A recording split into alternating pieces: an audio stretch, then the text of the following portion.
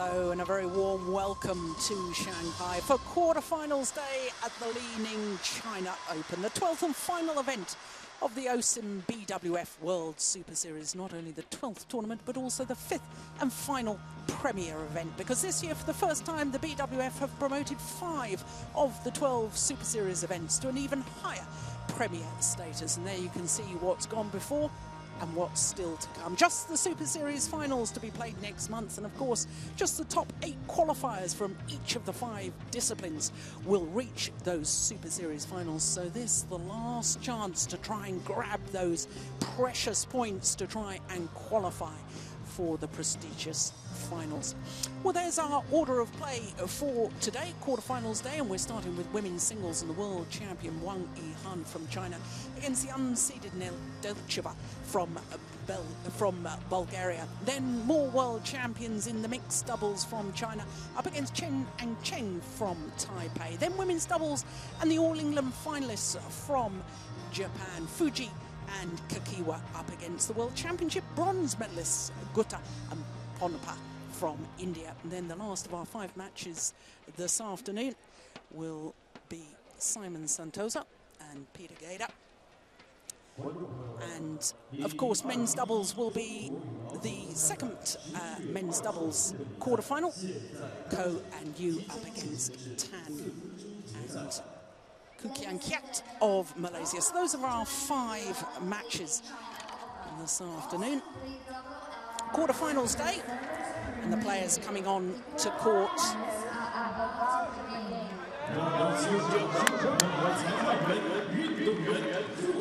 First of our quarterfinals this afternoon,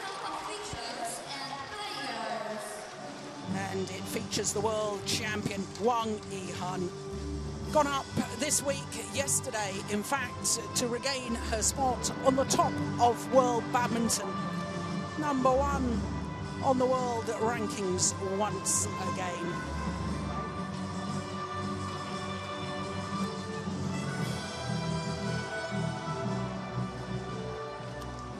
And there is the unseeded Petia Nedelcheva, 28 years of age, lives in Sofia and also spends a considerable amount of time each year in Copenhagen in Denmark.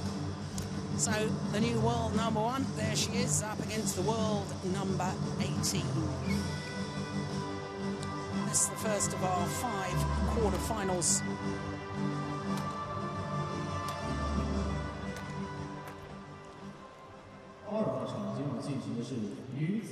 I'm Jill Clark, sitting alongside former England head coach Ian Wright.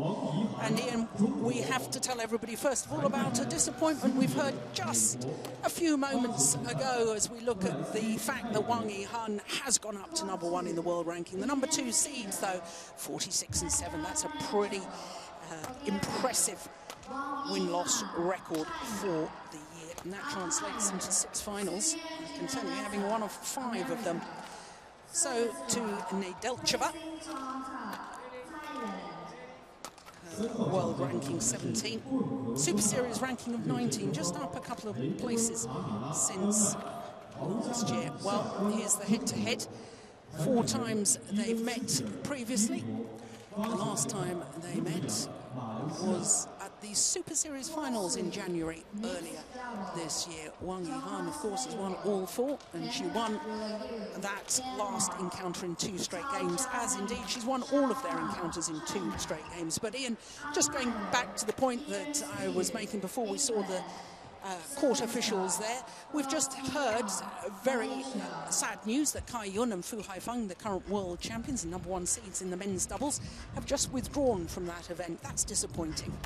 It is, yeah. They had a very, very long match yesterday, and of course they had a good run in Hong Kong and won Hong Kong in a dramatic final last week, and it looks as though all that effort's taken its toll.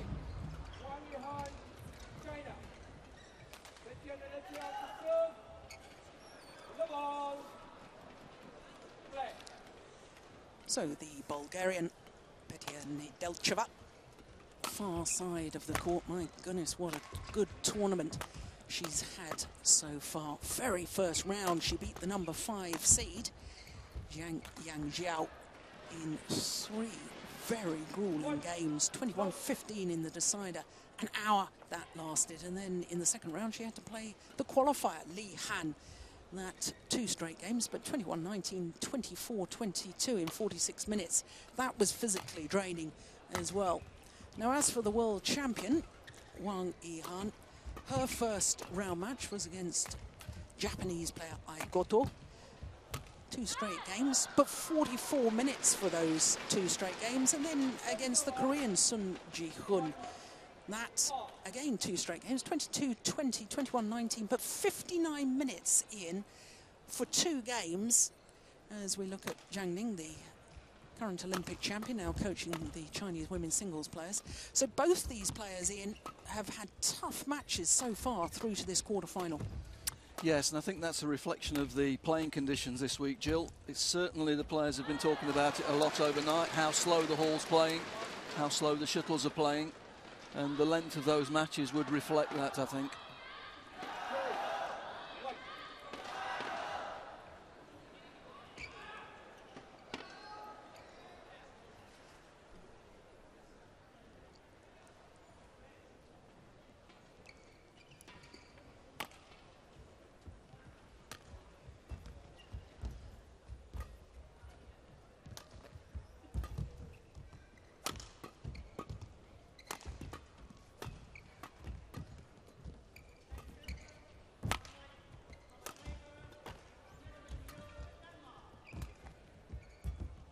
It's a good rally.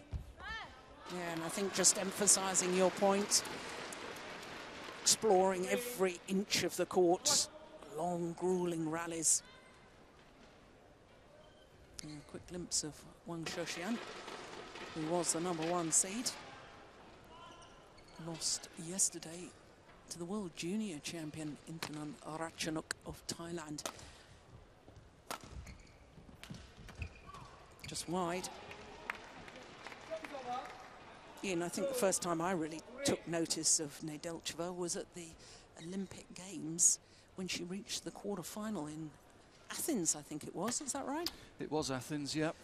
Yep, took full advantage, actually beat Tina Rasmussen as she was there in the first round. Tina born as she is now. And went on a good run, beat the Korean player in the next round, went through to the quarters. These conditions quite suit Petra because she's a very powerful player. She can deal with the slow conditions. If she's in trouble in the rear court, she's got the power to get out of trouble in these conditions, which maybe some of the other players lack.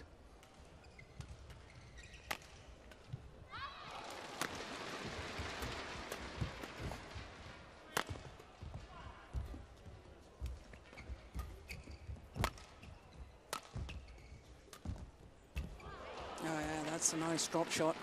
Well, she's also done very well earlier this year. Of course, she reached the semi-final of the All England Championships, unseeded, and lost out to the Japanese player Iriko Hiroshi. That was a marvellous run.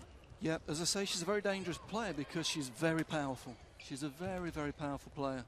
And in her younger years, when she was developing, she was already at 16, 17, the #1 player in Bulgaria. And from that stage onwards, she was training with the boys.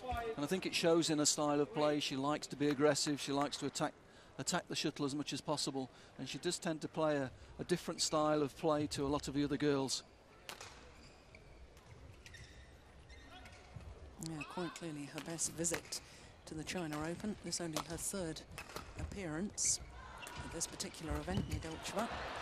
Previous 2 occasions, 2007 and again last year, lost in the first round. Oh, there you can quite clearly see just how slow it's playing. That was a big high clear from Wang Yihan. Not only wide of the court, but it was woefully short. Yeah, I'm sure she felt she'd hit that well, and it was actually a good 1.5 meters short in length and out the side.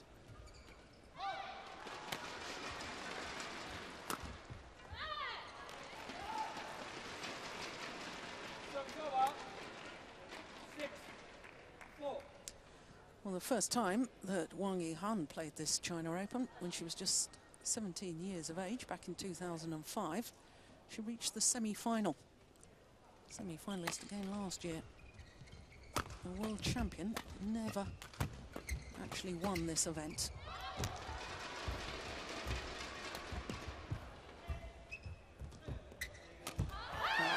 a good rally. And talking of world champions who's never won this event, of course, Kai Yun and Fu Haifeng. Yes. And they won't now, because we understand that it's highly probable that they'll retire after the Olympic Games next year in London, and therefore this was their last China Open, and very sadly for them, they've withdrawn from today's quarterfinal match.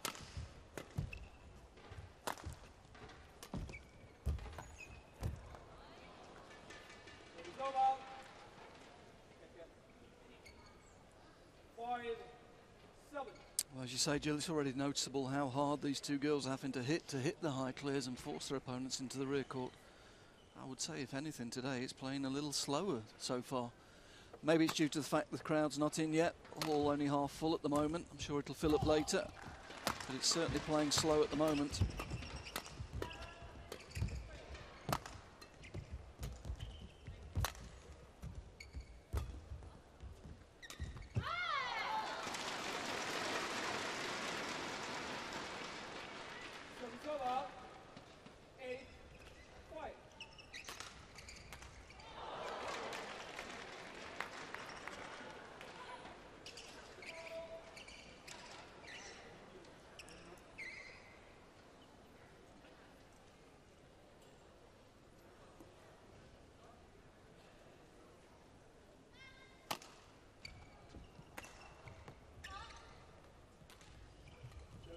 Trying to give the high serve a bit more oomph, get it right to the back, and overdid it.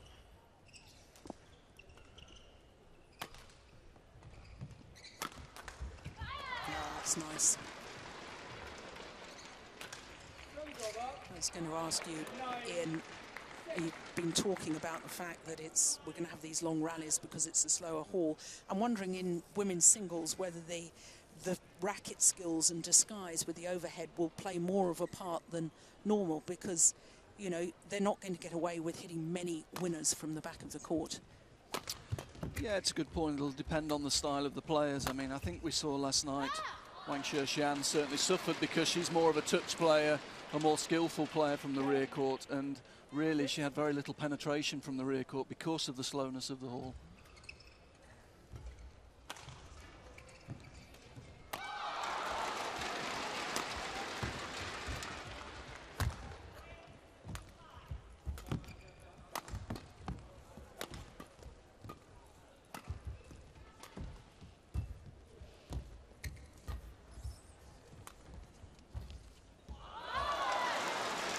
Such a good rally.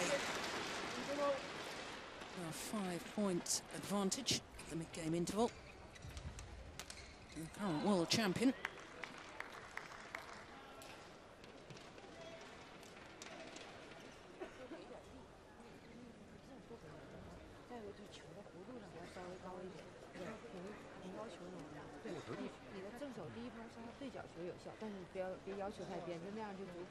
Such a good athlete, isn't she? Wang Yihan.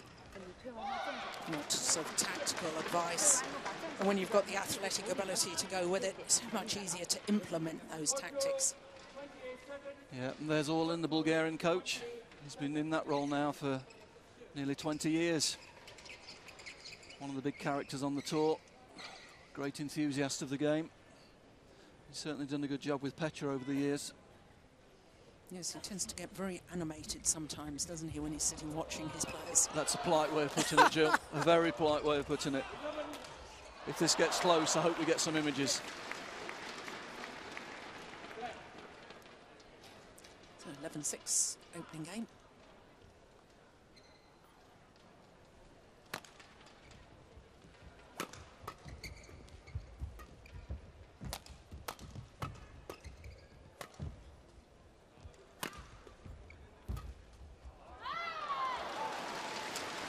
Well, it's another rally. We see how hard they're hitting the shuttle from mid-court. I mean, in some other halls this year, these mid-court drives they're hitting would be going out.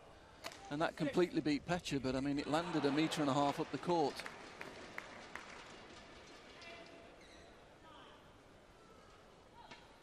Notice that's very heavy strapping on Wang Yihan's knee there. Yeah. I had that last week in Hong Kong.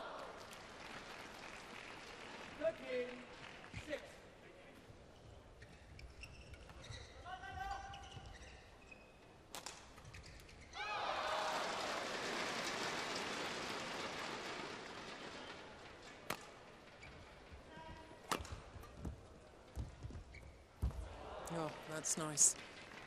Yeah, but you read that, got in, took it early, and that made all the difference.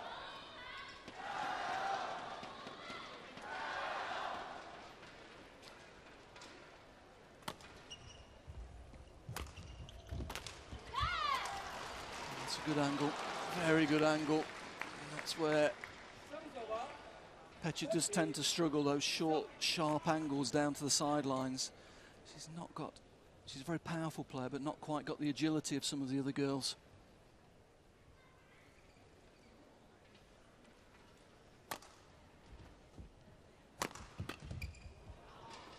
There we see an example of that power. Latched onto a slightly short high service, hit with good power. Not particularly close to the line, but strong enough to get through the defense.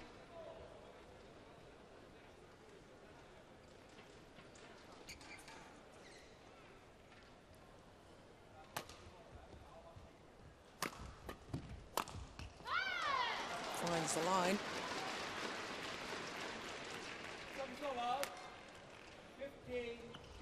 It's interesting contrast between the two players. 17 career titles for Wang Yihan, 23 for Nedelcheva, and yet Nedelcheva never a Super Series title. Tends to play more of the Grand Prix events and international events in past years.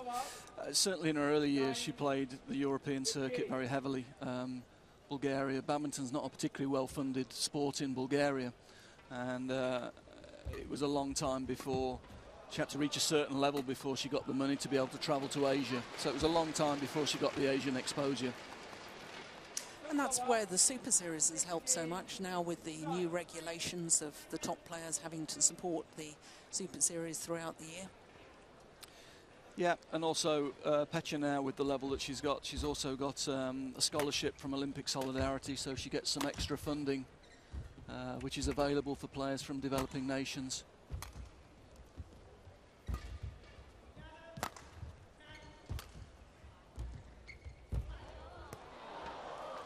Yeah, good rally. Well worked.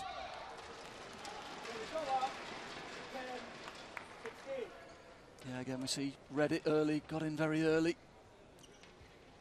She's got a good touch around the net when she takes the shuttle early.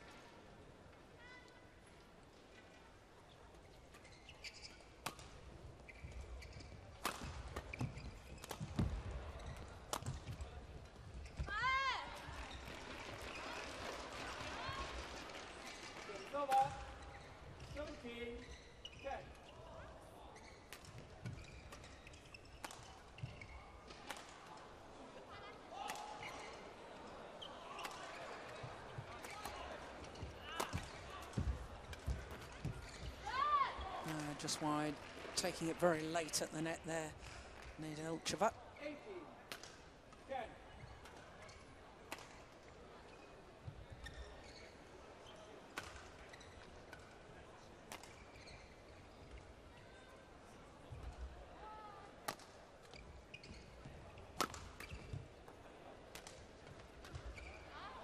Yeah, little switch of tactics, smash to the middle there, quite unusual in ladies singles, but took Wang Yihan by surprise.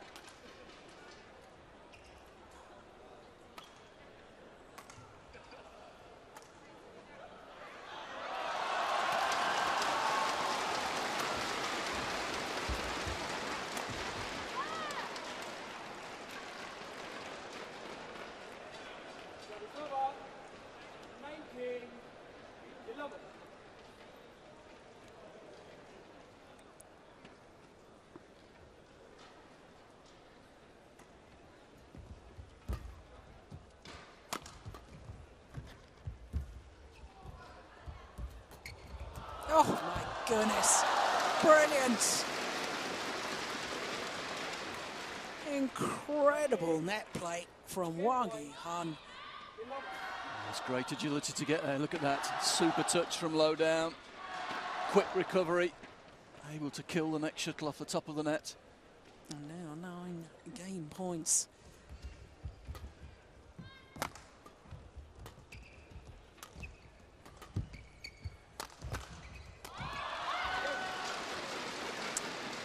Converts on her first opportunity. 21-11.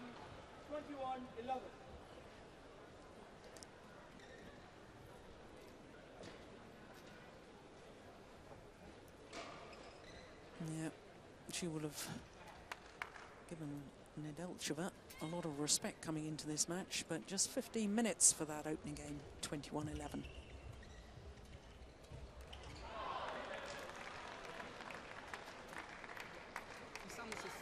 Само с скидката го спираш и го връщаш настрани. Няма да го удряш със сила. Тя има страхотна защита. Втори и трети удар да няма. Това е всяка възможност да изтеглиш и теглиш в левия заден удар на бекхенд страната и стоиш по-назад, защото винаги имаш време да стигнеш напред да вземеш перото. Въпросът е да стоиш по-назад, защото тя ще ти играе диагонал.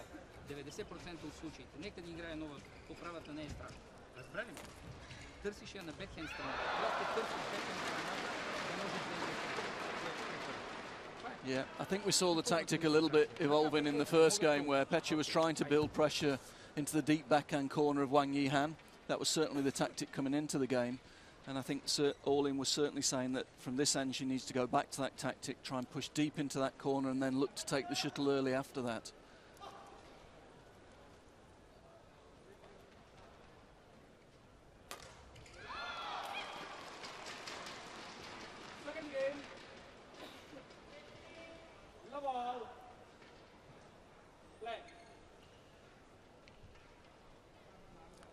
So having taken the opening game, 21-11, current world champion.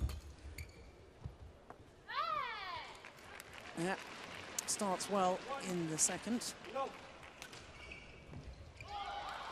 And it's interesting, Ian, we've talked about the fact that she's regained her place at #1 on the world rankings, up 1 place since last week, and reached the semi-final of the Hong Kong Open, but she's down 1 place from 1 to 2 on the Super Series rankings. How's that happen? Well, Super Series only takes into account, so World Championship points won't count on those rankings. That's probably the biggest difference. Yeah. That will be a biggest score on a world ranking. But obviously not a Super Series event, so it doesn't count towards those rankings.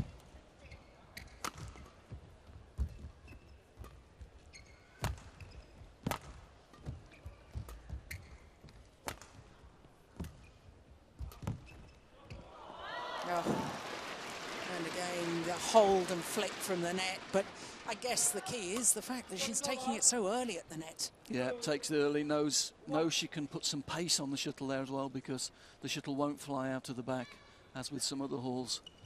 So she's able to play it very flat and very quickly.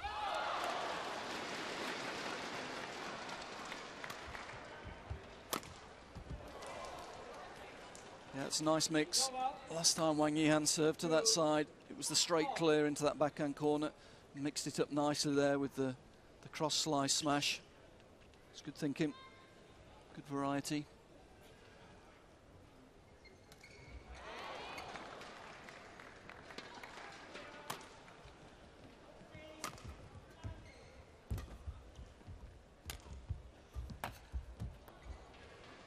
Interesting, isn't it, Jill? Both players using long, high serves, and we haven't seen so much of that this year in the ladies' singles. It's been mainly short serving, and both these players tend to use short serve.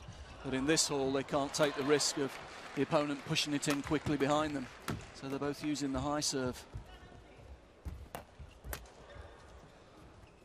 It's a great net and great lift.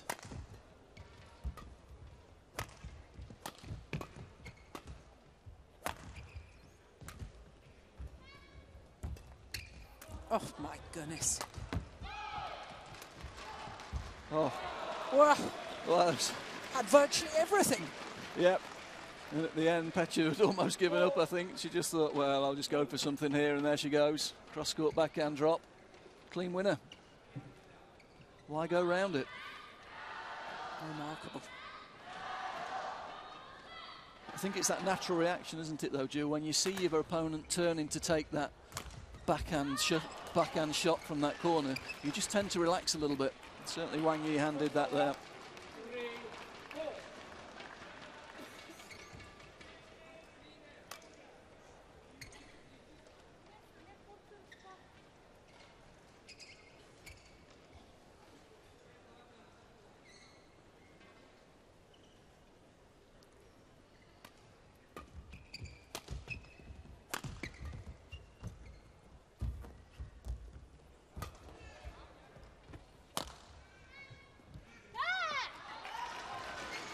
Good net exchange once more.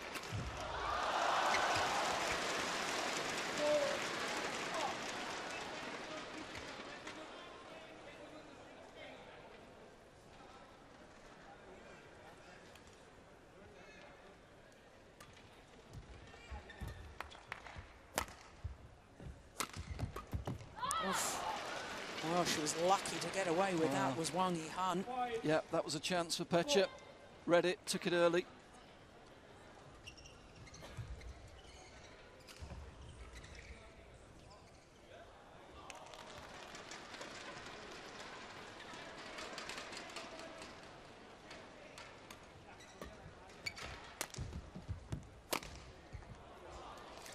Finds the line. And there's the danger.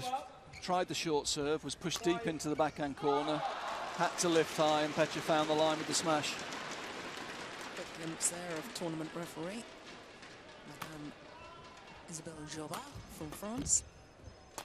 Again, Pecha trying to build from that backhand deep corner. Yeah, that's nice. Yeah, super. She's played so many hold and flicks there, just swaying the body, looking as if she was going to play the flick once more. And then just playing the nice little net shot.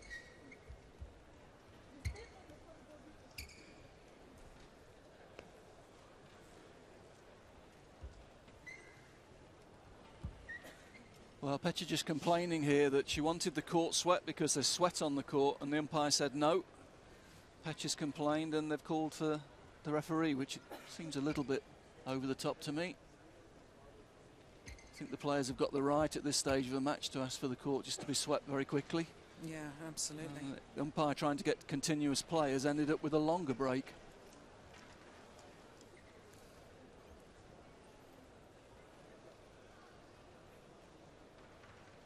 No. Well, that was very strange to me. Yeah, extraordinary.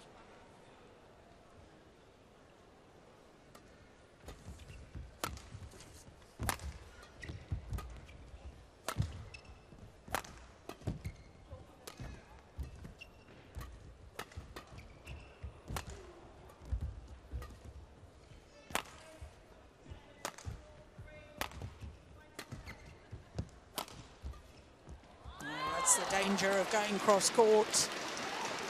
Yeah, there's the tournament referee with one of her deputies.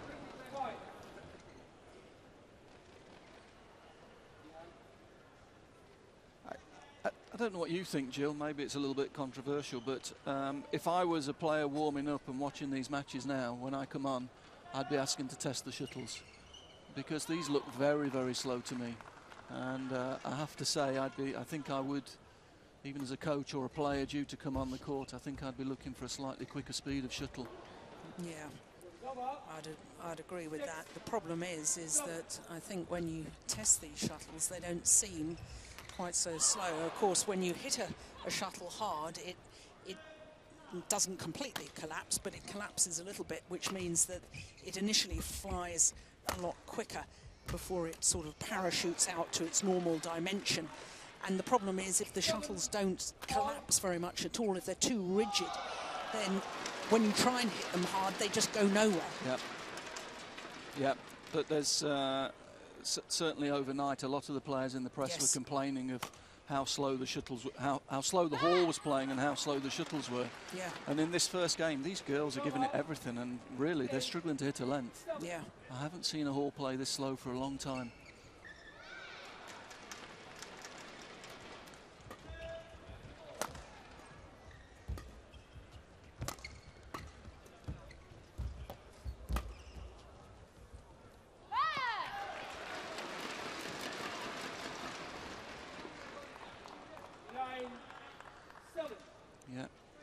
She was just getting some instructions from a coach there, and I don't think she liked them.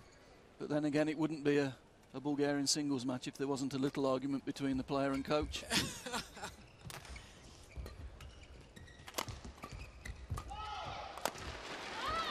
that's good. Oh, that's very good. Yeah. Pecha guilty of just being too flat with that lift there, that cross-court lift.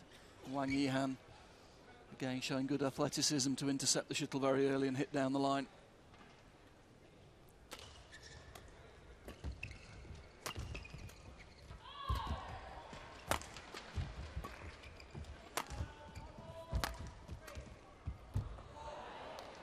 Gone wide. Yeah, nice recovery from Pecha, deep in the backhand corner in real trouble, and rather than playing the clear, played the long drop recovery to the mid-court. Not letting Wang Yihan get it on the net. Good thinking.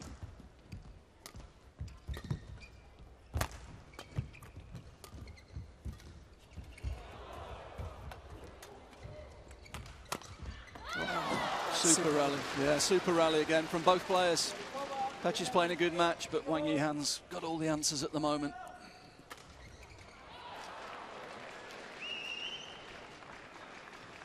Yeah, perfect.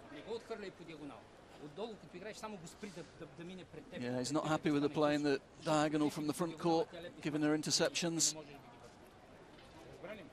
It's very interesting contrast in, you know, in coaching styles and coach-athlete relationship in comparison to, you know, Wang Yihan, her obvious respect for her coach and the fact that really her coaches just tell her what to do, whereas there seems to be good interaction between the European coaches. I don't know how you felt as England head coach. Did you like a player that sometimes said, oh, I'm not sure about that, boss, I don't agree with that, or, you know, what's your feeling on that?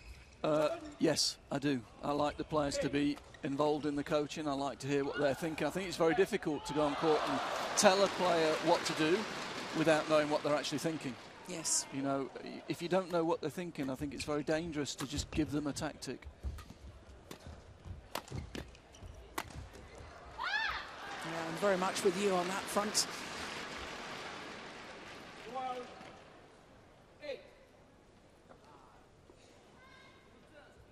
It's a very cultural thing, though, Jill, isn't it? It's not just about the sport and about the player and the coach. It's about the cultural relationship between an elder and a younger person sometimes. And culturally, sometimes that imposes some barriers on what's possible. Yeah.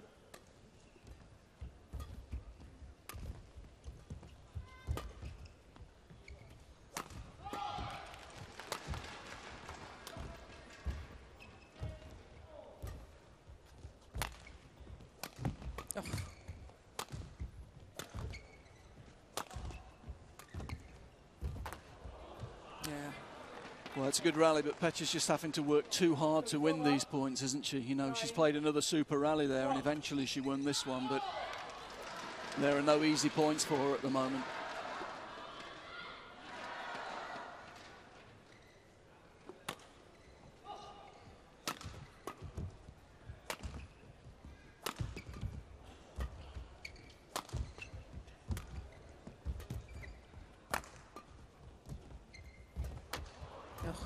Goodness. Oh.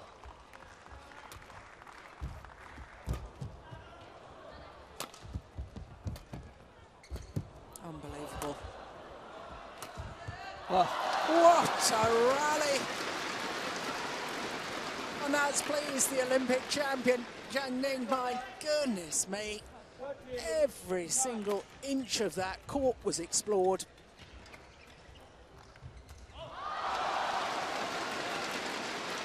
I have to say, I've been really, really impressed in this match with Wang Yihan's control at the net. Yeah, I mean, she's so impressive when she takes the shuttle early, isn't she?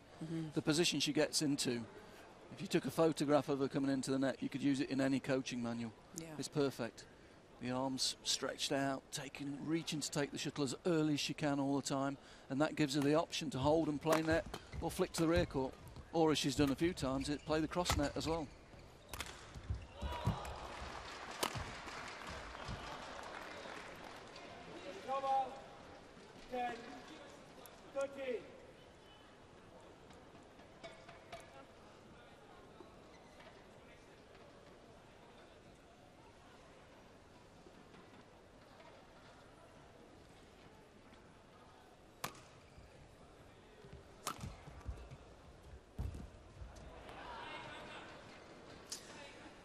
There you go, there's the curse of the commentator. We're just talking about how wonderful she is at the net play and promptly makes an error.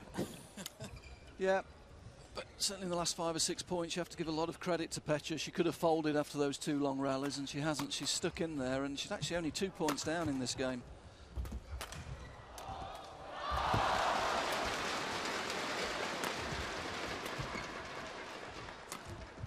Oh, that's a great angle, though.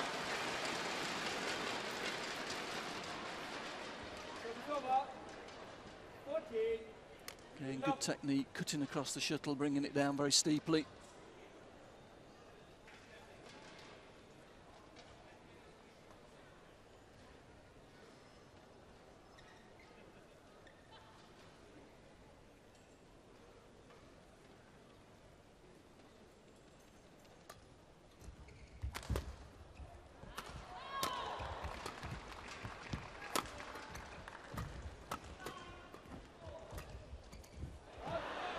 Yeah, again, pressure. Petya trying to press quickly into that deep backhand corner. I know, Jill, you've got a theory with Wang Yihan that sometimes she tries to take too many shuttles round the head rather than turning to take the backhand, and that was possibly an example there. Yeah. Got caught a little bit in between whether to go round the head or take the backhand.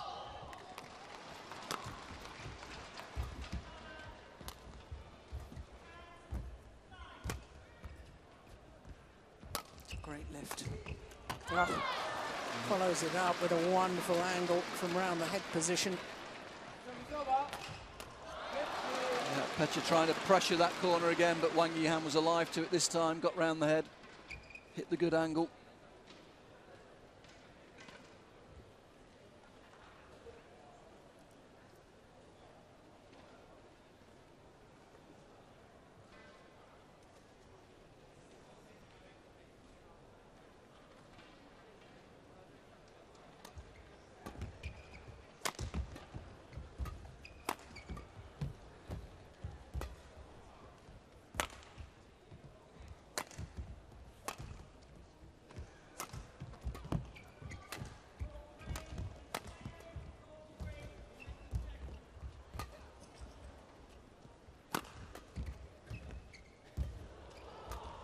Oh. Well worked rally, goodness me. Well, she had an opportunity from about 3/4 court to try and play the smash winner. Couldn't put it away. Well, it's difficult in here, I have to say. And if Petya can't put it away from half court, some of the other girls are going to really struggle, because she's one of the stronger girls.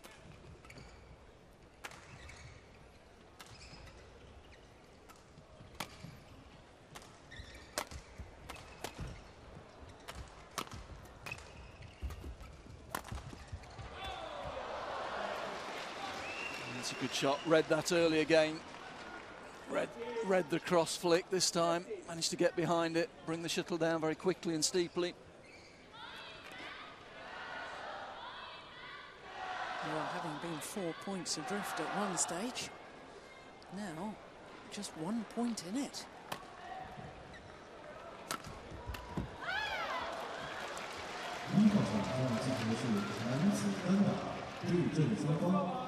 Yeah, I'm a bit surprised there when Wang Yihan's under pressure.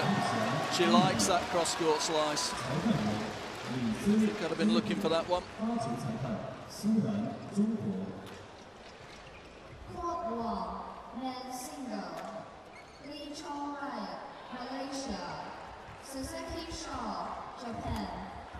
Umpire, Li Sun, China. Service charge, Sunan, China.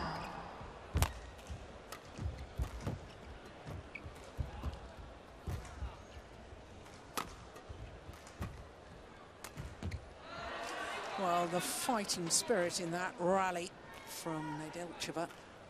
Absolutely supreme. Yeah, great defence. Looks so she was beaten twice down the forehand wing, just managed to dig it out, stayed in the rally, and eventually Wang Yihan went for too much.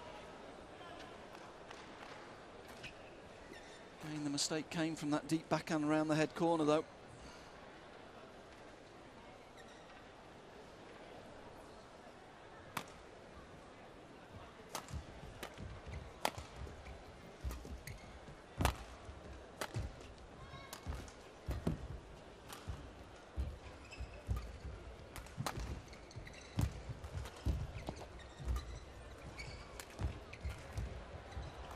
Yeah, super. That's really well worked, I have to say. Used good variety there. Kept Wang Yihan off balance with a mixture of blocks and rear court pushes, and eventually Wang Yihan playing the cross drop from late gave the easy opportunity. Good patience, good rallying. Good determination and back level.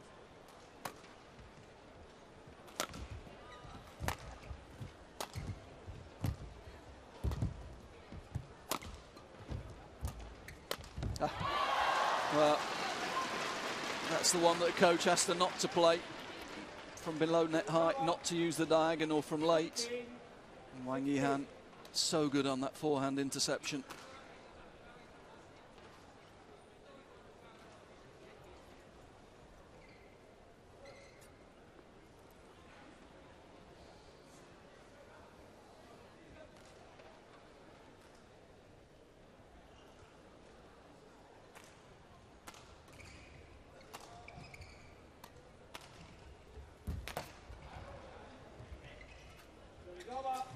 Not a bad return, because Wang Yihan with her low serve played the low serve very deep in court. She played the low serve and she was looking to go back. I think she was looking for interception, rear court. She was looking for the rear court push, and Petya did well to just hold it and play the cross net.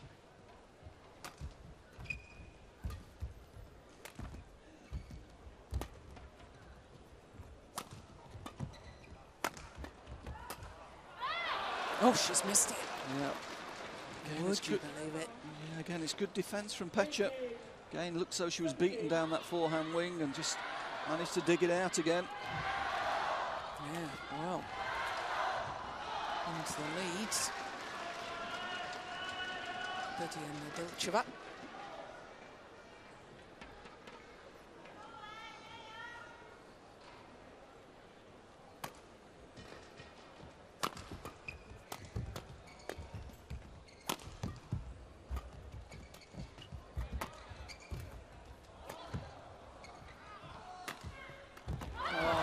A sweet shot from Wang Yihan.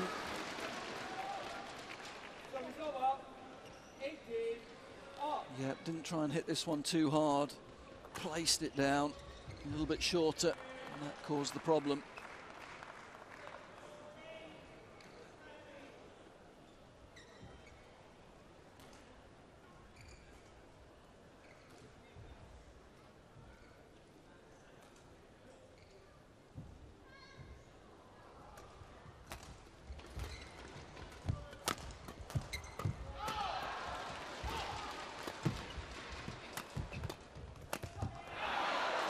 That was a golden opportunity squandered.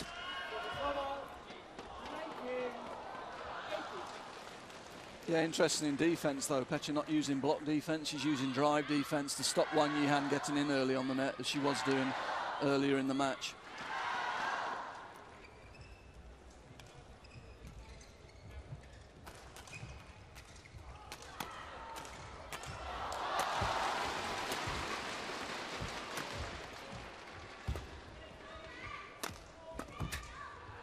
Wide. Well, having looked to be in control, Wang Yihan earlier on in this second game. Now, Nedelcheva has 2 game points.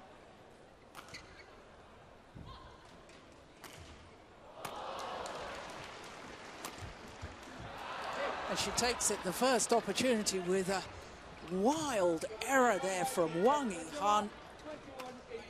Well, This really is exemplifying one of Petia Nedelcheva's real qualities, her fighting spirit, her refusal to give up.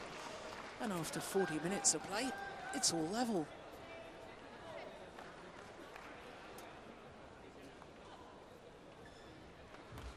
Ian, that really was great fighting spirit. Yeah, and we saw one or two signs there of the old Wang Yihan. When someone sticks with her, sometimes gets a bit fretful, a bit stressed, doesn't she, at the end of sets? And that was a very poor shot on game point there. I'm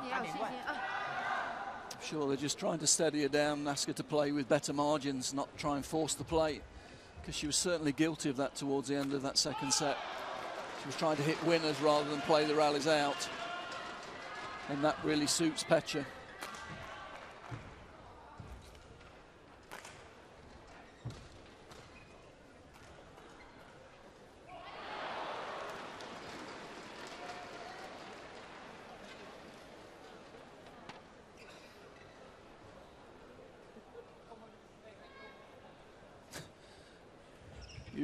Usual type of discussion between the two of them.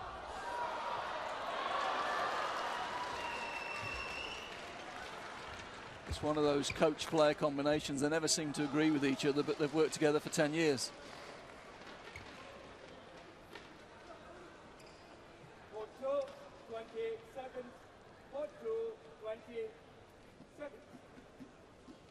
But of course, the thing you have to remember, Jill, with Bulgarian, of course, it's the opposite way round.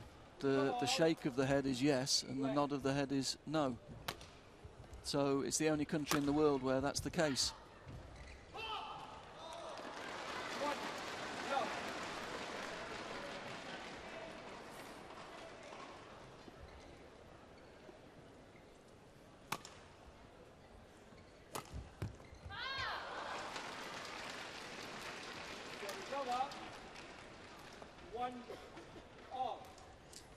Well, I have to be honest, Ian, I didn't think when Petia Nedelcheva was 9-13 down, I didn't think we're going to be treated to a third and deciding game.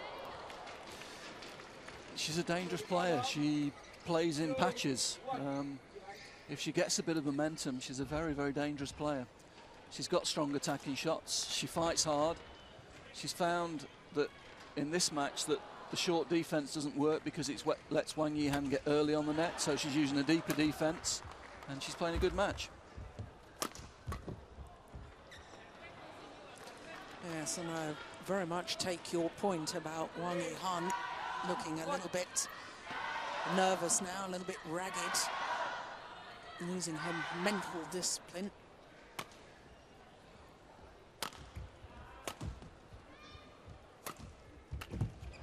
And that might help settle the nerves. Yeah. And under pressure, you want to get your favourite shots into the game, get your confidence back, and I think that's Wang Yihan's favourite, that cross-court forehand slice.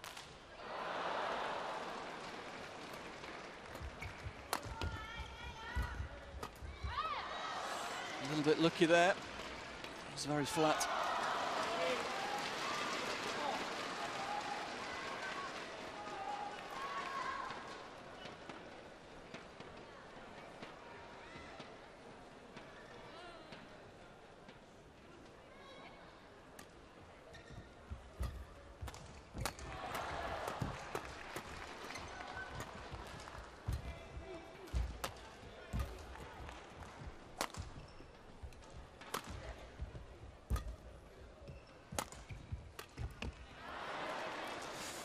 Didn't seem to move her feet on that occasion. Wang Yihan deep in her backhand corner. Yeah, again, it's that corner that breaks down when she's under pressure. And Petia taking full advantage of that at the moment.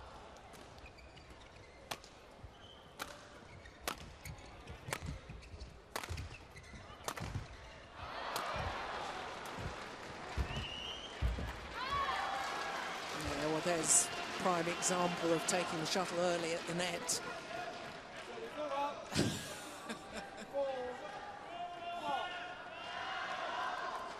Playing every shot as usual.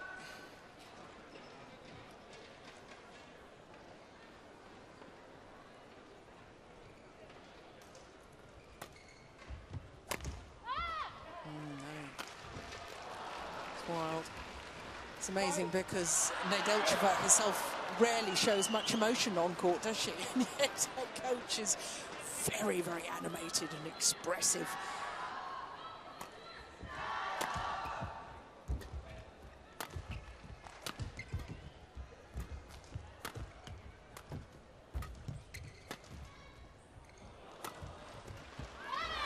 Yeah, a little bit more patient there. Patient from Wang Yihan, taking her time, playing with a little bit better margin. I'm sure that's what the coaches are saying behind the court. Play the rallies out, give yourself a metre inside the lines. Don't be afraid to play long rallies.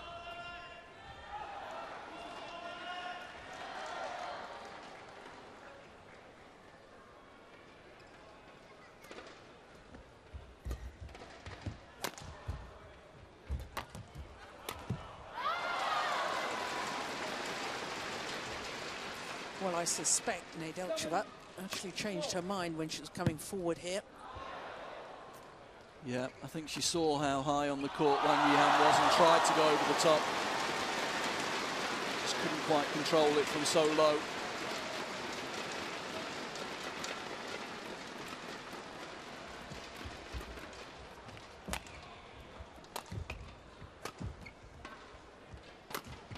Yeah, and there's that favoured forehand slice again. Not going for the line, going for the angle. And suddenly, she's found herself with a commanding lead. Yes, 5 straight points.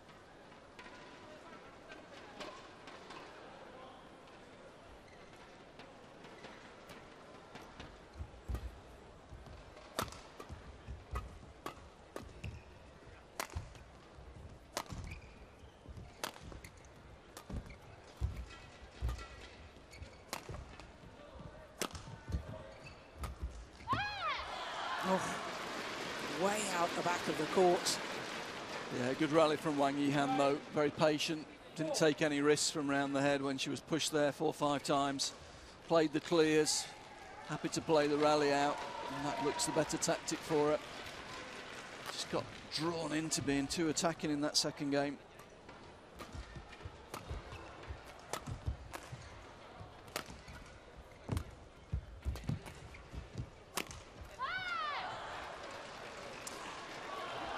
Well, this is a run of 7 straight points now. Yeah, and it's Pecha now, it's the Bulgarian player that's just forcing the game a little bit too much. Going for winners when she's a little bit off balance.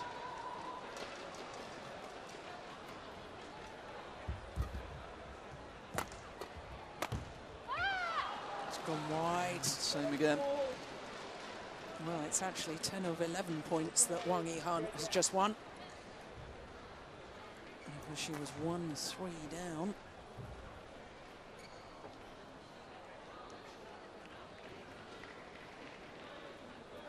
And was it just that Wang Yihan started to tactically play the right sort of game, or has Nedelcheva gone off the ball? I think she's just got a little bit overexcited with some of the shots she played at the end of the second, and she's tried to force too much. She's gone for some winners when she's not been well placed and made 1 or 2 unforced errors. And on the other side, of course, Wang Yihan's been more patient, playing the rallies out, not being so attacking herself.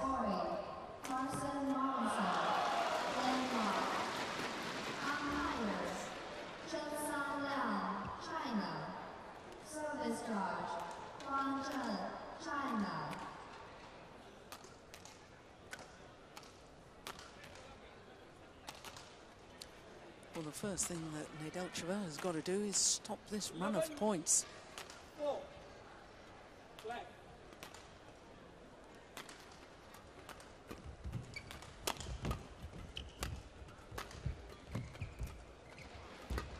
that was going wide. Yep, well, she's done precisely as I suggested she needed to.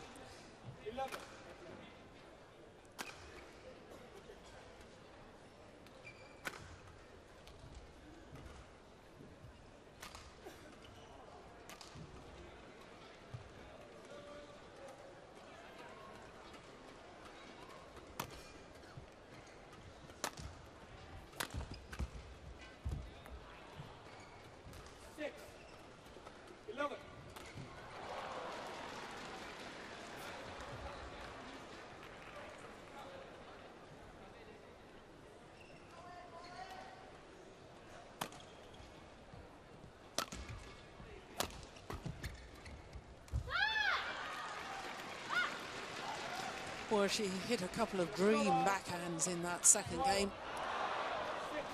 Didn't work on that occasion. Yeah, coach a little bit frustrated there. She played 2 points where she played with good margin and let Wang Yihan make the error from below net height. And then again, just went for a little bit too much with that backhand rather than being patient. Oh, that's brilliant. Yeah, well, Zhang Ning is obviously saying, look, you've got to be waiting for that round the head push.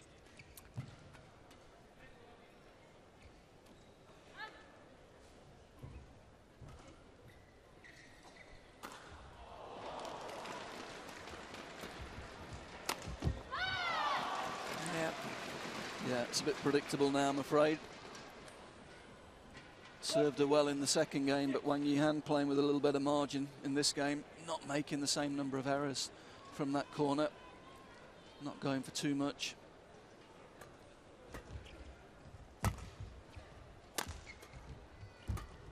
Oh, that's going well out. Just didn't seem to move forward with any real purpose.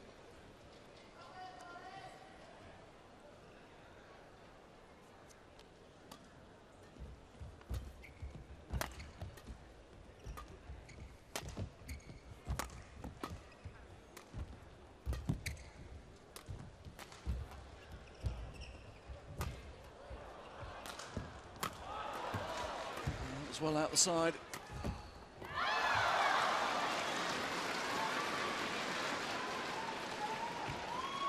Down, but not out yet.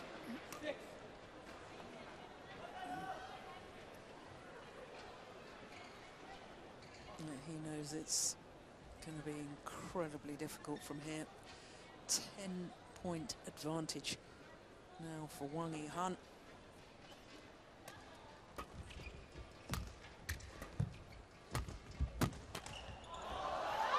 Oh. Yeah.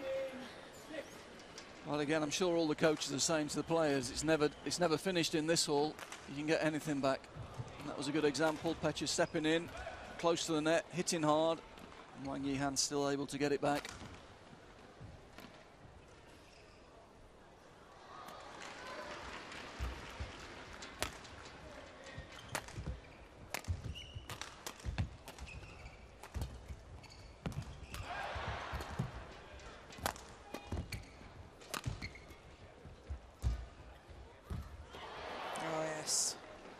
Well, not convinced that Wang Yihan wasn't trying to actually at the last moment get her racket out of the way there.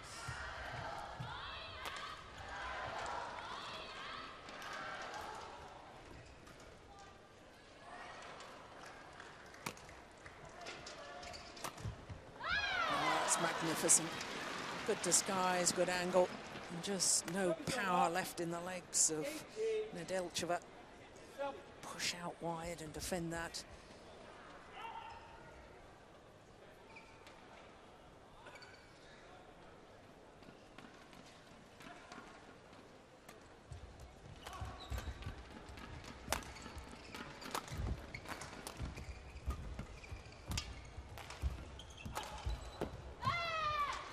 Yeah, this is a very tired-looking Bulgarian now. And the number 2 seed, just 2 points away for a place in what would be her third semi-final here at the China Open.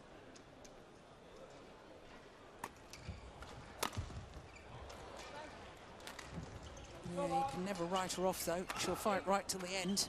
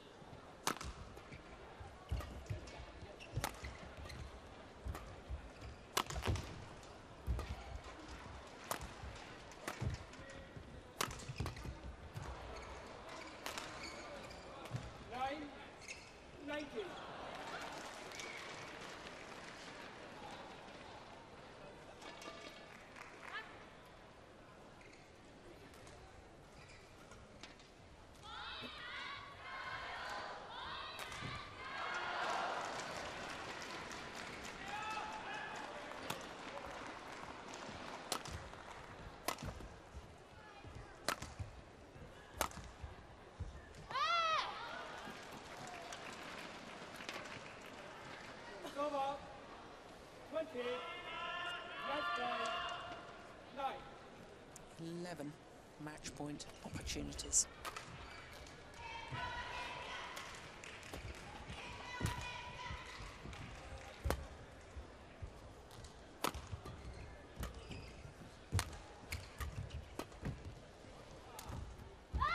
First time of asking, and the world champion has shown us exactly why she is world champion and world #1. 21-11, 18-21, 21-9 in the deciding game. 21-11, 18-21, 21-9. And I think it really was that passage of play from 1-3 down in the deciding game. 10 of the next 11 points went to Wang Yihan. And psychologically, that just gave her the lift that she needed, the belief to stick to her tactics of playing out the rally. And there is confirmation of the score. 56 minutes, just 4 minutes shy of the hour mark. And Wang Yihan safely through to her third semi-final here in China.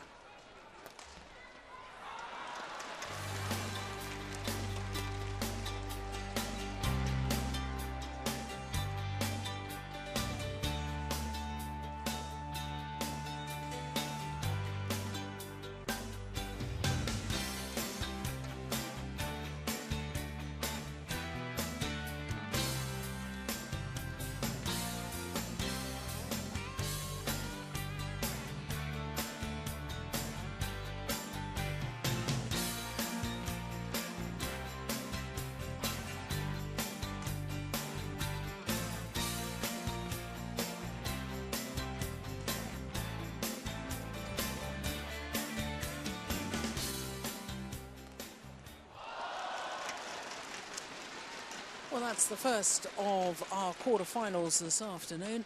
And what a good match it was too. We've got mixed doubles coming up next, then we'll have women's doubles. Men's singles will follow that, and the last of our 5 quarterfinals is men's doubles with 2 pairs who have each got a silver medal from World Championships. Of course, Ku and Tan, silver medalists from the World Championships in 2010, and their Korean opponents, silver medalists from earlier this year. So the players make their way onto court for the second of our quarterfinals, and it's mixed doubles. More world champions on display. Chang Nan and Zhao Yunlei of China up against Chen Hongling and Chen Wen-Xing of Taipei.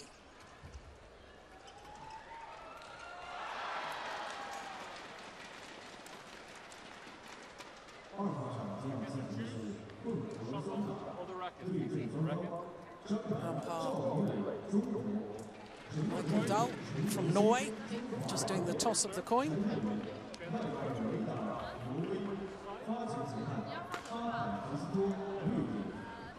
That side? Who will receive? So Zhang Nan will receive.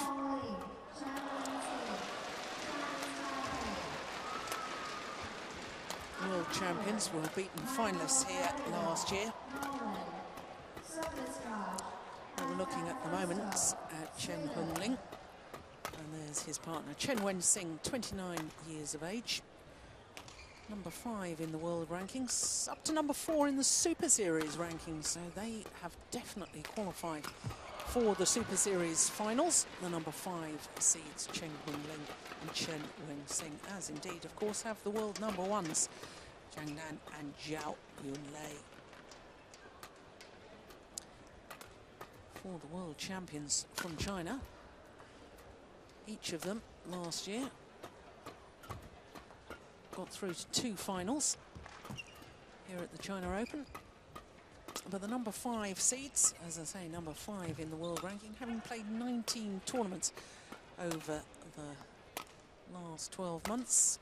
Winners this year of the Japan Super Series, their first and only Super Series title that they've won.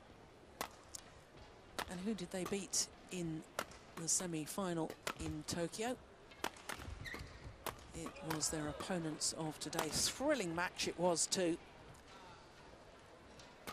Saved 3 match points, if I remember correctly. So 4 finals for the pair from Taipei, having won 1 of them this year.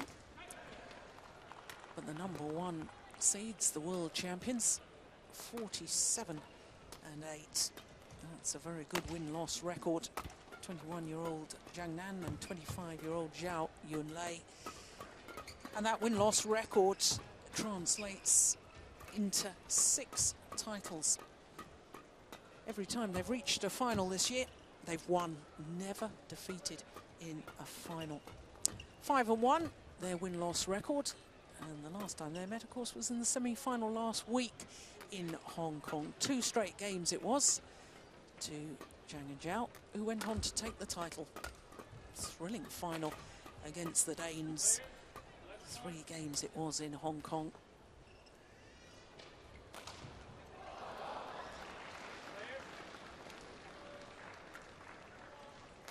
So Michael Dahl of Norway asks the players to get ready. Håkan Foster, the service judge from Sweden.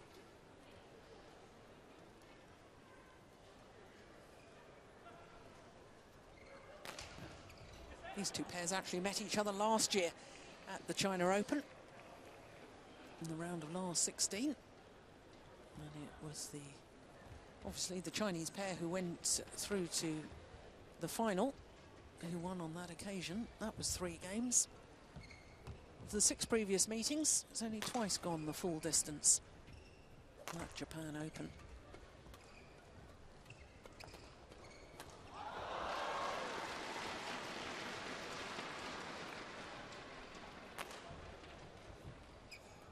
Ladies and gentlemen, on my right, Chen Hongling, Zheng Benzing, Chinese Taipei.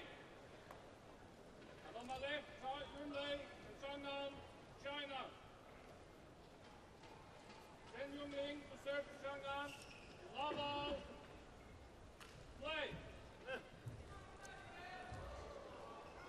So the number 5 seeds from Taipei getting this quarterfinal underway. There is over. 1 love.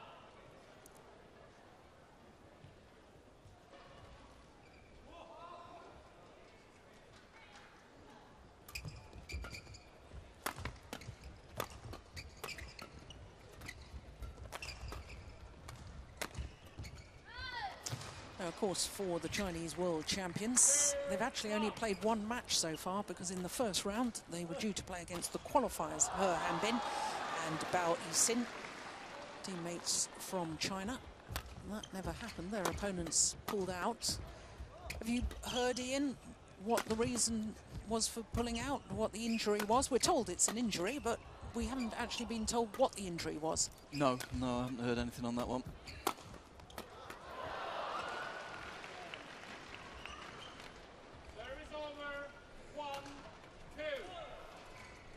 Well, as far as Chen Hongling and Chen Wen-Sing are concerned, they too had an easier match earlier on in the tournament, because yesterday against the Polish combination of Robert Matusiak and Nadia Ziba,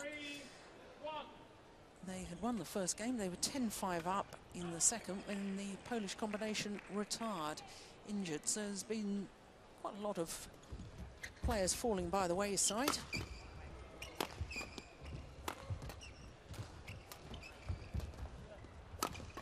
Yeah, it's a heavy part of the schedule at the moment. It's been a long year, a lot of tournaments, 1 or 2 injuries creeping in, I'm afraid.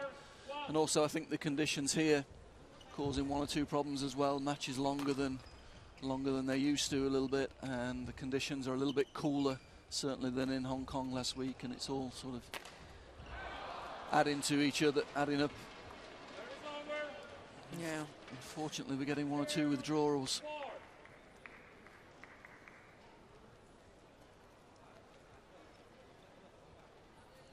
And of course, Zhao Yunlei last week in the final of the Hong Kong Open women's doubles final. She and her partner had already won the mixed doubles, but in the women's doubles final, she withdrew. with an injured knee.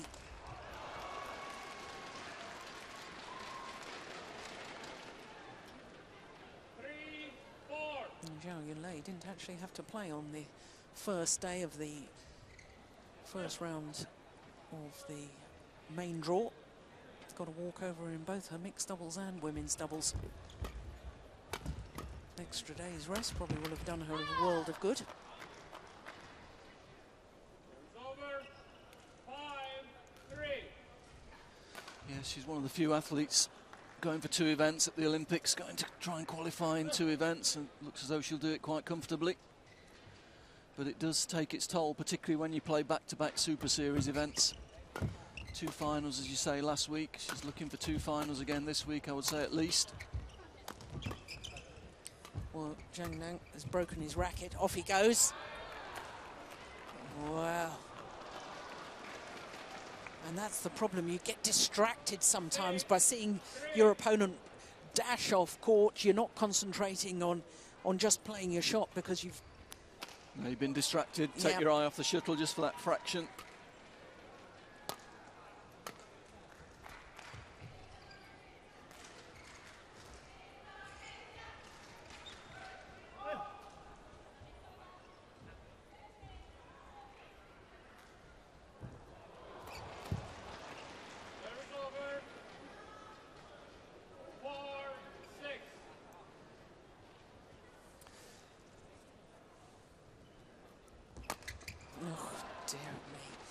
Well, Ian, do you know, I said to myself before this match started, Jill, don't mention the problems of the low serve of Chen Wen-Sing. Poor girl, she's struggled for months and months and months.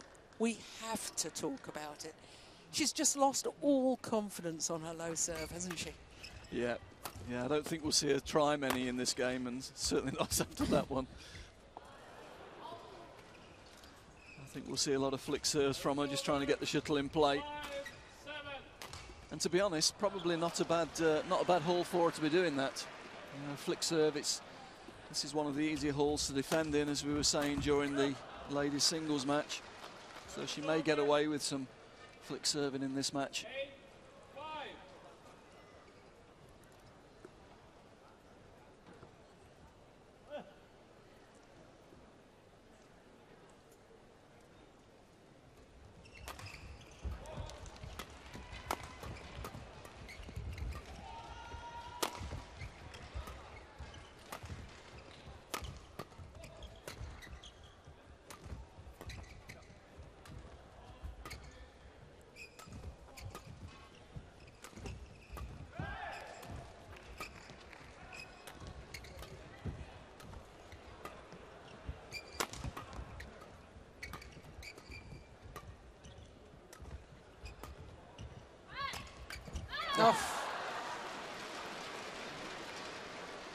She felt she had to go for one in the end. Got away with 7-8 drop shots from the rear court. She took the gamble, went for it, but it was played with very good precision. Yeah, why on earth wasn't she looking for it on the backhand side? Trying to play around the head shot there was ambitious.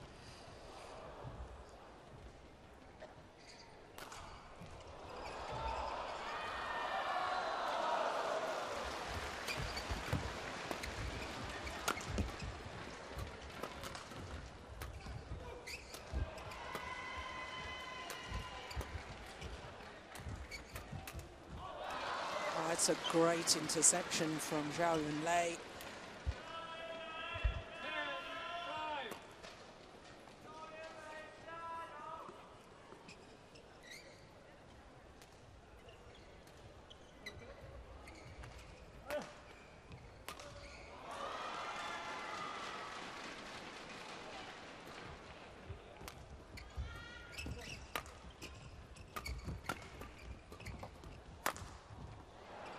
It's a good smash. You have to acknowledge, though, that obviously with one glaring weakness with Chen Wen-Sing in her lack of confidence on her low serve, she's still getting remarkably good results, which must mean the rest of her game is very good indeed. Well, I think it both in ladies and mixed. She's one of the top players in the world. She possibly sees the shuttle earlier than any other player. I mean, she really does read the game very well. She's got great reactions. And as we saw there, she's got good power from the rear court as well. She surprises people with her power.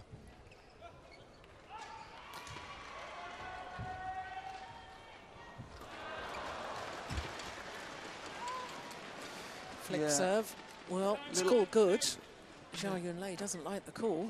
Yeah, and Zhao Yunlei, I've seen this before when Zhao Yunlei plays against Cheng, that she makes her wait an awful long time to serve it because she knows she's a nervous server. And I think she actually waited too long even for herself there. Yeah, and looking at that replay, I thought that the shuttle did indeed land on the line. Oh dear. Well, I think she's really going to have to, in this hall particularly, I think she should be flicking. Just trying to get the shuttle into play, trying to play off defence. It's a hall where you can counter-attack.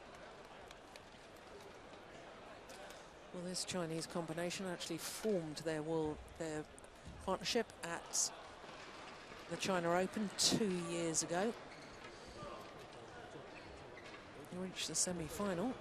Final last year. Seems to be a progression of improvement there, Ian. Well, they clearly have improved at the World Champions. Yeah. And deservedly so, you'd have to say. They played a great tournament in London, which I'm sure will have given them a lot of confidence for the Olympics in the same venue next year. Yeah, well, since forming their partnership, 20 individual tournaments, 13 finals, 9 titles, including 5 Super Series events.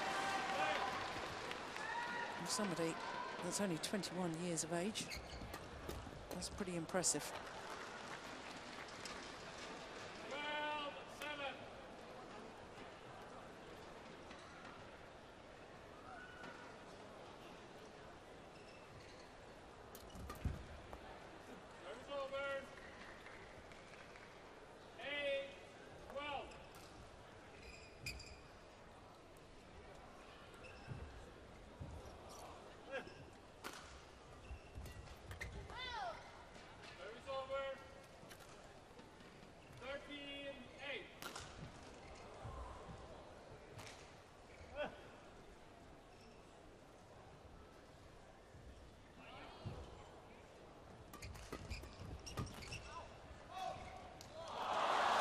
Just enough pace on it to make it awkward for Zhao Yunlei.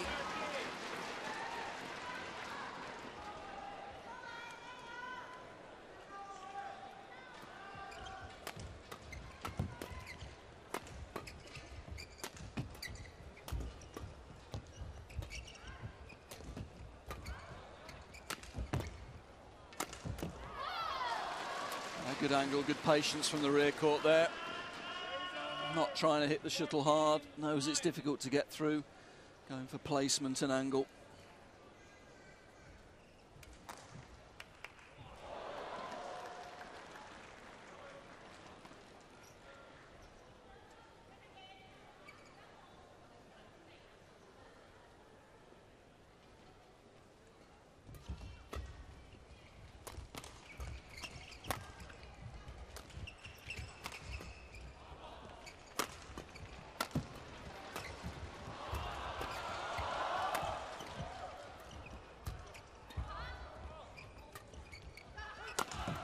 Oh, brilliant.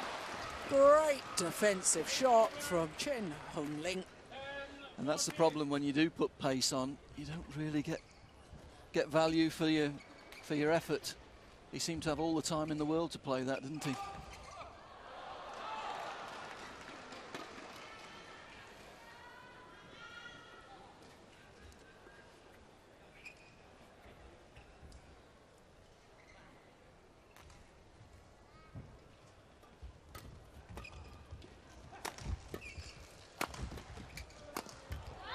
Yeah, back to the angle rather than the power. 3 steep angles, eventually finds the mistake.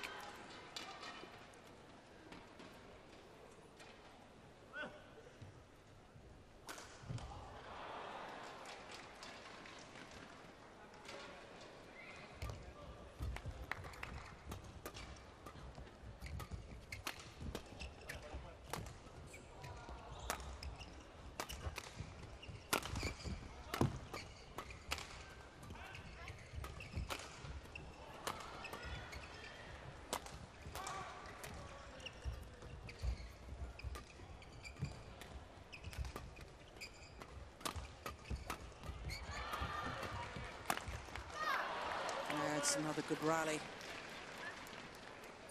11-15. Yeah, there is. You see how high in the court he is. He's able to intercept that. The lift was just a little bit too flat. Able to get up, take it early from half court. Zhao Yunlei not able to get into a good defensive position.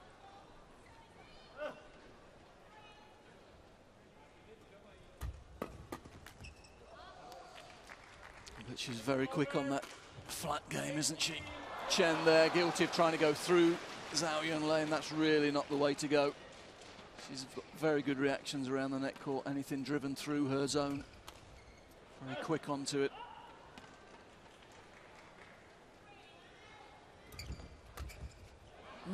Goodness me, what on earth happened there? Oh, I missed the carpet. 12-16.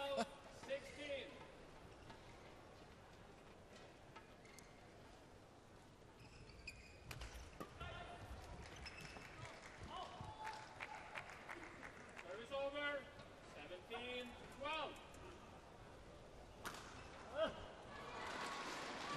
They've got real problems if Chen can't get the service in play either. They really have got problems here.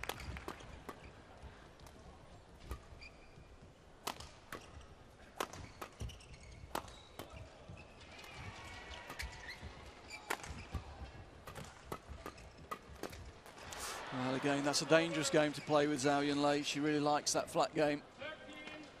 13-17. It's a really surprising error.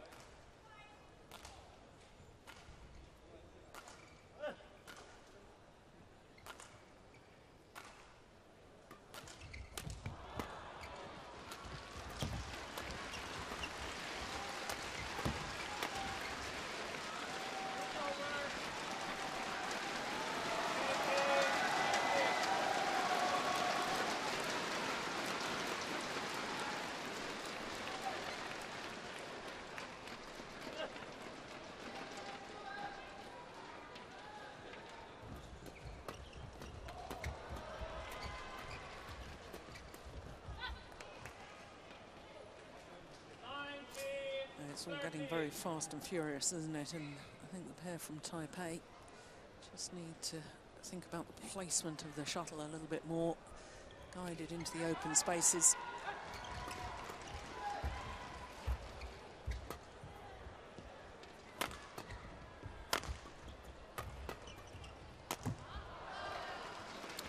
And again, guilty of playing the drive really from defensive position.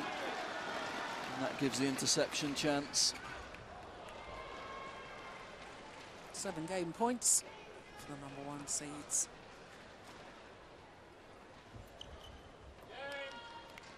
Error on the return of serve. First game won by Shanghai,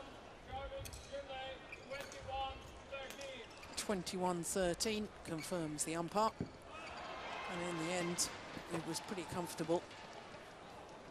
15 minutes of play.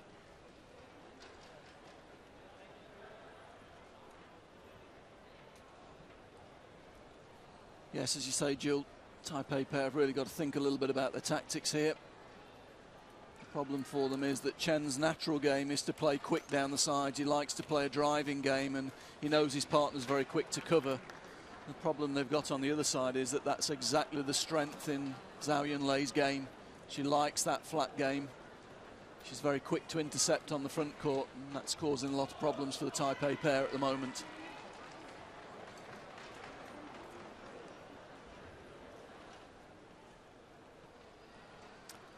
We saw just once where Chen took the pace off and used that cross block to such good effect.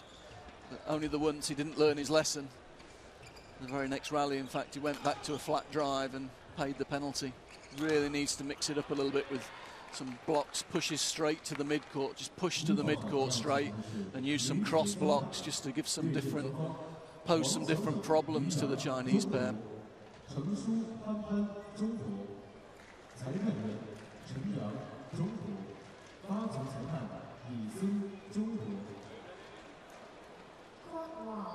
women's double. Wang Shaoli, taken that opening game, 21-13. Number 1 seeds, Zhang and Zhang Yunlei. Service drive. We'll be Please looking to serve. keep that sort of form going.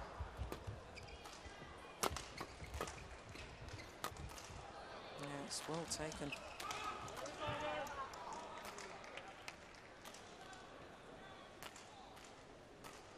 Made it look easy on that backhand kill, did Chen Wen-Sing. I can assure you it wasn't.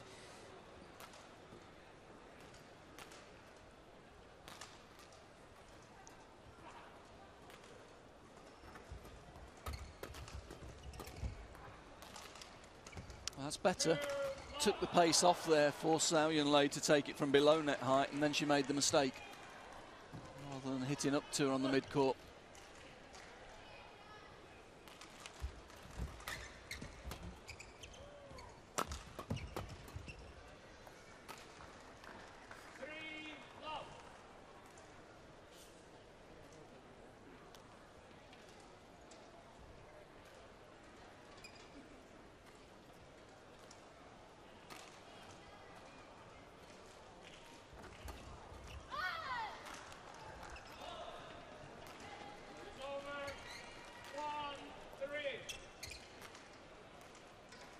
Good return, going straight back at the body of the server, not giving him time to get organised.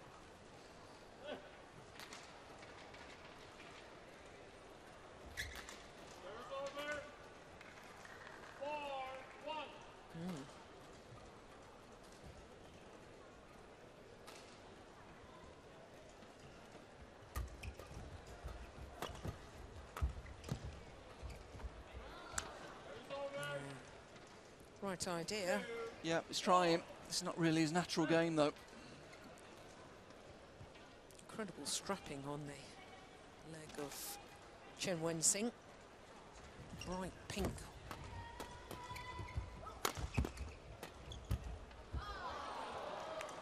Finds the line.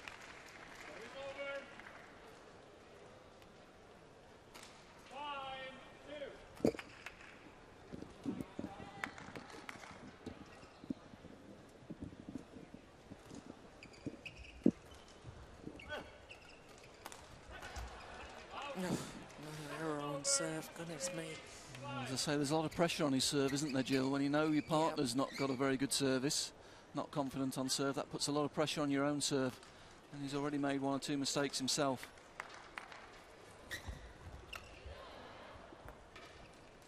Well, just signs that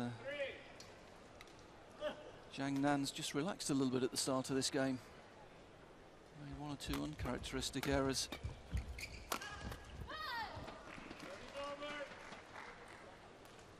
Again, always on the defence after the poor low serve. Never able to get back into the rally.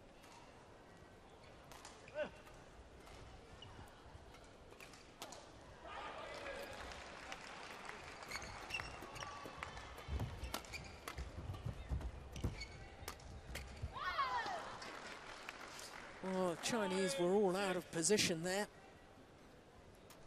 That's where I would have liked to see a little guided block shot.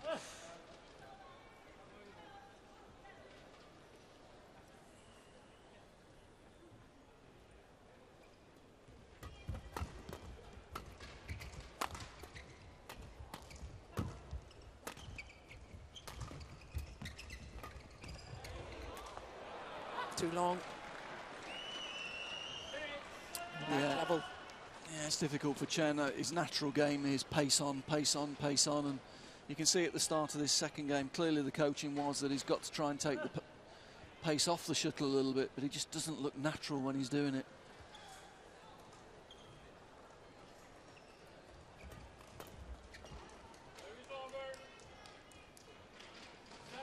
But there are 1 or 2 uncharacteristic errors coming in from the Chinese pair at the moment that's keeping the Taipei pair in this game.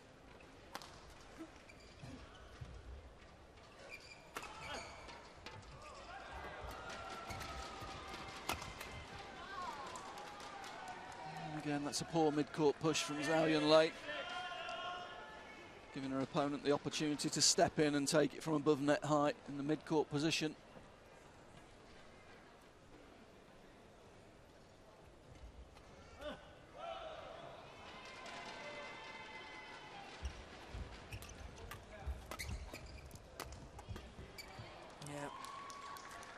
Just doing as we suggested. It wasn't a block, but it was just guided into the wide open space. Yeah, and it forces the opposition to take the shuttle from below net height, which means your partner gets in an aggressive position.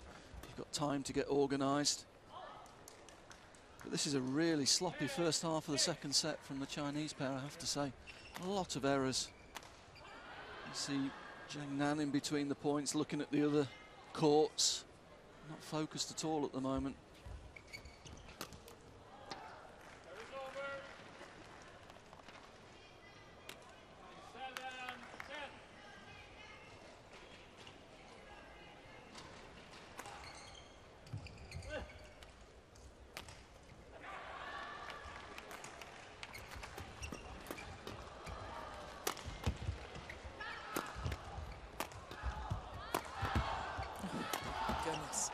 Oh, it's gone over. Well, that's remarkable. Well, net cord deep in defence. But again, the nature of the hall, so slow, so difficult to finish. Chinese pair guilty of not really placing the shuttle very well, hitting onto the defence. Well, it's exactly the same scoreline at the mid-game interval as it was in the first game, but in total contrast, it's the pair from Taipei who have the advantage here in the second.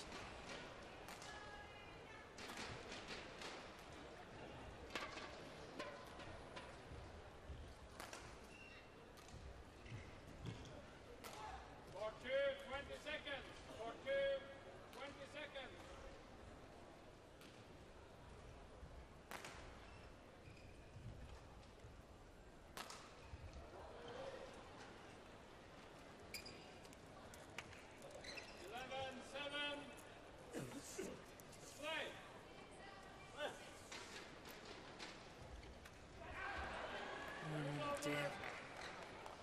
Well, you can see Zhang Nan is not there at the moment, is he? Again, no. just No, but I was going to say something about the serve there and the fact that, you know, given the conditions here, why on earth risk the low serve? And you know, a service error is a point to your opponents. yeah. 4 points up, get the shuttle in play, even if it's a flick serve, make your opponents play, particularly when Zhang Nan's going through such a bad patch at the moment. Yeah.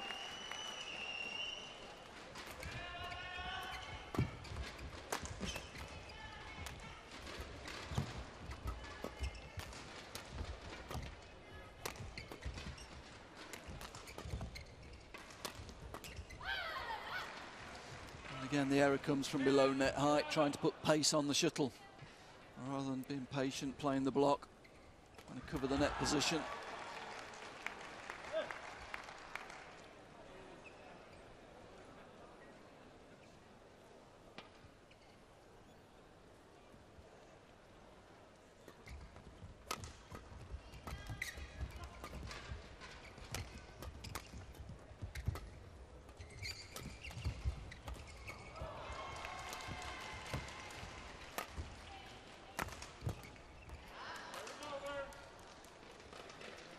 If I was coaching the Taipei pair at the moment, I would be definitely saying keep the shuttle on Zhang Nan. Yeah. He's not very concentrated at the moment, wandering around again, head up in the air, body language not very positive at the moment, which is hard to understand really. They won the first game. There you can clearly see the extraordinary strapping on the leg of Chen Wen-Sing.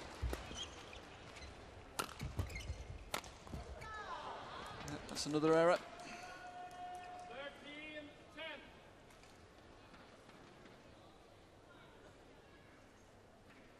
Yeah, well, Zhou Yunlei having a little word with him, saying, come on.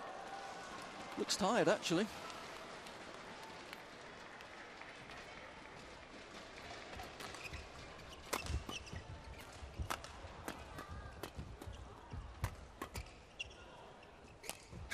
Oh, indecision there. When you say tired, do you mean facially he looks drained and tired, not as far as moving around the court? Not physically, but certainly his body language is very lethargic for, you know, it just looks as though he looks, yes, drained's a good word, Jill. I think he does look drained at the moment.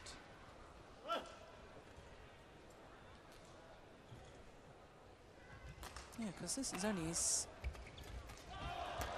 I don't know.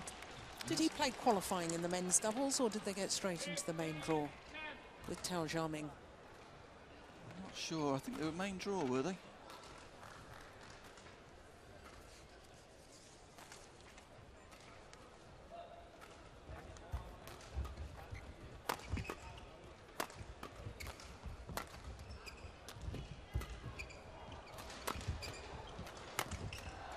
Good work from Chen Hongling.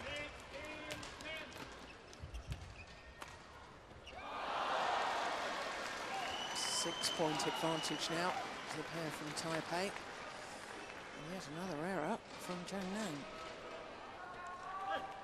Yeah, it was in the main draw. In the main draw in the men's doubles. Just the one match, so shouldn't have affected him too much. I know this year he's mainly played just one event, played the mixed, so slight change for him playing two events, but... Yeah, but this is only his third match because... Yeah, with the walkover in the mixed, it shouldn't have affected him, really. No. But he doesn't look with it at the moment. And again, he's wandering off after that point.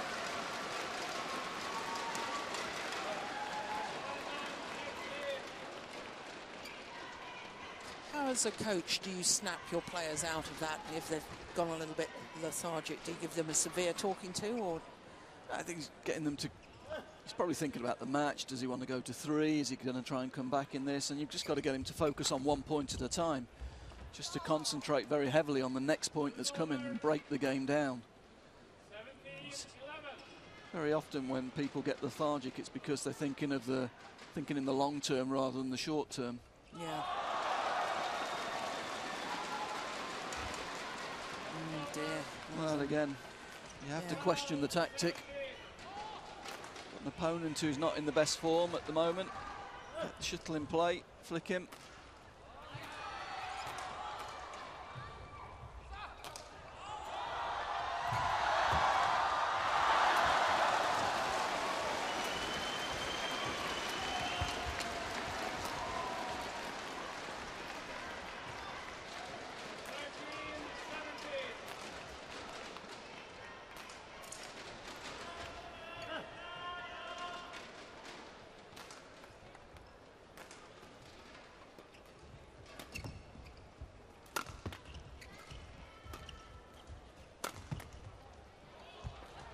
It's just wide, but that's the sort of thing that you and I were suggesting. Find the spaces. Yeah, change of direction rather than driving everything back straight. Nice idea, didn't miss by much.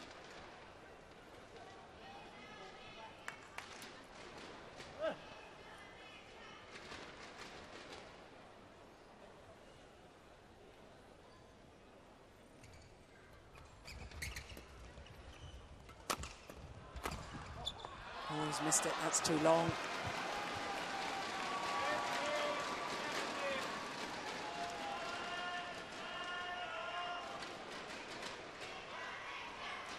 Yeah, that's a bad miss at this stage of the game. Gives your opponent hope. Yeah, there's only 2 points in it now. Now just the one.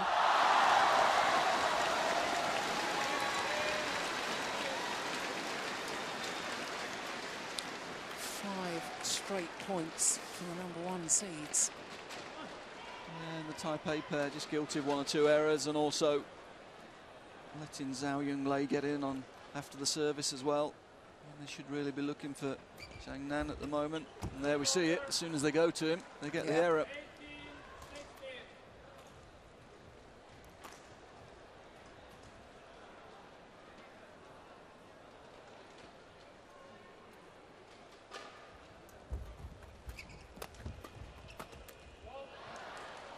Yeah, there's the drive, but for once they got away with it.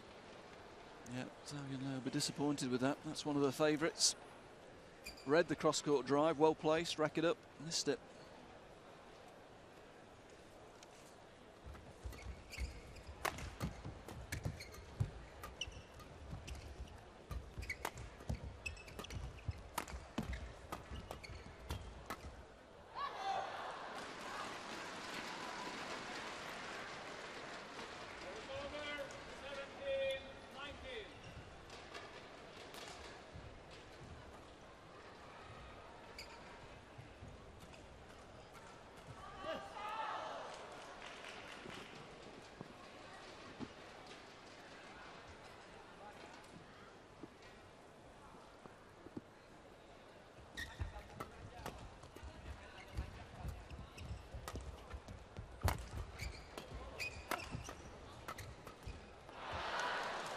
Yep. There's the error from Zhang Nan again. He was trying to step the tempo up there, but again made the error. Well, 3 game point opportunities to level this quarter-final at 1 game apiece. Now, what's she going to do? Surely she's got a flick. Yep. Yeah. And they've taken the second game, 21-17. It is indeed 1 game all.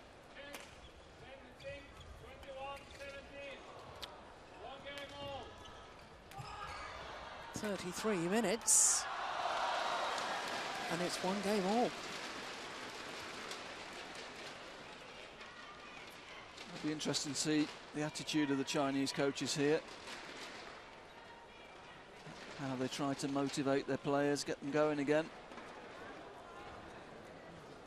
Certainly there was a lack of focus at the start of that second game from Zhang Nan.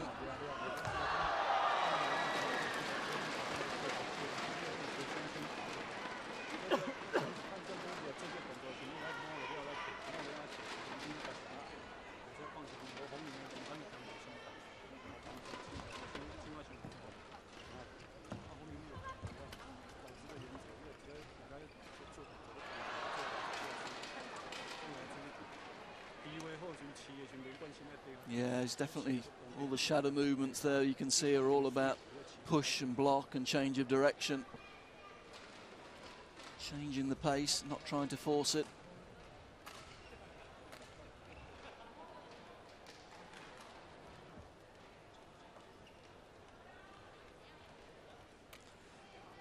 Well, I guess the start to this deciding game is going to be absolutely crucial.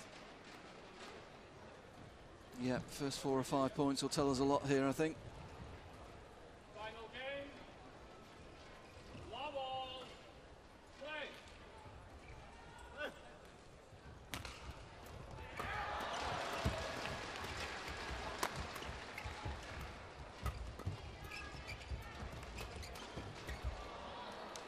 Right, and yes, it whole rally momentum turned with that little block. Yep, yep, it's definitely the tactic. And you could see that's what the coach was asking for.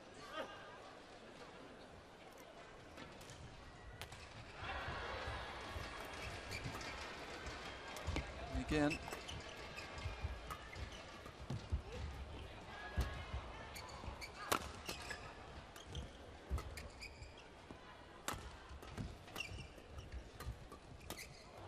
Yeah, that's where she is so good. You're right, her reactions and her reading of the game at the front of the court, Chen Wen-Sing, is absolutely superb.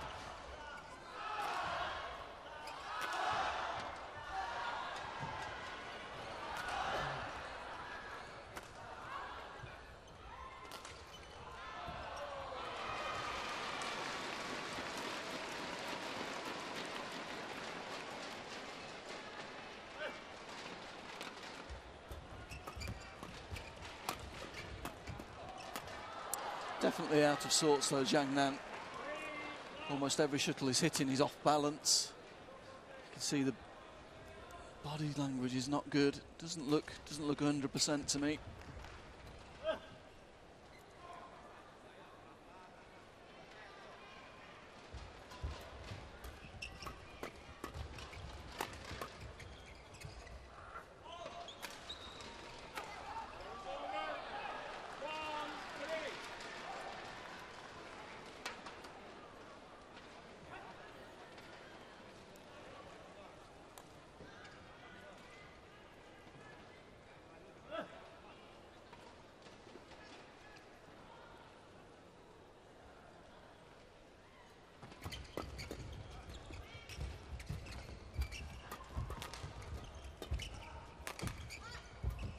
Oh, that was the wrong choice of shot. Yeah. Yeah, from down there you can't go for it. He's trying to follow the coach's instruction to keep the pace off, but once you're below the net in that area, you've really got to lift out and start again.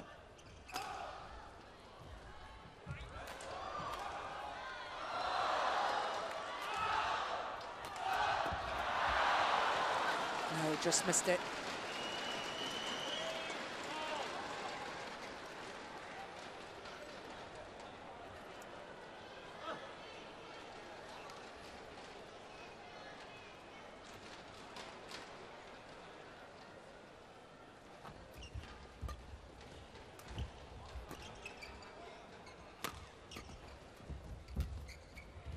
Oh, that's a good shot.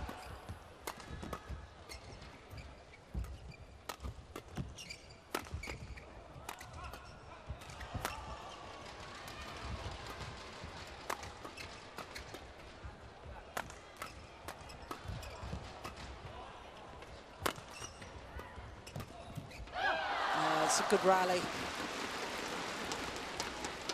Yeah, and again, Chen trying to force the play and going cross-court, and Zhao Yunlei very high on the court in the defensive position. Don't think that's the right tactic. Needs to keep the pressure on Zhang Nan, really. See here, that's a risk going cross-court there.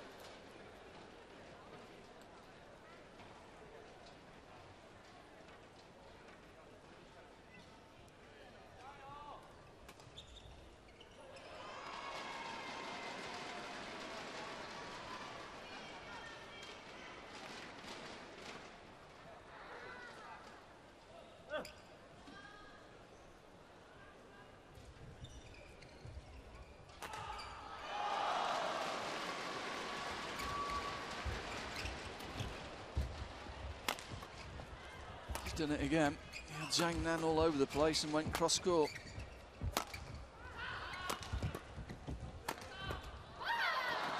And again, I have to say that's not a good tactic, attacking Zhao Yunlei cross-court. She's too good. Defense is very solid. He had Zhang Nan off balance, brought him in, got him off balance. The smash on him would have been much more effective, and his partner would automatically be in a better position. There's now a run of 5 straight points from the world champions.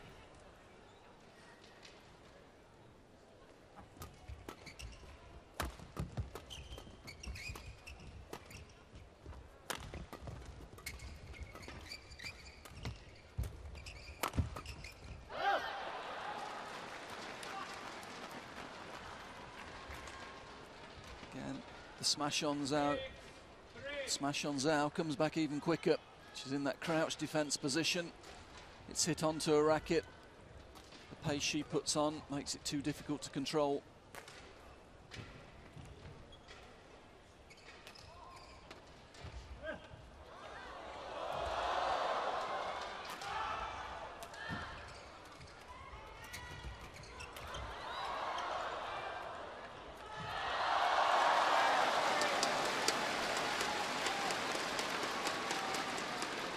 No, you really can't afford to give opponents a run of 7 points in a deciding game, can you?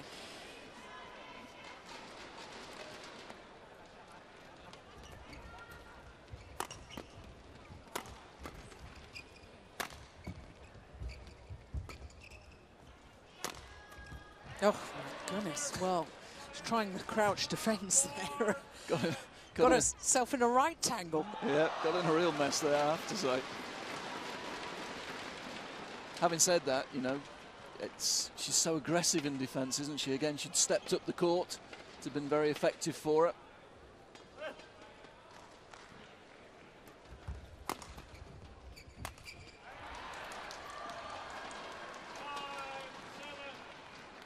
Yeah, flick serve worked. Got the shuttle in play. Got the mistake from Zhang Nan again. Yeah, a little bit of dispute here as to whether the shuttle should be changed or not. Chen Wen-Sing says no, and the umpire agrees.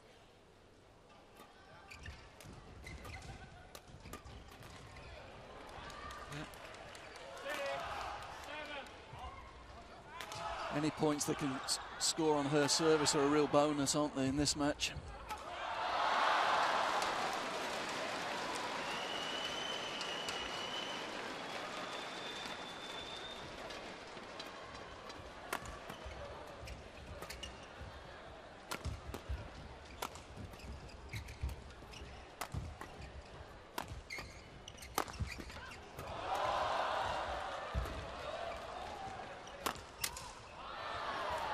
Clash of rackets. And the shuttle drifts wide, and it means that they're all back level once again. Yeah, better smash though. Placing the smash down the middle.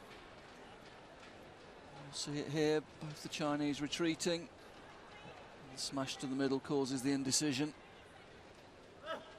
Yeah, it's not often you see this sort of trick shot from Zhang Nan. Oh dear. They've done well. They'd scored a few points off a serve, which is a bonus, you'd have to say.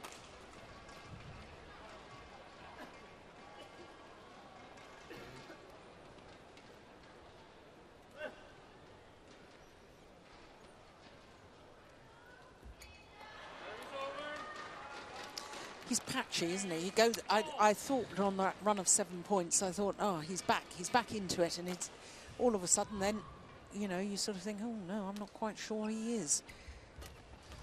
No, I think there's definitely something not quite right. Be interesting in the press conference afterwards. Hear what he's got to say.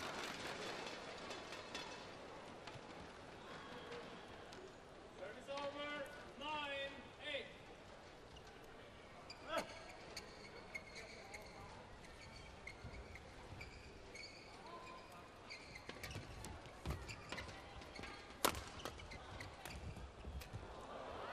It's delightful change of pace. Yeah, and again, it is that change of pace where he's not tried to force it. He's played one smash, forced the Chinese pair back into a deep defensive position and then changed the pace. And that's much better tactics.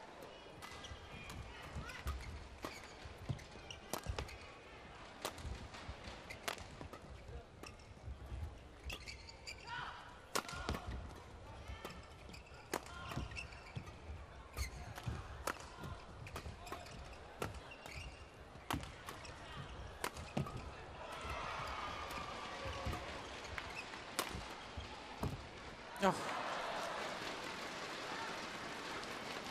I had the feeling in that rally, I mean, it wouldn't surprise me if they changed the shuttle here. The shuttle seemed to be getting slower and slower during the rally. Yeah. At the end of that rally, having the attack would almost look to disadvantage.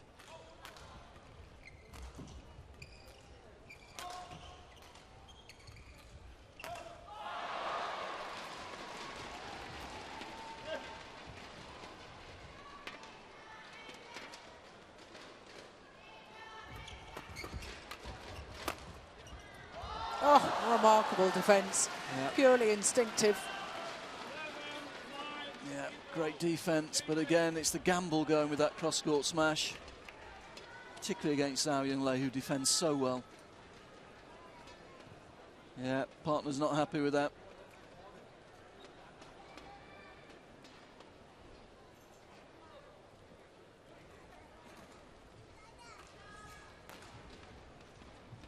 And of course, now the pair from Taipei have their what has proved to be a better end. Far side of the court, the pair's doing better from that end.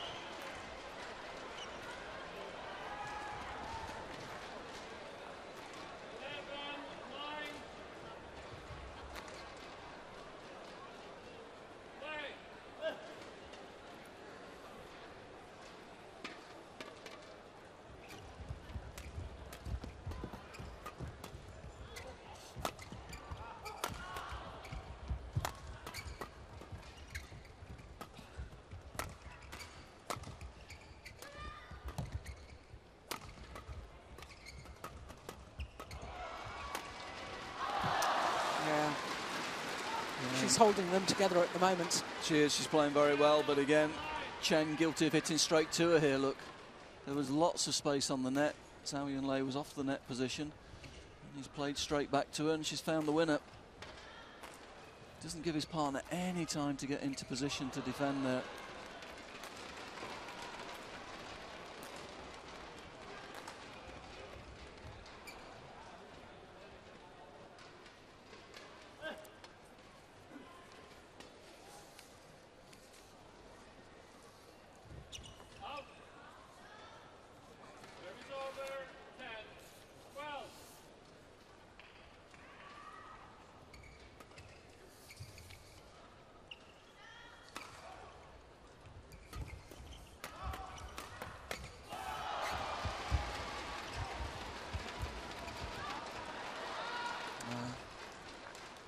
Poor shot again from Zhang Nan. Bit of indecision here. There, let the shuttle come to him. And again, not in a great position.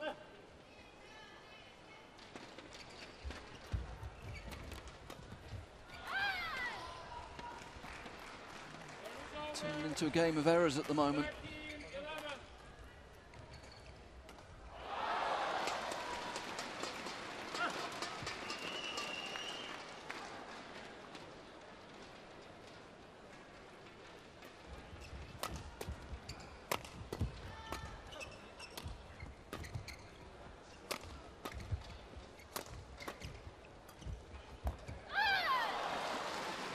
It's a clever drop shot. Yeah, again, it's Zhao Yunlei that makes the difference. It's good play. Takes the shuttle early, gets up, takes it very early, but then just takes the pace off at the last second.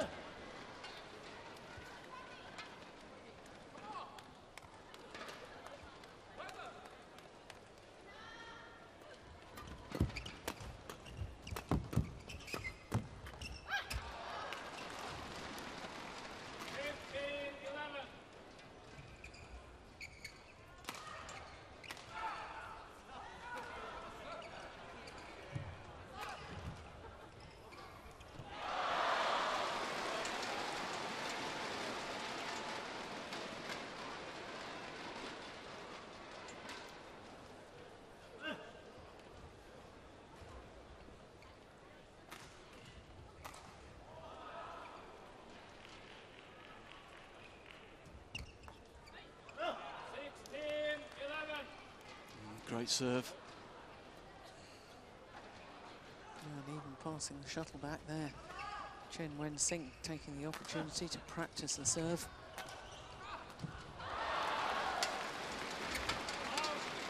And that time the low serve was short.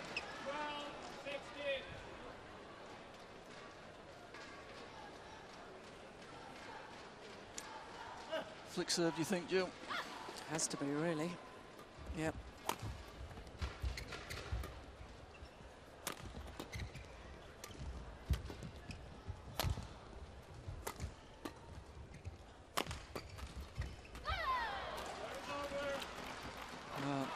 Certainly the last 5 or 6 points, Chen's had a little bit of a disaster. He's made 3 or 4 really easy errors above the net in the front court. You can't be missing those.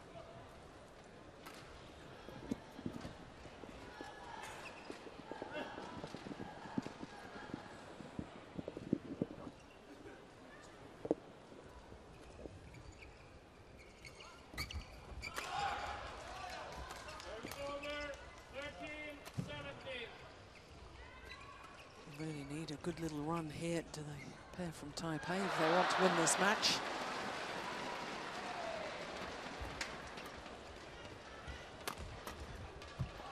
That's a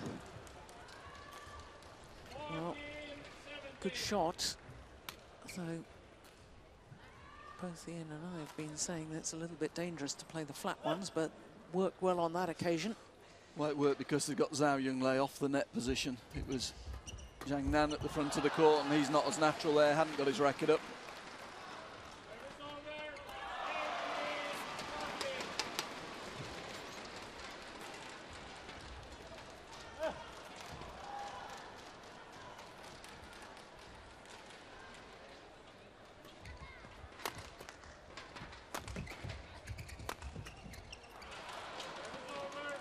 Yeah, it looks the better target to me. They're getting through Zhang Nan, but they can't get through Zhao Yunlei.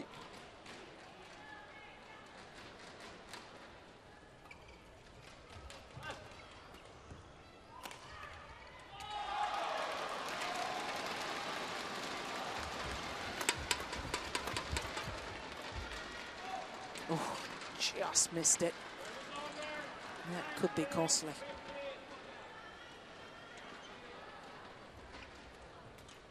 Two points away from their 3rd consecutive final here at the China Open semi-final.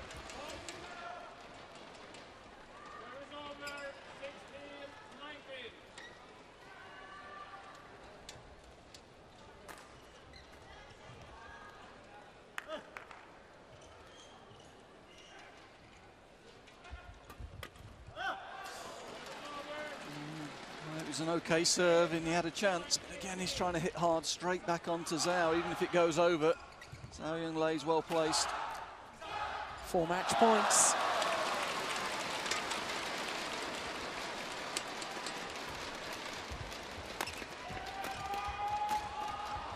Unbelievable.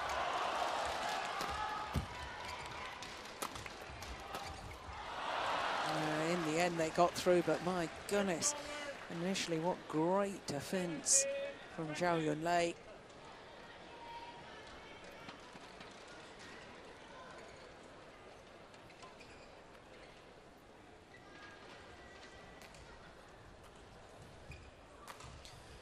And this is the problem. Match points against you. And a player that's struggling with serve. Well, sums it up to me. 21-17 in the final game. And if only Chen Wen-Sing could regain the confidence on her serves, my goodness, they would be a threat to every other pair in world badminton. There's confirmation. 6 minutes shy of the hour mark. 21-13, 17-21, 21-17 in the deciding game.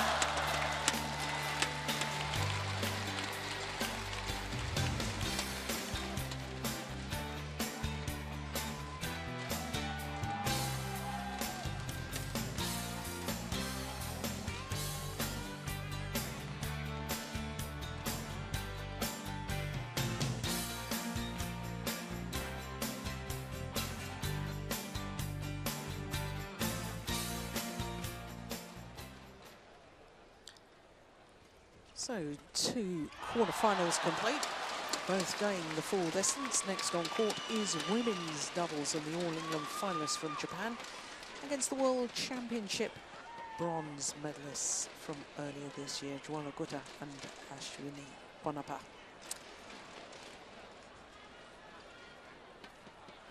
Following this women's doubles, we'll have men's singles and then men's doubles.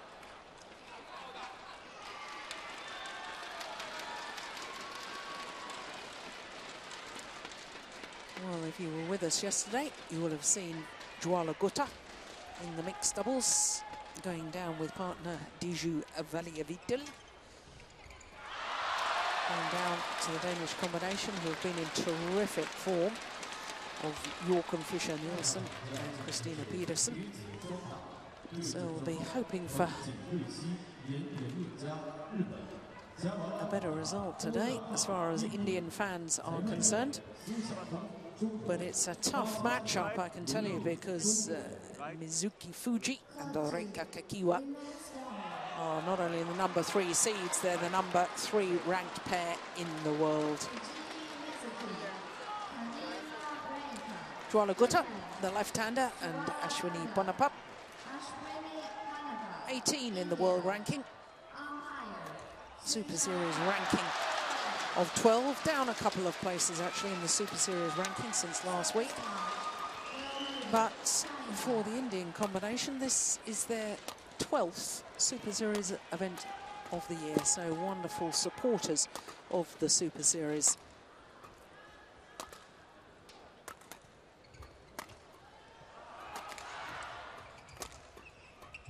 Well, for all 4 players on court, making their first appearance in women's doubles at the China Open, Jwala Gutta is the only player who's played here previously. That was a couple of years ago in the mixed doubles. She and her partner lost first round. 41-16, very nice win-loss record for the year. Translates into 4 finals, having won 2 of them. One in the German Grand Prix, and recently winning the Bitburger Grand Prix as well. Runners-up at the All England Championships and also at the Indian Super Series event. India came into this Super Series for the first time this year. There is 22-year-old Ashwini Ponappa, born in Bangalore, not seeded here, and their world ranking, as I say, of 18. Well, their previous best this year, and what an outstanding result it was reaching the semi-final of the World Championships in Wembley. Bronze medalists, of course, therefore. And they have a negative win-loss record for the year. One semi-final, one quarter-final, and 6 second-round losses, 5 first-round losses. Well, there's an interesting statistic. 1 win apiece. This is the third meeting between the two pairs. Last meeting was in the Korea Super Series event, and of course Korea was the first ever Premier Super Series. This also a Premier Super Series event, this China Open. 5 tournaments a year of the Super Series have that status. As we look at our court officials for this women's doubles.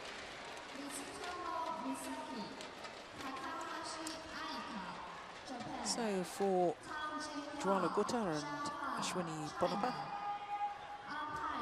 first round victory over the Australian pair of Chu and Viren. Second round victory over the sisters from America, Aris and Rena Wang, who in the first round had beaten the number 5 seeds Chen Wen-sing and Chen Yu-chin. Well, I say beaten them, they were a game up when the Taipei pair retired from the match. And as far as the Japanese pair are concerned, Fuji and Kakiwa, first round opponents, former world number 1s from Malaysia, Chin Yi-Wei and Wong Pei-Ti. 21-14, 21-19 in 50 minutes of play. And then in the second round defeated the European champions, Valeria Sorokina and Nina Veslova of Russia.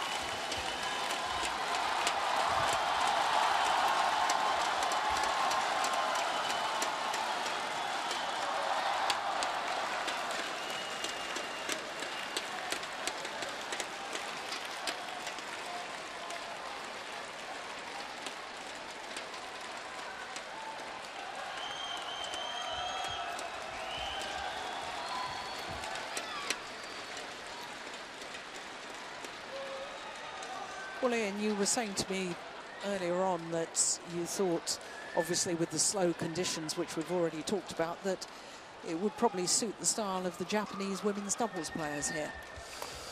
That's my fear for this match, really. The Indian pair, they like to be very creative, they like to play an attacking game, and this is probably not the best hall for that style of play, whereas the Japanese pair are very happy to rally, play out very patient, long rallies, work their opponents around, and that is probably the tactic of the hall, you'd have to say.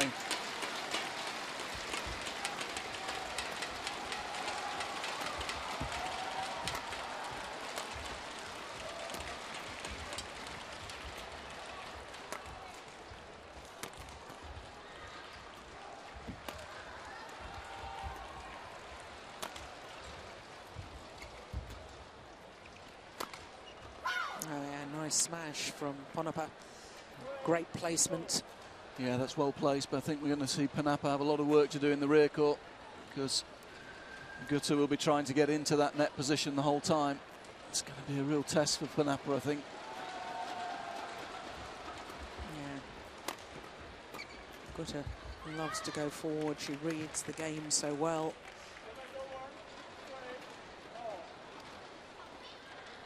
And that said, when she's in position at the back of the court, she's got a heavy smash. Yeah, she hits hard.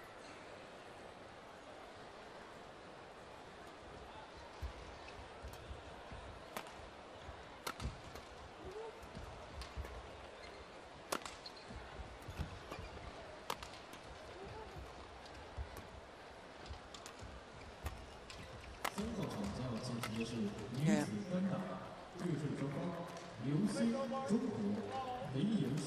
It's interesting to me, Ian, the fact that, you know, prior to the World Championships, there's an awful lot of talk about Saina Nehwal, the women's singles player from India, and her chances of a medal. She, I think, was seeded in the top 4, and it was this pair, this women's doubles pair, that came away with the medal. And to me, they are big match players. Come the Commonwealth Games last year, they weren't expected to win. They win the gold medal. World Championships, big match players again. Did very well. Well, it's clear. I mean, Gutter in particular, she likes the big occasion. She thrives on it. She's got that sort of character. And, you know, she comes up with some amazing results, you have to say. Physically, she's not in the best shape of the girls, you'd have to say, but she reads the game so well and compensates for maybe that physical weakness by good anticipation and creating some slightly different angles with the left hand. The one thing with Gutter is she's always interesting to watch. She will always try to dictate the game, no matter what the situation. She'll always try and take the play and change the tactics and dominate her opponents tactically, which makes her matches very interesting to watch.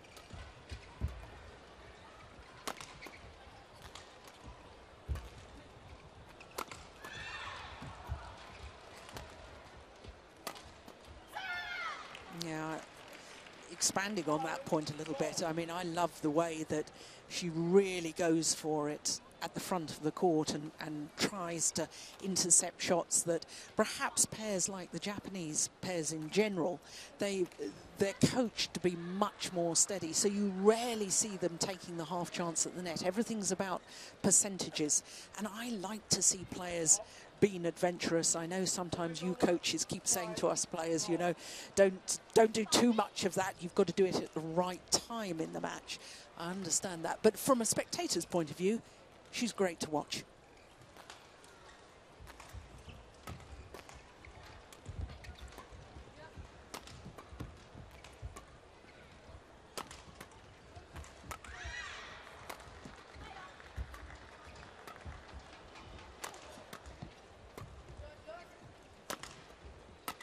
There we go.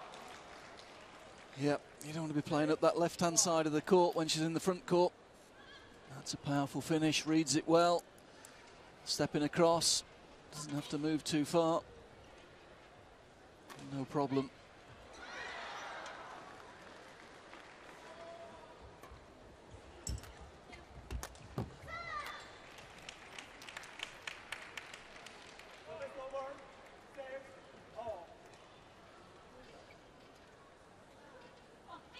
Just taking it too late, deep in that backhand corner.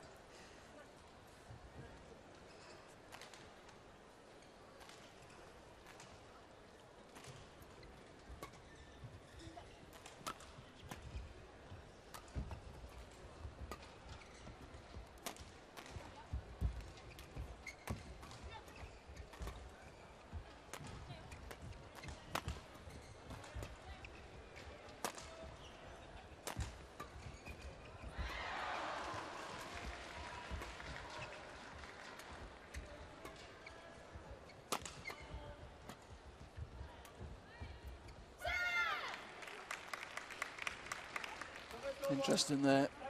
Gutter almost using a mixed tactic when she was in the rear court, played a slow drop, followed it in. Quite unusual to see in ladies doubles. That's how this combination works. Gutter's very much the playmaker, and Panapa's expected to keep the shuttle going, place the smashes well and try and get a partner into the game from the rear court. Yeah, and Ashwini Ponnappa is a very good athlete. Very quick, very agile. Yeah, but there's the playmaking that you were talking about. Yeah, good pressure from a partner in the rear court, gets her into the game. Smash on the body, and then gutter again down that left-hand side, very dangerous.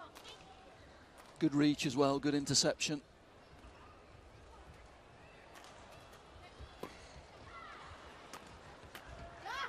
There was a lot of talk around the Commonwealth Games, wasn't there, going into the Commonwealth Games, that it had been a deal that Ponnappa would play doubles for the year, but after the Commonwealth Games she'd be allowed to go back and concentrate on singles. Yeah. But with the gold medal, all bets were off, and a good job it was with the World Championship result. Yeah.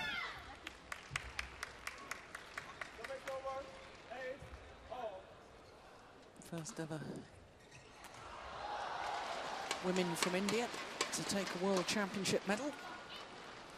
It's a pretty special record to have. That can never be beaten, can it? True enough.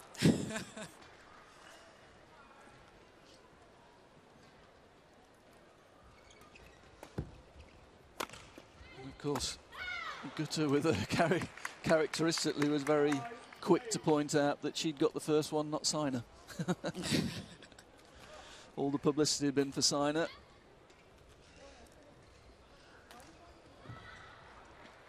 Yeah, well, Gutter has just been awarded one of the top sports award in India. And to be fair, I think she's really earned it. Yeah. You know, that World Championship medal is really something. And it was following up a very, very good home Commonwealth Games for her.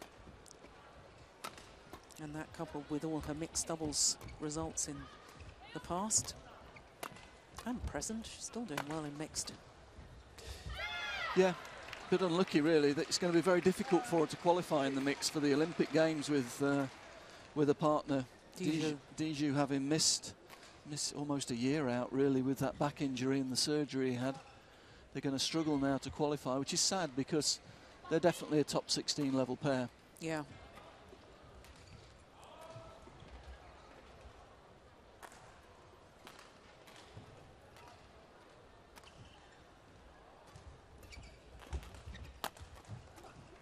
Well, she put that away well.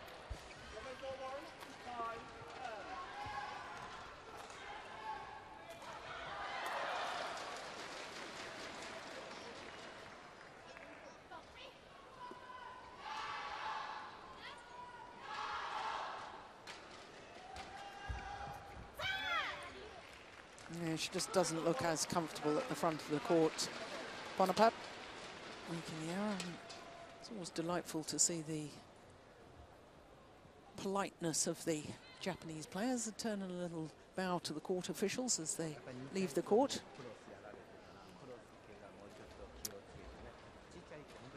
Yeah, as you said on that last point, Ponnappa not a natural front court player, but Gutter spoken a lot about it, that she specifically chose someone who was a very mobile player, very strong player from the rear court that would allow her to take chances and get to the front of the court. But of course the tactic of all their opponents will always be to try and push Gutter to the rear court and to leave Ponnappa exposed in that front court position where she's not as comfortable.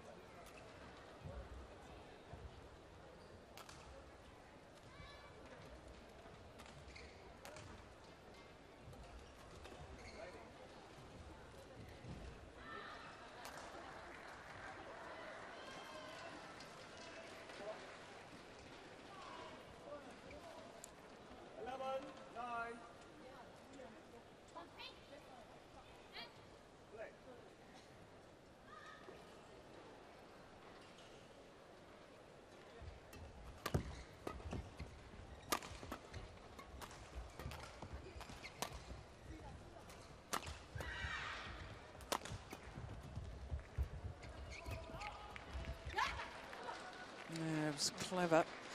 Just gave it enough pace to make it very awkward for Kikiwa. Yeah, Gutter will be aware that neither of these Japanese girls are really positive front court players. So when Gutta does get into that position, she will try and take them on and mess them around in that front court, mid-court area. Well, Ian, we've talked an awful lot about the Indian combination. What about this Japanese pair? I mean, here they are, number 3 in the world. Well, it's amazing, really. 12 months ago, they were probably the 4th or 5th Japanese pair. Yeah. They probably weren't ranked at 3 in Japan. And here they are. They've had an incredible 12 months. Yeah. You know, certainly the reaching the final of the All England was a real breakthrough result for them. But they've been able to follow that up. And they've become a very difficult pair to beat. They're very consistent. They defend very well. But they move the shuttle around very well. It's not just about getting the shuttle back. They're actually quite creative in defence now. There's Kukiwa.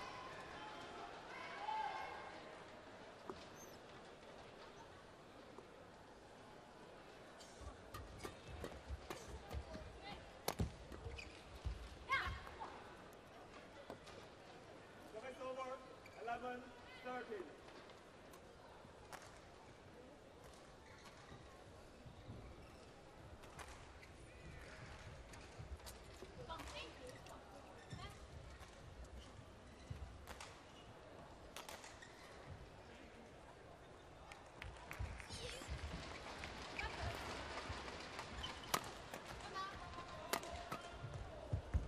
That's great defence. Yeah, and there's the danger of attacking Gutta when she sets up in defence down that centre line with the left hand. She's very aggressive, and again, you can see her already moving forward after it.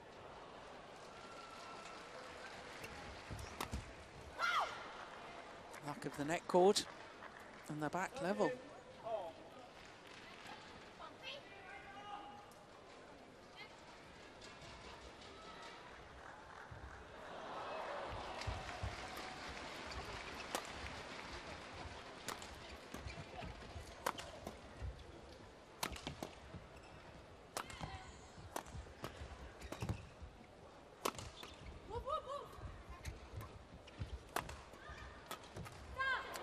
Again, drawn into that trap of playing up that left-hand side of the court.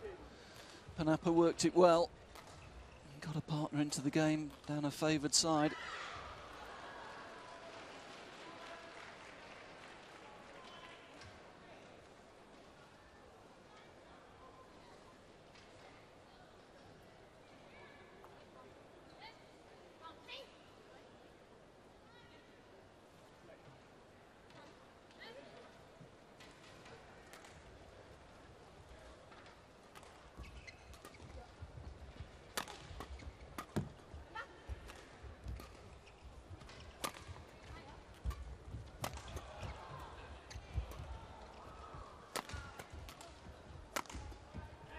And that's what I'm saying about combination with the Indian pair there.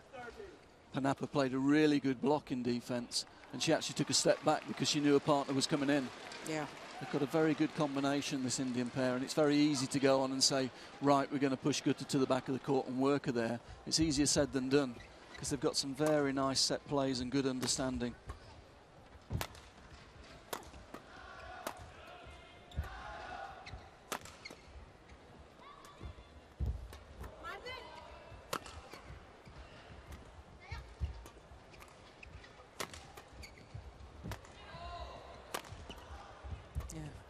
Another nice block. Yeah, and again, it's Gutta that's in after it.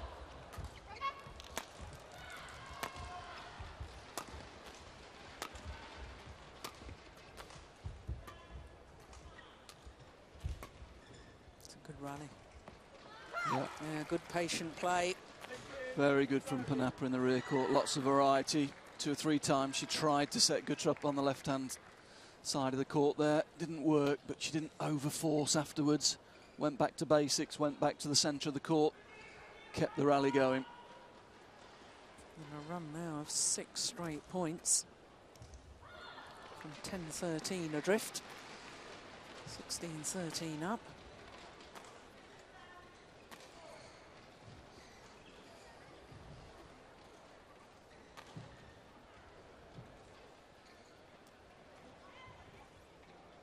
Two Japanese coaches.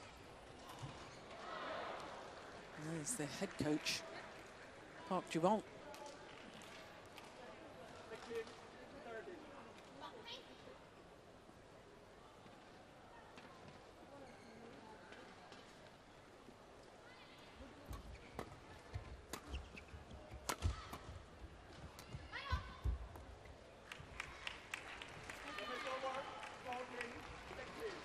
Just missed it, but the tactic was clear from the Japanese, not letting Gutta come in after her first shot, hitting back to her in the rear court, keeping her in the rear court, and it was from there she made the mistake.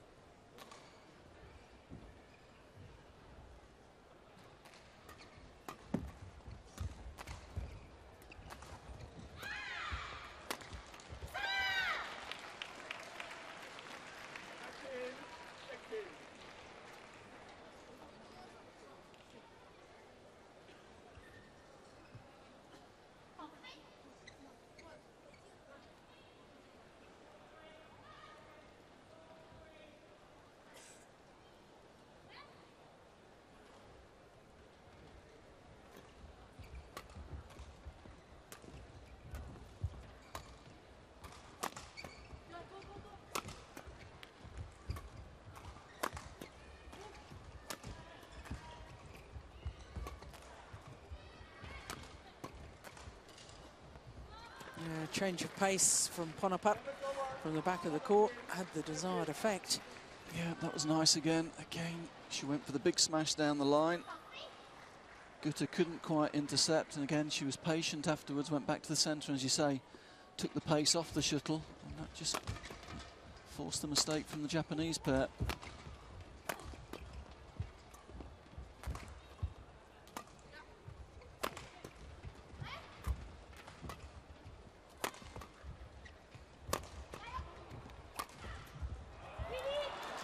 Well, the Japanese pair are really trying to pressurise Ponapat, trying to keep Gutta out of the game. 206. Well, Ponapat's hit on at 210. 210's 131 miles per hour. Even with slow shuttles, it's pretty good going. It is, in the ladies' doubles, yeah, that's strong hitting. Power isn't really paying in this hall this week, you'd have to say. It's more the precision of the smashes that's winning the points. That's better pressure from the Japanese pair in the front court, this time following in. Technically not great, but took the shuttle early. So all level once more.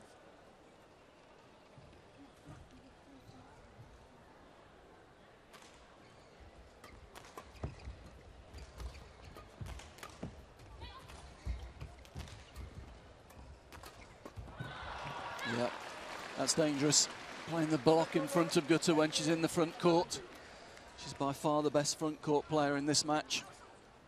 Japanese give her opportunities like that, it's going to be very difficult for them.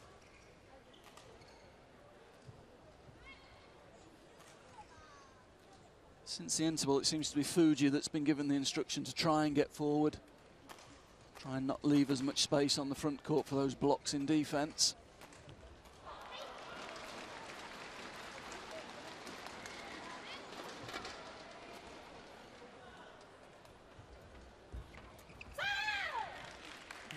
She served and didn't really she just seemed to crouch down, didn't really impose her presence on the net. No, it was a good serve and didn't take any advantage from it, as you say. She was hiding, really.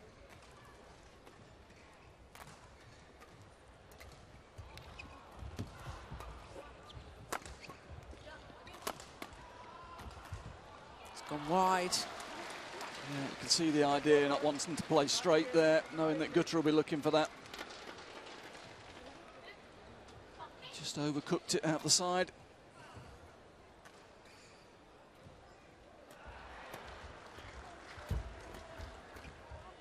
No, it's nice.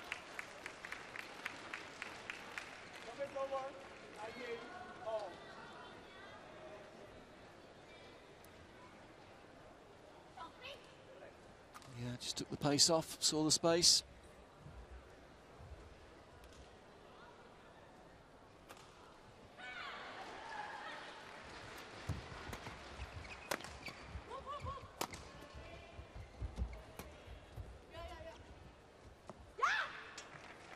Yeah, it's good judgment from Ponapat, because I think Gutta was calling at her to take it.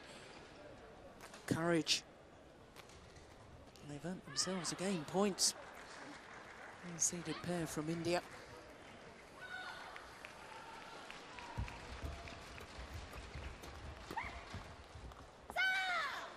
Oh, my goodness. That must have been close. 20 all. And will require extra points until there's a 2-point winning margin. Yeah, I think it was close from the way Fuji looked immediately at the lines judge.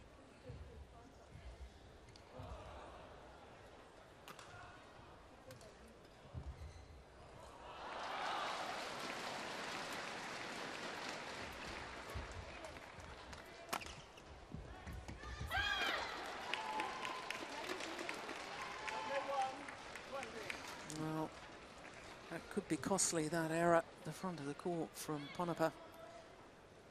Because now, having saved a game point, Japanese number 3 seeds have a game point themselves.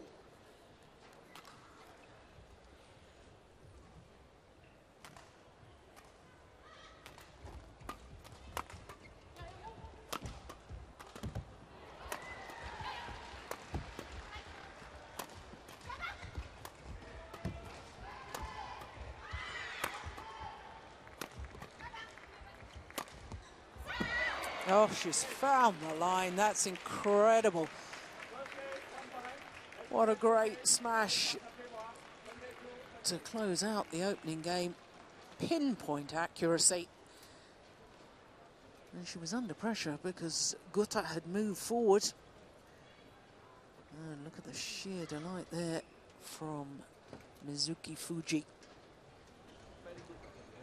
22-20 that opening game in favour of the number 3 seeds, Fuji and Kakiwa.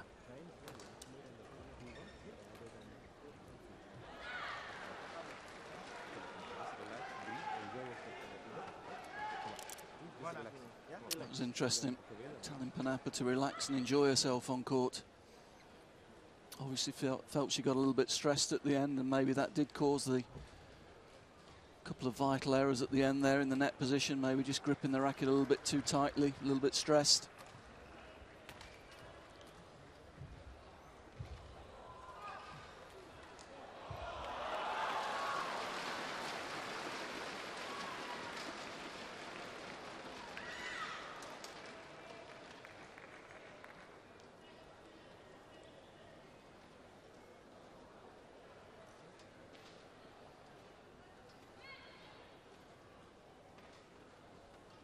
Certainly I felt at the end of that game it was Fuji that made the difference there.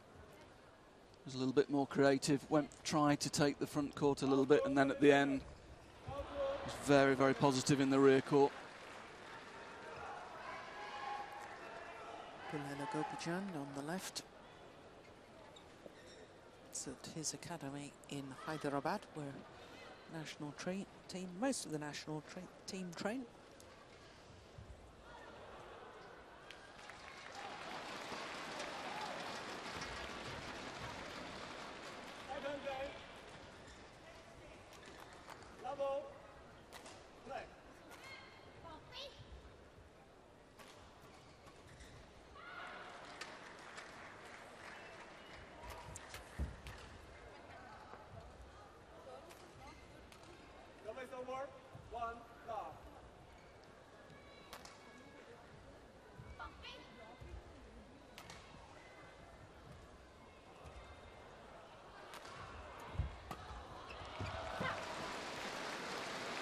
Yeah, you don't want to be giving Gutta free shots like that on the mid-court. You've got to make a move, go and fetch the shuttle. When she's got time, she'll always find an angle, try and go for something. That was a good shot.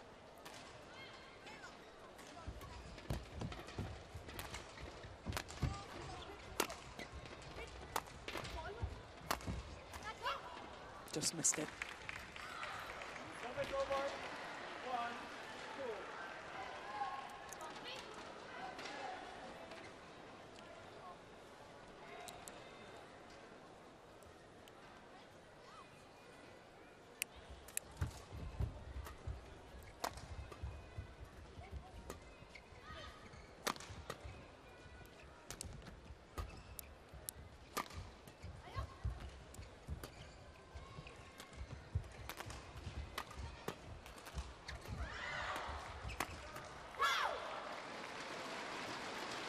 Yeah, I have to say I did wonder after not converting that game point in the opening game how the Indian pair would react coming out to the start of this second, but I have to say I've been impressed. I know it's very early stages, but they've continued to look positive.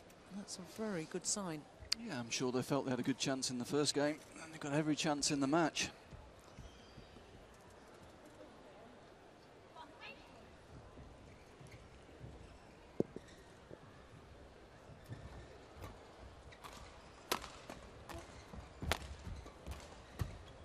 That's good court coverage again from Panapa. Covered 3 corners, 3 consecutive shots, and then finds the winner. It's good play. Stepped up in defence, took the shuttle early, learning from a partner maybe. It's a good shot.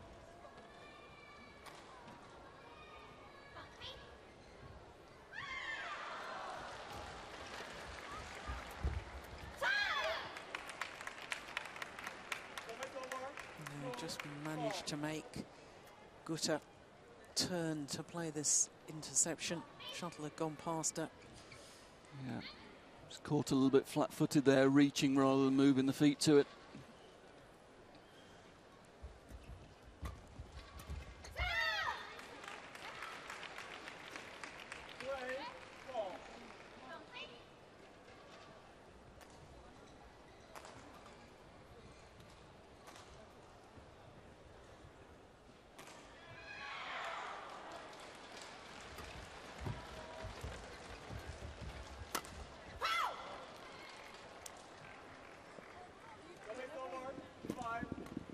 Situation like that, I wonder whether perhaps Fuji should have just lifted the shuttle, given it a little more air, given herself more time to settle in the defensive play.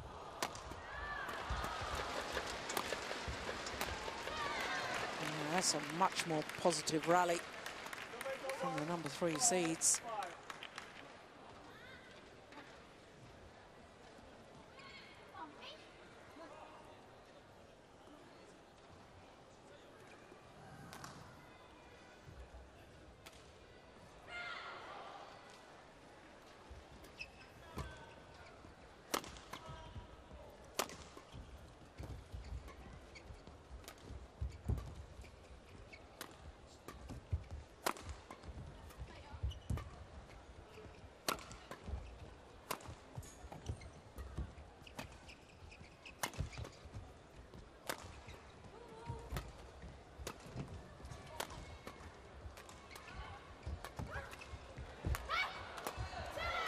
Well, once again, Gutter played the drop shot and moved forward.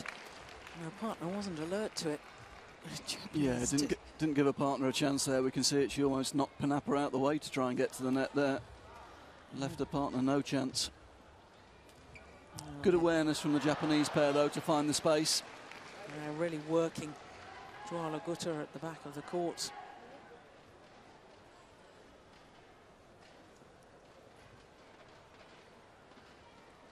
5-all.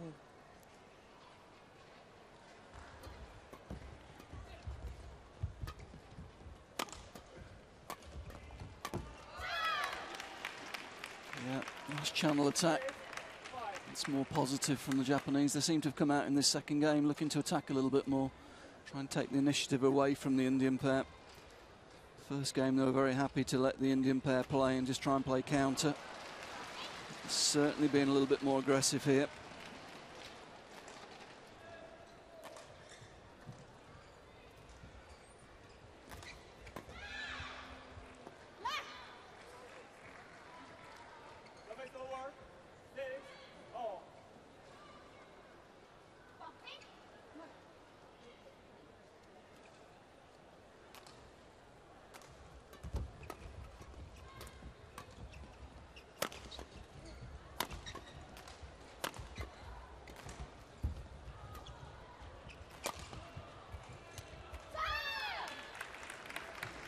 looks towards the back line as if to say to herself, you should have left it, it was going long.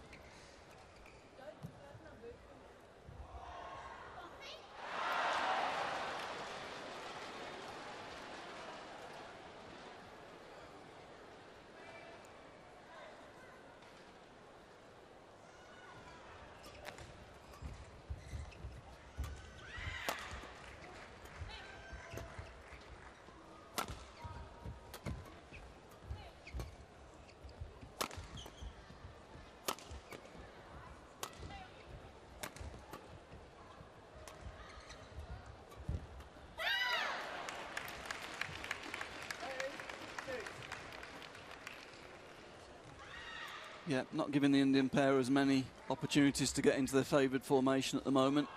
They've increased the intensity of the rallies a little bit.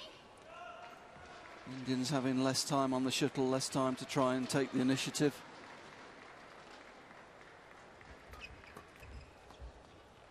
It's a good return of serve, good pressure.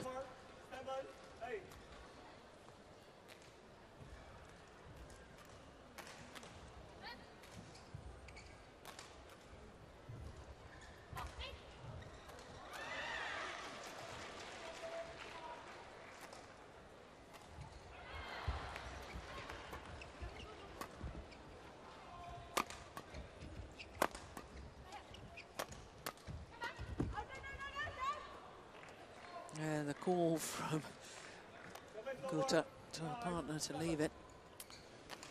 She should know. She ran straight past it to try and get into the net. Saw the line of the shuttle as she was running in underneath it.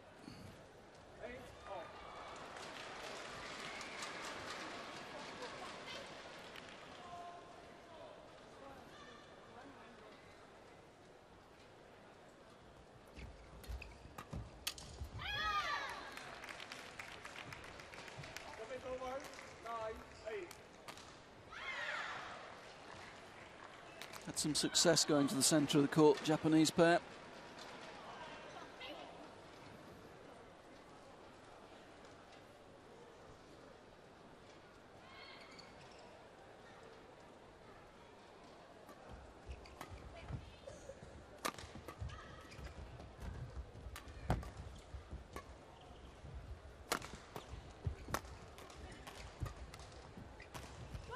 Oh, that's a super drop shot.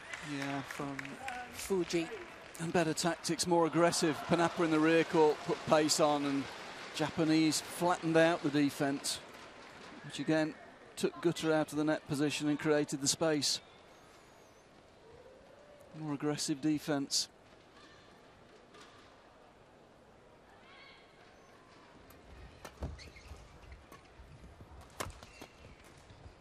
And again, aggressive in defence and following it in.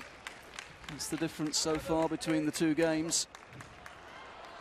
Yes, and it means a 3-point advantage for the number 3 seeds here at the mid-game interval in the second game.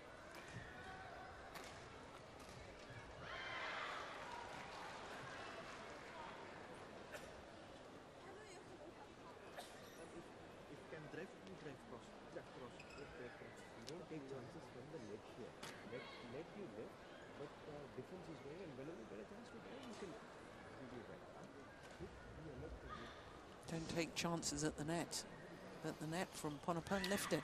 Well, she doesn't get many chances to get in there. No.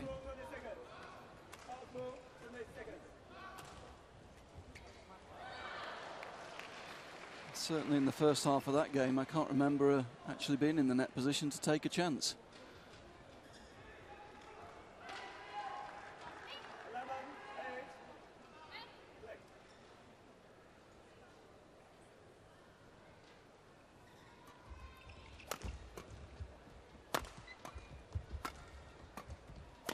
Again, it's the drive defense from the Japanese that creates the space.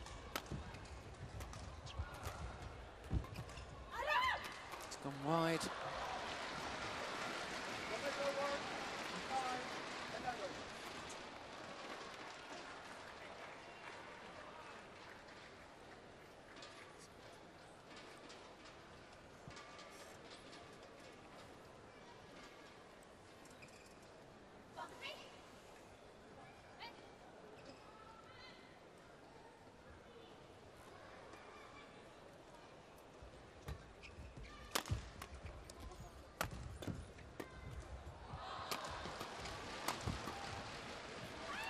Yeah, centre attack again. Flat to the centre, allowing them to get up the court. And of course, forcing Gutter to stay off that net position. You can see she's on the back foot there.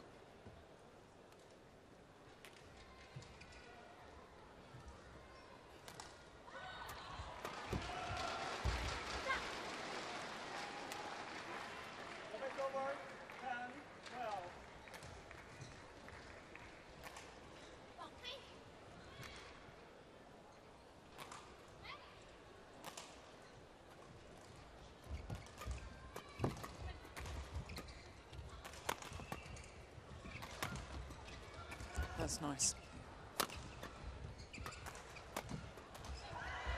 Again, Gutter being driven off the net though, and not giving her time there at the moment.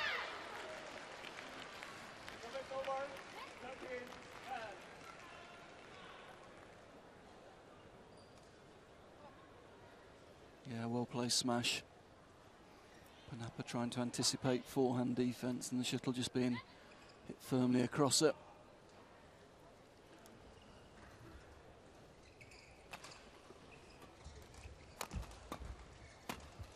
Again, drive defence, not allowing Gutter to follow the shuttle in.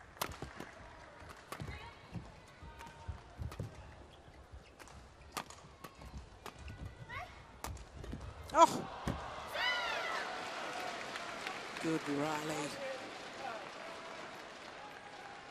Well, when you see the Japanese pair play like this, where in the second game, far more aggressive in their style, you wonder why they don't play like this the whole time.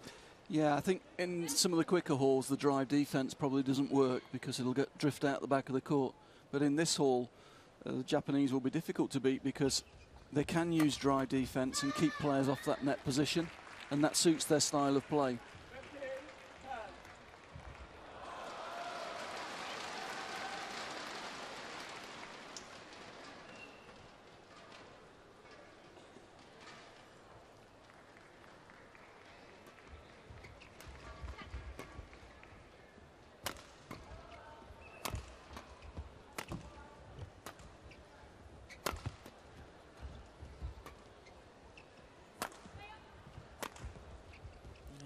Playing on Gutter the whole time.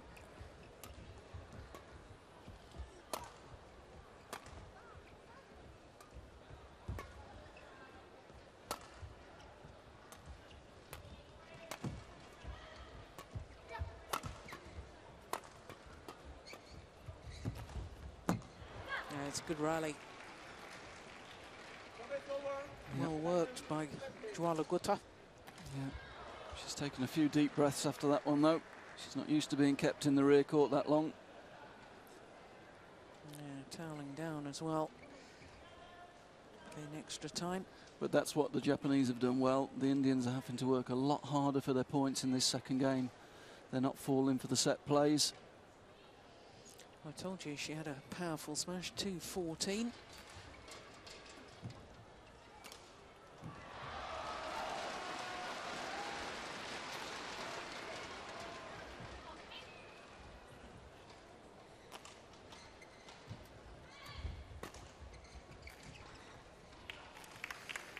Yeah, clever return of serve. Gutter trying to go to the tee to give herself a chance to intercept the third shot, but it was pushed firm. The return was pushed firmly past her.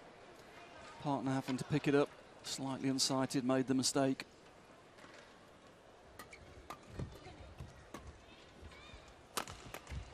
Oh, that's great defence. Yeah. Again, that drive defence been really effective in this second game. Panapa puts pace on. Japanese hit it back even harder, giving Gutter no chance to intercept in the front court.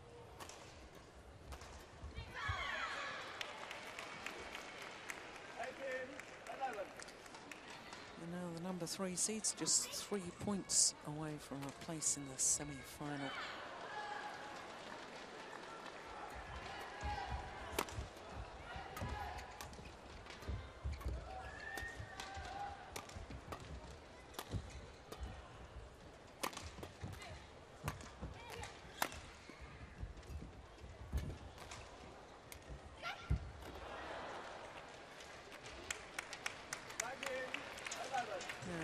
I understand the desire to just mix up the pace because everything they've been hitting hard, as you've pointed out, Ian, has been driven back by the Japanese pair. And if we're just throwing in the drop shot.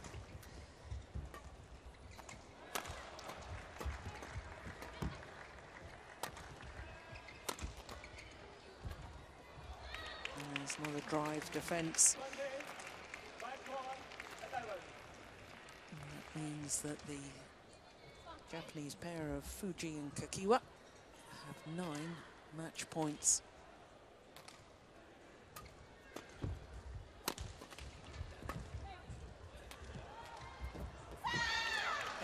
Convert on their first opportunity, and having survived that game point in the opening game, in the second, altogether more aggressive in their defensive play, more tactically astute,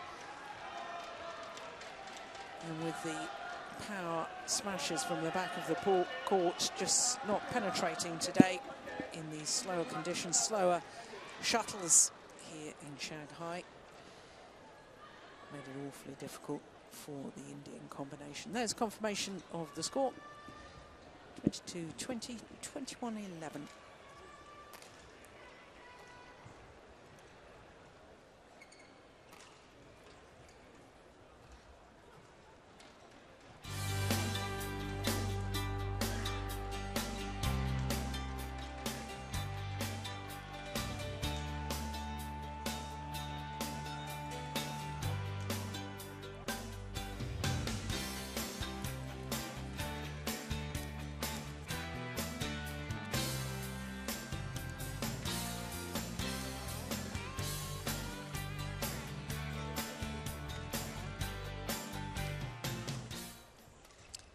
So 3 of our quarterfinals have been completed. Men's singles and men's doubles yet to come. 2 great matchups. Dane Peter Gator, number 4 seed, up against Indonesian Simon Santoso. And then the men's doubles, the number 4 and 5 seeds, Go Sung Hyung and Yu Yang Sung, up against Kukian Kiat and Tambun Hyong of Malaysia.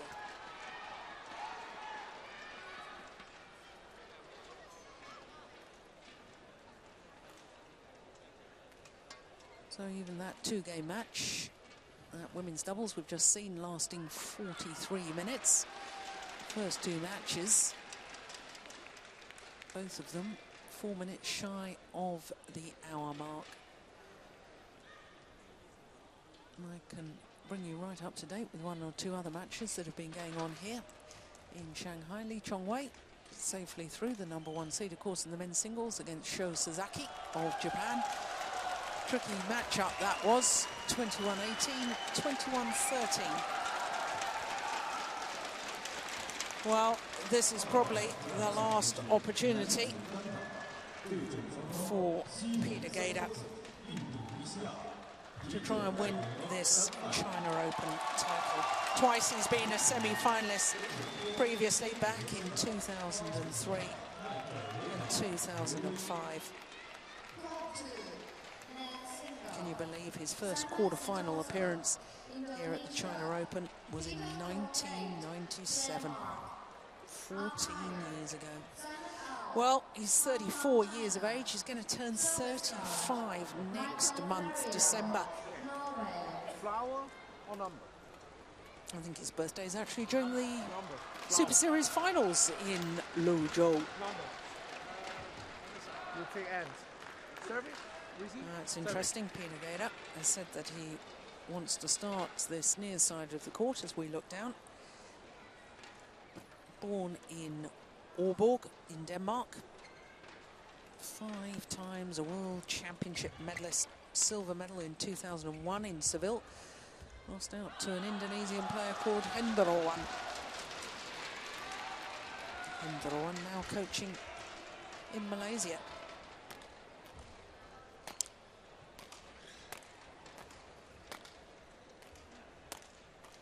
Peter Gator.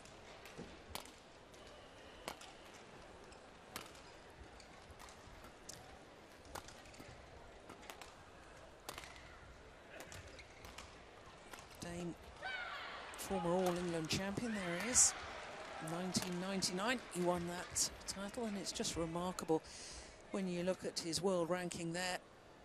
Number 4 in the world, 40 and 14, his win-loss record.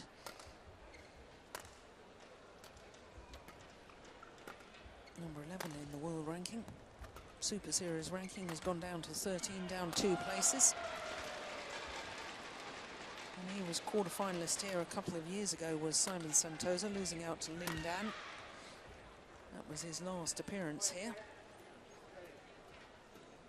This is the 14th meeting between the two, the 5th meeting this year. The last time they met was the quarter-final of the Japan Open earlier this year. 2 straight games, as you can see. In fact, of the previous 4 meetings this year, Peter Gader has won the last 3.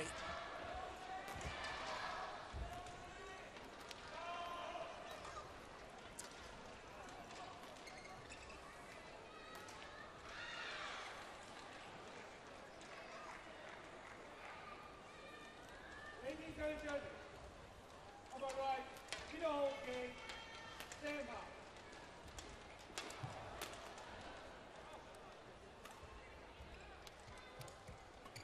On my left, Simon Santosa, and Malaysia. Simon Santosa to serve. Local left. So the unseeded Simon Santosa, the 26-year-old.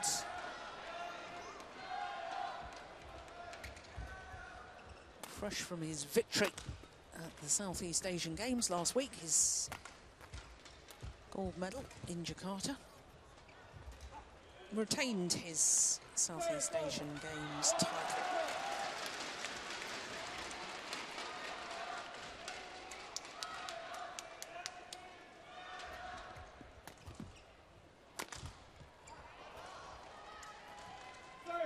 So he should be full of confidence, Simon Santosa, and also full of confidence the fact that to get through to this quarter-final stage, yesterday defeated his teammate, former world and Olympic champion, number 8 seed, Taufik Hidayat, in 2 straight games.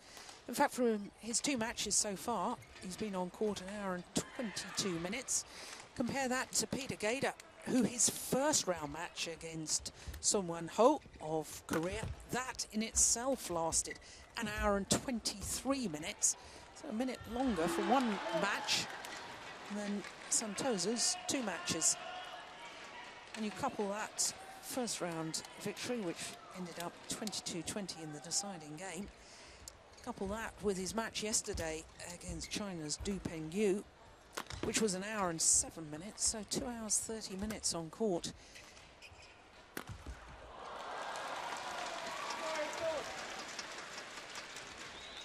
And I can't help but wonder, Ian, if that's going to have its influence today. As a man that's already 34, about to be 35, you don't recover so quickly the older you get, do you? Yeah, Peter's been one of the players that's been talking about the speed of the hall, but with all his experience, he said, you know, it was the same last year. It was a very slow hall last year, so he was ready for it. But he's also said that he doesn't feel he's in actually the best form of his life at the moment physically. He's looking forward to a spell of training just to get back in tip-top condition for the European season starting 2012. Having said that, he's used all of his experience in those first 2 round matches because there were moments in both matches where it looked as though he was probably going to lose them, but he managed to find a tactic and find a way to turn them round and get through. And I have to say, the last couple of times he's played Simon, he's completely dominated him mentally. So it'll be an interesting match, this one.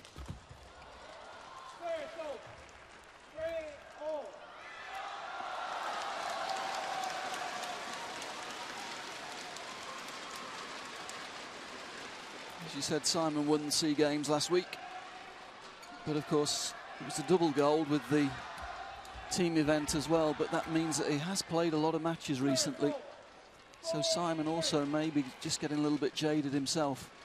It was quite a heavy schedule, the SEA Games, with the team event on top of the individual.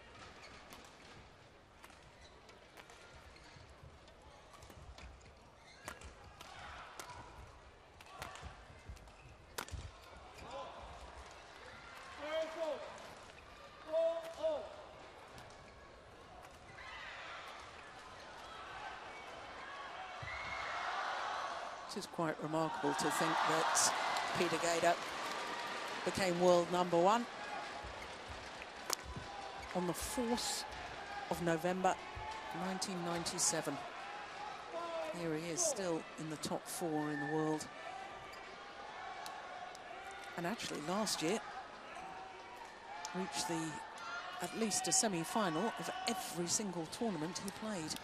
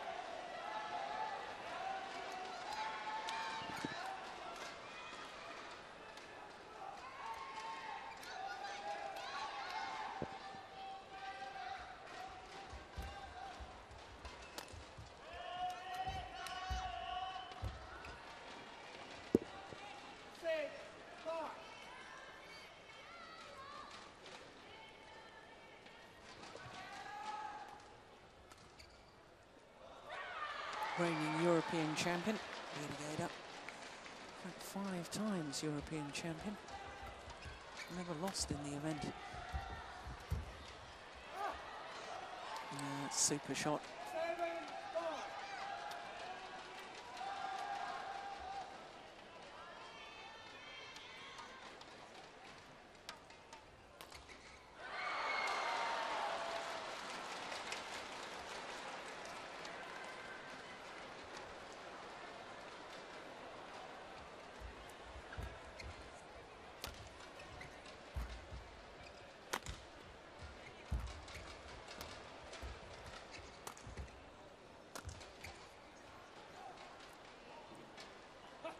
And that one was just wide.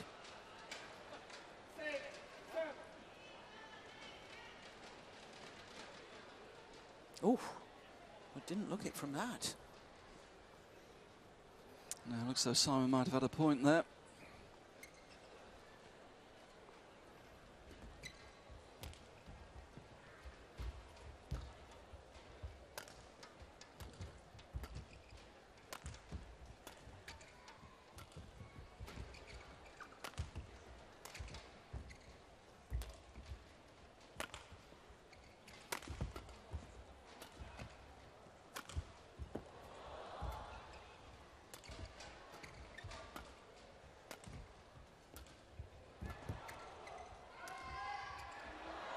Superb.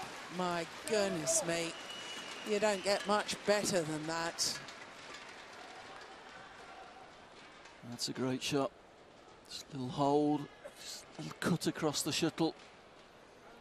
Very, very short as well.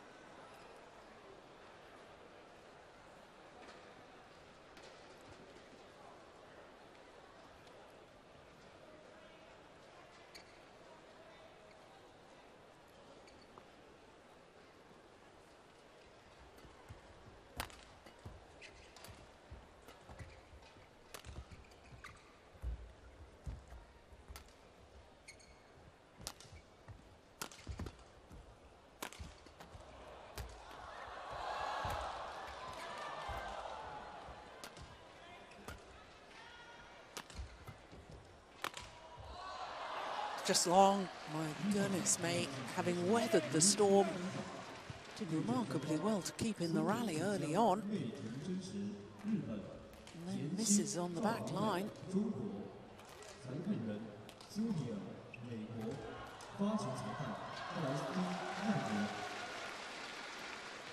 I do think, Ian, that his consistency over the years, Peter Gader, has just been extraordinary, really. When you think of the fact that, well, his World Championship medals dating back so long, top 4 in the world over such a period of time, 14 years. And even over the last couple of years, until the French Open, they lost in the second round. Gone for over 2 years, reaching at least the quarterfinal of every event he played. Yeah, I think you'd find that he'd give a lot of those results away, though, for one of the major titles that he's missed out on. At the end of the day, Peter's someone who's always yearned to win one of those big ones, and so far he's not going to have another chance at a World Championships. And, you know, he's gone into that top seed a couple of times, not been able to deliver. One final, and the Olympics is yet to medal. Yeah, he was fourth in the Olympics in 2000 in Sydney. Lost the bronze medal playoff match to Charles Rangert, who of course is now coaching the men's singles players from China.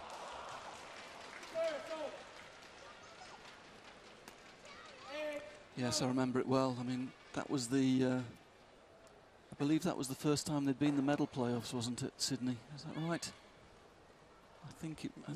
No, it was in Atlanta, was it? Atlanta was the first time. I have to say, Peter was distraught after losing that semi-final. He really was probably a big favourite to win his semi-final, and having lost it, really couldn't get himself together for that medal playoff. Yeah. Really wasn't in any state to play the following day.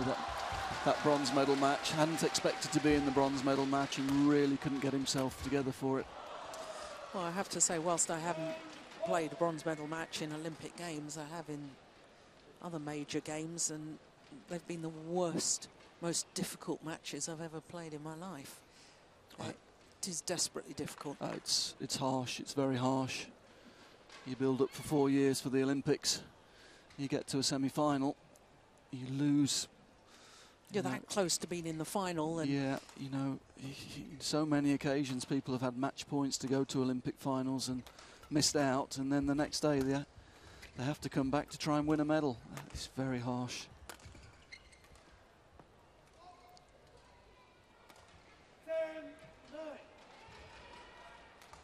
And over the years, for that very reason, I think we've seen a lot of surprising results in those matches.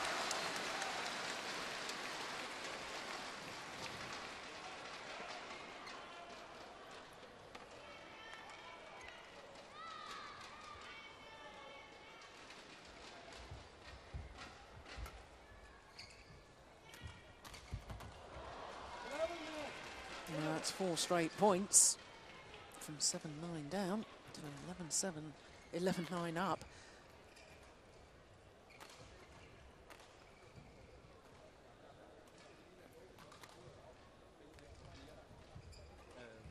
Så skal vi have ham væk først, sådan at du kan komme frem og komme højt på forbanen, ikke? Ellers stiller han sig bare frem og kører dig rundt. Så må du meget gerne, når du næste gang. Yeah, I'm sure it is a real tactical battle so far. Both players using a lot of variety. They're both very skillful players. I have to say Simon Santosa also very skillful player. And in this hall, you've got to have you've got to use a lot of variety. You've got to be very patient. As you say, the danger is with Peter that he's had 2 such long matches in the first round matches. You know, how long will his stamina last in this match? And I'm sure that's what the Indonesian coach was saying to his player. Be patient, don't give him easy points, make him work. Let's see what he's got in the tank today.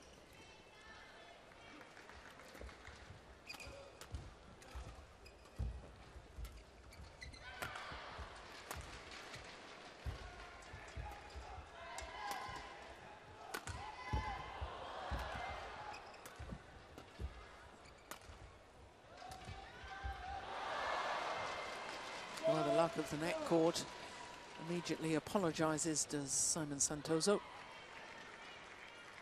Yeah, another punishing rally.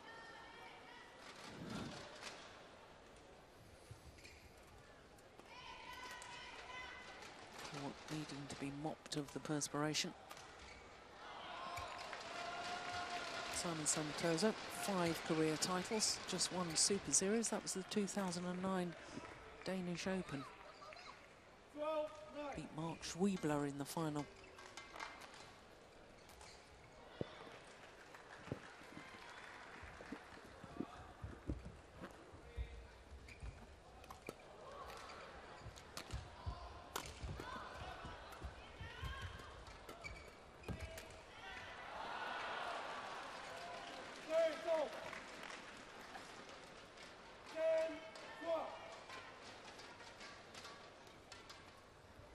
I'm sure Peter will be thinking that if he can keep it close with his record over Simon, that mentally he's probably got an advantage.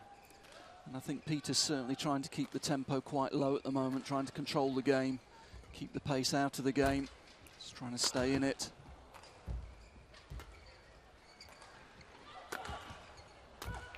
Oh, Again, yeah, but missed opportunity. yeah, but Peter's happy to play counter-attack. He's happy to give the high lift, happy to let Simon come onto him. And the defence was a long defence. It wasn't a block defence, and Simon just guilty of making the error. But they're the sorts of points that will give Peter confidence in this match. He can win those sorts of points, stay in this game. I'm sure he thinks if it gets tight at the end, he's got the advantage mentally and tactically.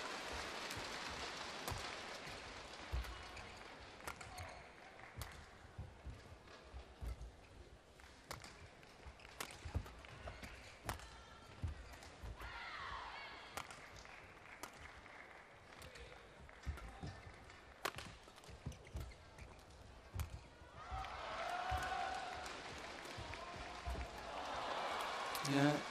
Good angle. Yeah, good angle, and this time Simon a little bit more patient. Peter gave him a lot of opportunities in the rear court, but Simon didn't really overcommit and eventually found the nice angle. I say it's turned into a nice tactical battle, this.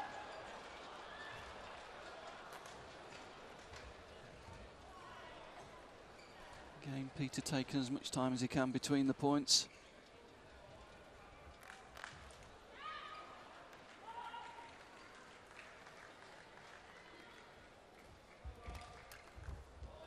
Oh, that's fantastic.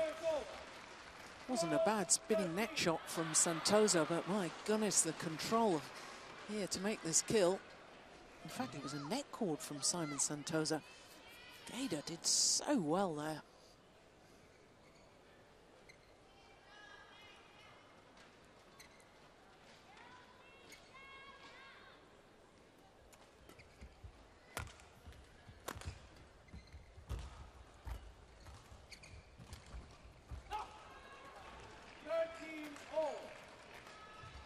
Yeah, again, giving Simon time in the rear court. Simon makes the error. Peter controlling the tempo of the rallies at the moment.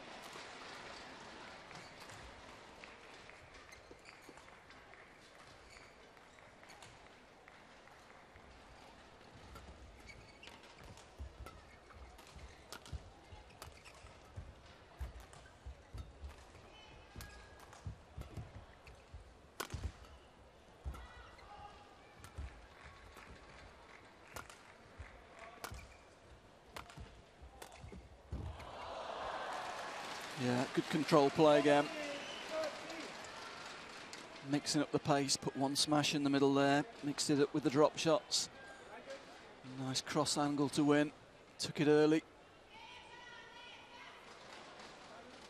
Playing a very controlled game though, isn't he, Jill? Yeah. Really dictating what pace this match is being played at the moment.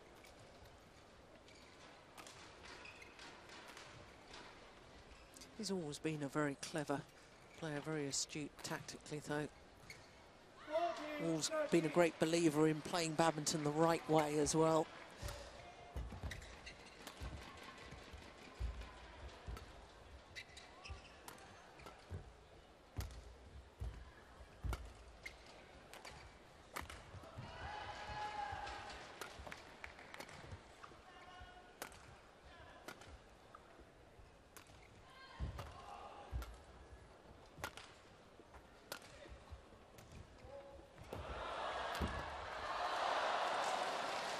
Well, helped by the net cords, Simon Santoso.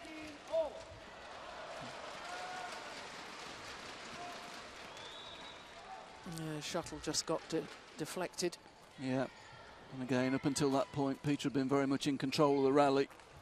And he'd read the direction of the shuttle, he was going to take that early, but for the net cord.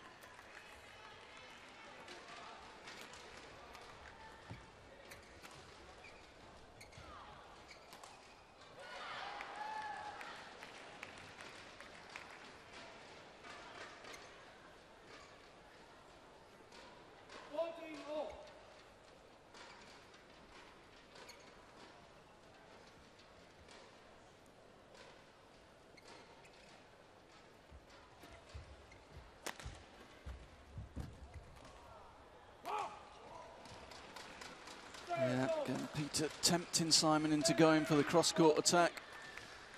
And playing the nice, simple, tight, straight block. Simon unable to cover it and control it. A nice counter play from Peter.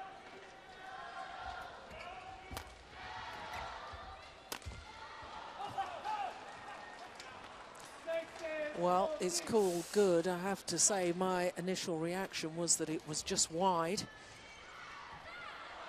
But of course, desperately difficult for an umpire to overrule on that far sideline, opposite side of the court from the umpire's chair. Yes, too close to overrule, but I have to agree with you, Jill. First impression, we're quite well placed behind the court. First impression was out.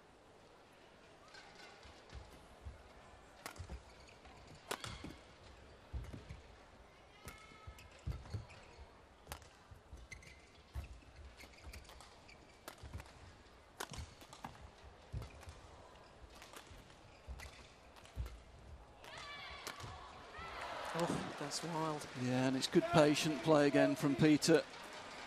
Doesn't feel as though there's any threat from the rear court against Simon, pinning him in those back two corners, and eventually Simon losing patience and going for too much. Good match play. Yeah, I have to say, though, it's good to see Simon Santoso getting back to somewhere near his best form, because, of course, last year struggled. I think it was a back injury, wasn't he? He only played 5 individual tournaments. Struggled all year.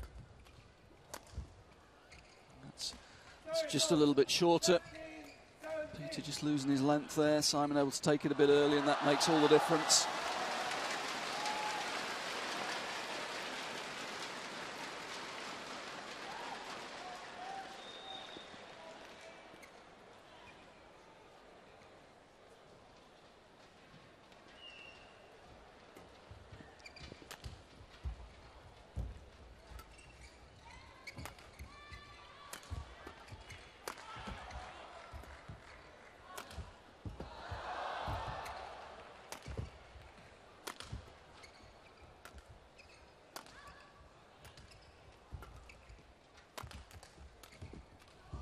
Oh, yeah. That's a super shot from Gator. Yeah, and it's the length, hitting a good length, isn't he, Jill? Keeping Simon pinned in the rear court. And then first time Simon loses his length. Peter taking good advantage with that acute cross-court angle.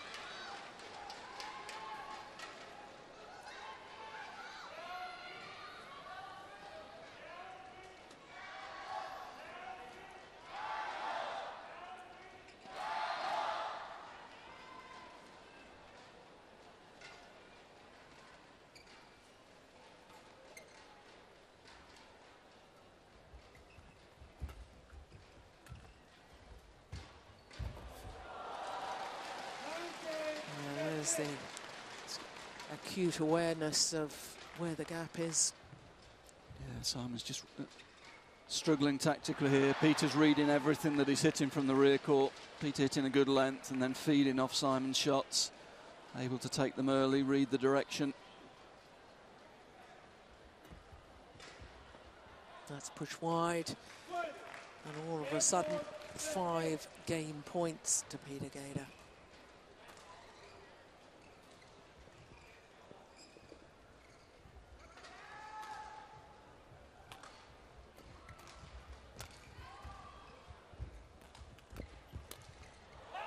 Wow, that's absolutely superb.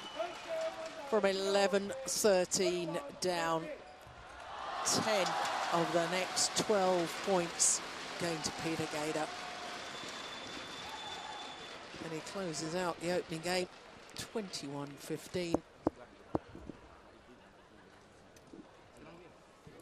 22 minutes of play.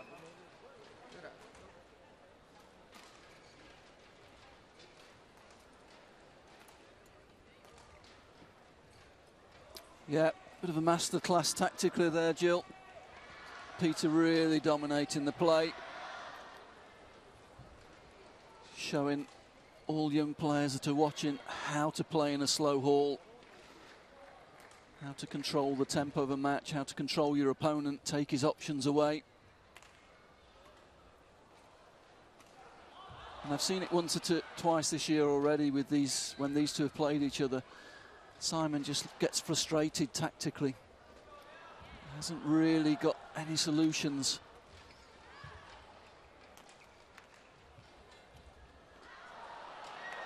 Are you suggesting he's really only got one style of play then that he uses?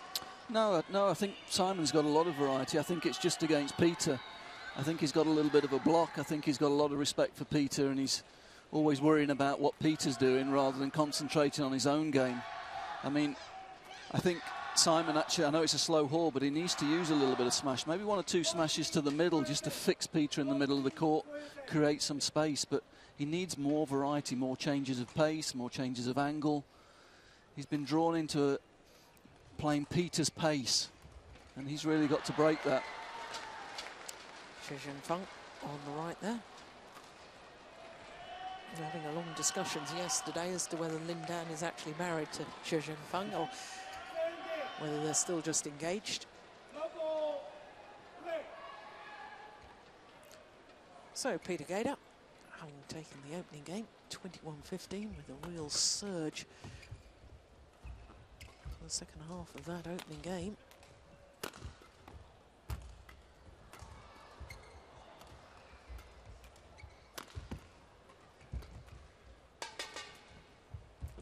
Oh, that's a lovely drop shot. Yeah, and again, Peter able to soak up the rear court play of Simon.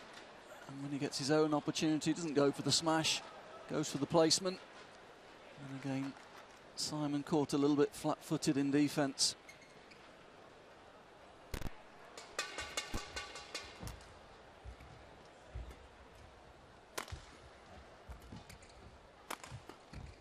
Oh, string's gone in the racket.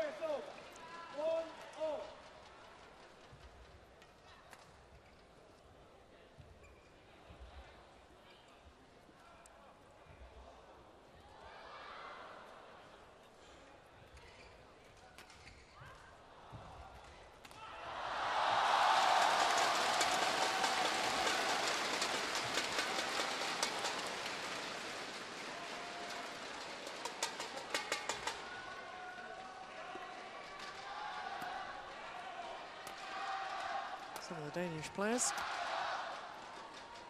Jochen Fischer from the mixed doubles. Carsten Mogensen, who's already through in the men's doubles.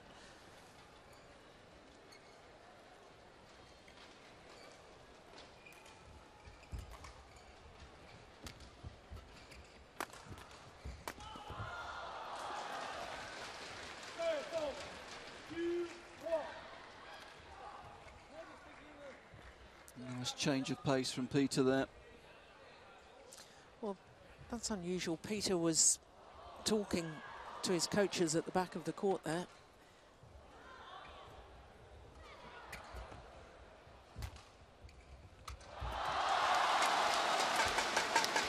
Missed it. Yeah, very noticeable if we see this. Peter's length was very, very good, and again, Simon just guilty of forcing that cross-court attack, giving himself no margin. He was right on the baseline.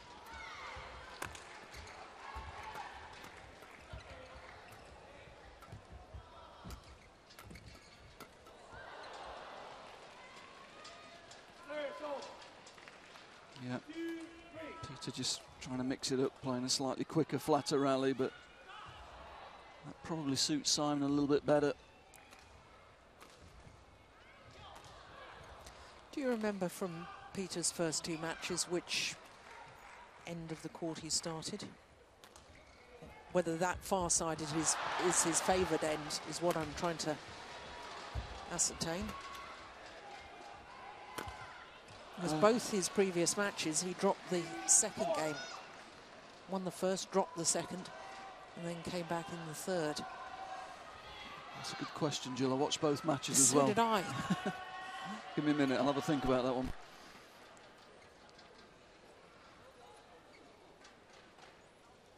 Yeah, with Sean, he lost from this end, actually. He lost from the end he's playing now, certainly. because Peter Gader obviously won the toss, and he decided which end he wanted to start. And I just wondered if that was very significant, that he sort of felt. It's interesting in this second game that he seems to be attacking a little bit more from this end. Maybe he thinks it's slightly quicker from this end. But putting pace in the game has actually suited Simon so far in this second game. Simon thrives on rhythm in the game, and Peter took all that rhythm away from him in the first game by playing high to the rear court, going over the interceptions, forcing Simon to play right from the rear of the court and take one or two chances. But Peter's just put a bit of pace on here, and as I say, Simon's responded very well.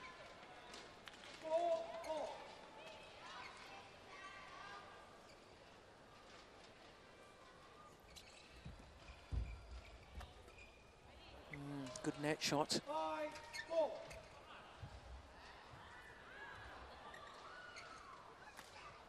It's always a difficult one, isn't it, Jill? Even if there's a difference in ends, sometimes I think you choose a tactic to play with from one end and you win a game with it. Sometimes I'm never sure about changing the tactics for the second game, even if the end's different. Why not start with that same tactic that you've just won with, just to see if you can do it again from that end? I totally agree with that. Certainly when I was a player, that's what I felt. Would never change a winning tactic. And I don't think there's been an enormous difference in the ends this week. I think they're both quite slow. There's not a really quick end. So I don't really see the need to change the tactics drastically, particularly when you've won. Yeah, exactly. If things start going awry, then of course I always used to then try and change tactics, but I'd stick with the winning thing initially. It was working in the first game.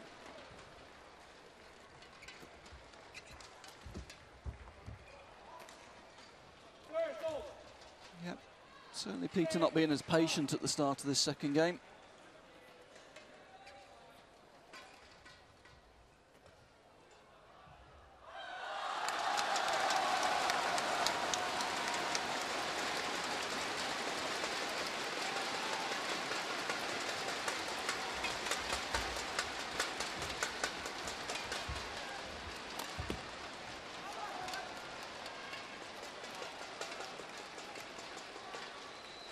Once again, Simon Santoso is not convinced by the call. No, I thought that was the correct call. I thought that was wide. Yeah, that looked well out. Maybe a little bit paranoid after the last one where he probably had a better case.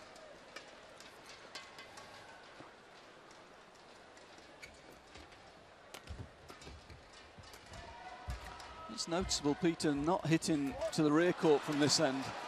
Hitting down, isn't he? First game he used the rear court so well to control it.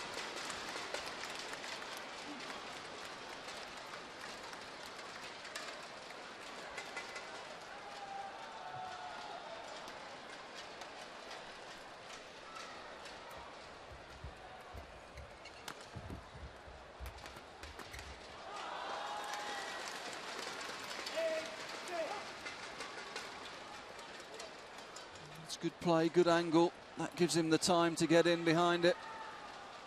Finds the winning shot.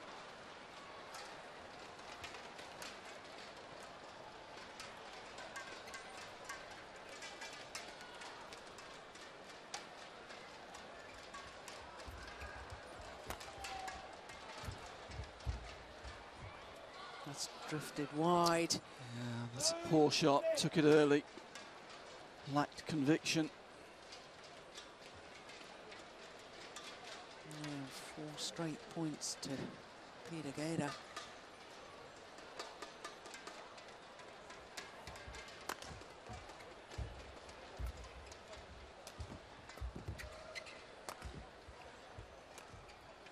Oh, that's a super angle.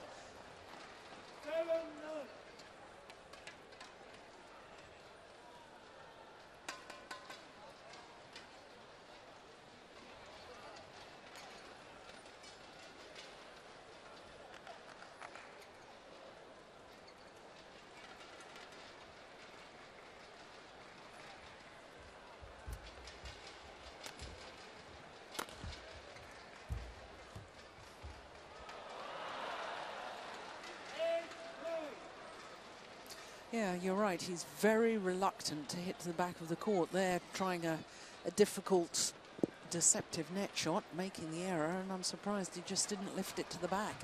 Yeah, surprising, because he's read the direction very well of Simon's attacking play from the rear court. He's been able to defend quite comfortably, really, for most of this match.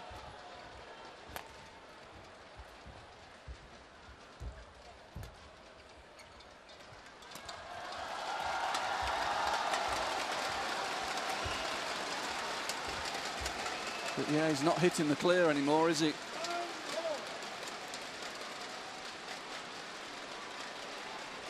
if he starts hitting down all the time from the back of the court, physically it's going to be much more difficult for him than it is for Santoso. As Peter Gader will have to hit down, move back towards the base position, perhaps move back again in court or move all the way forward. That's a good smash.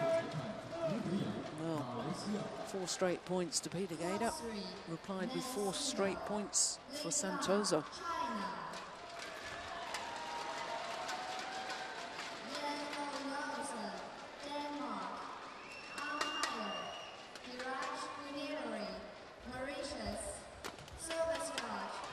Yeah, good interception. Simon too flat with that lift. Peter read it, got up early.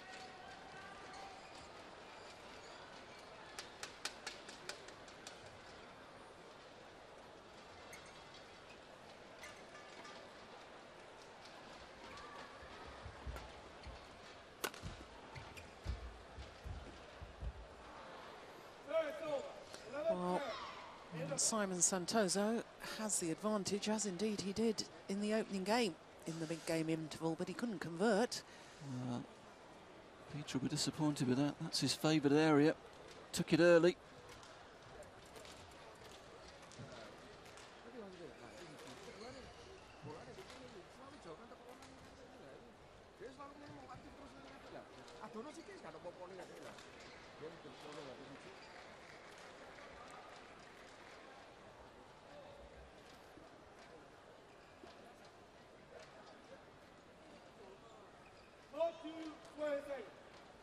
One of these pictures from the opening game.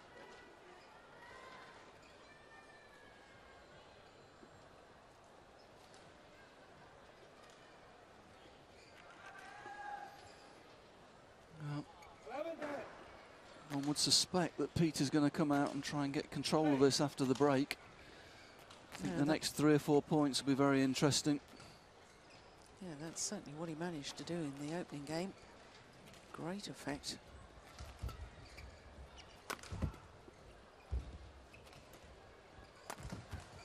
Again, he's insisting on hitting down.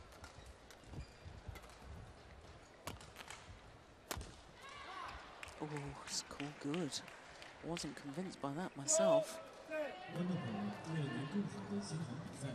He probably deserves one. He's had 3 called out. Ladies and gentlemen, flash photography is not allowed during the match. Thank you for your cooperation. Good deception. Positive, stepped onto it, didn't let the shuttle come to him. See him move forward quickly, hold, and then the flick and the change of direction with the racket. Good skill.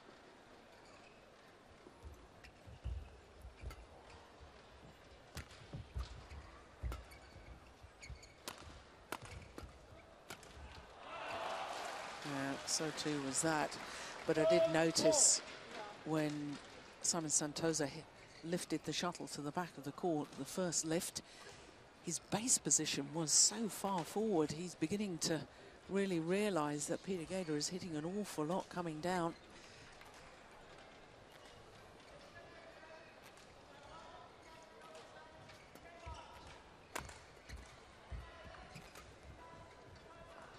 Oh, that's nice. Finds the line.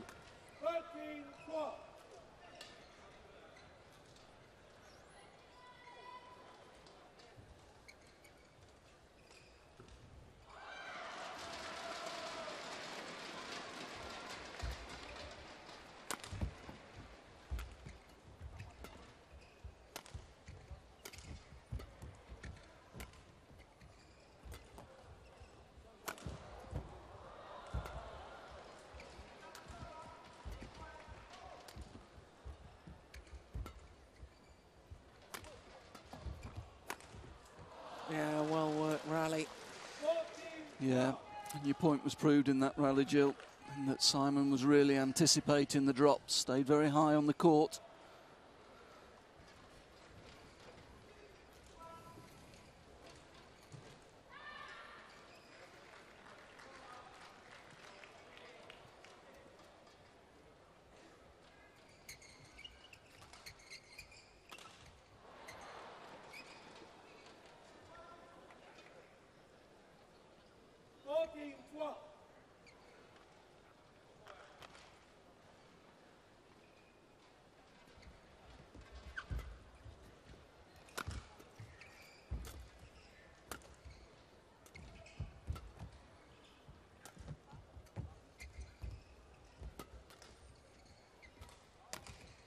Oh, that's gone well wide. Yeah, just not as confident from this end, is he, with the length? Not as confident to use the clear that he was so effective with in the first game. At the moment, you'd have to say this second game is drifting away from him.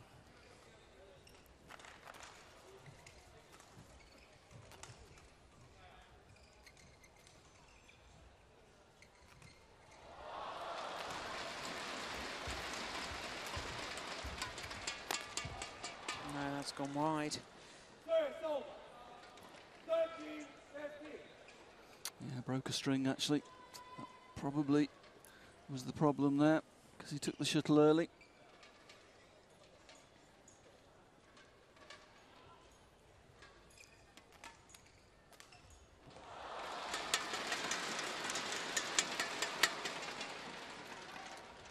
Four Super Series titles for Peter Gader. Won the first ever Super Series event, the 2007 Malaysian Open. And that was incredible because he was ill on the plane going to Malaysia. Ended up in hospital. Came out of hospital 2 days later. Promptly won the tournament. 13-15. Play.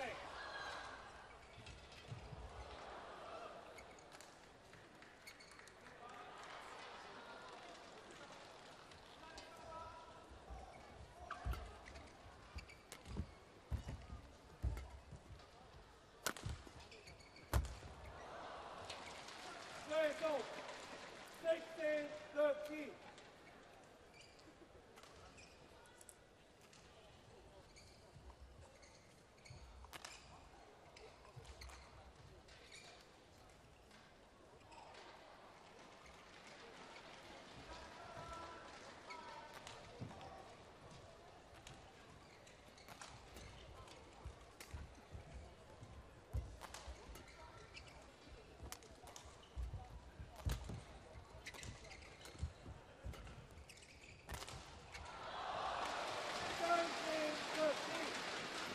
Yeah, again, just trying to force the drop there.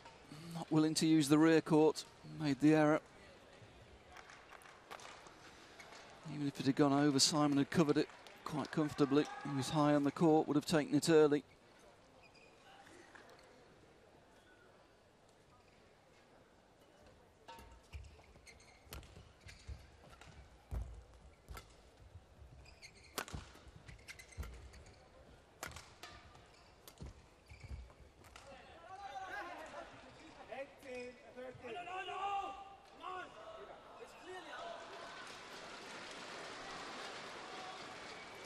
Well, Peter is absolutely incensed. Well, I think he has a fair point. I don't think it was clearly out, but it looked out. Well, the rule says the umpire has to see that it's a clear error, and I wouldn't call that a clear error. That would have been tough to overrule, particularly as he's looking down on it, probably can't see the gap.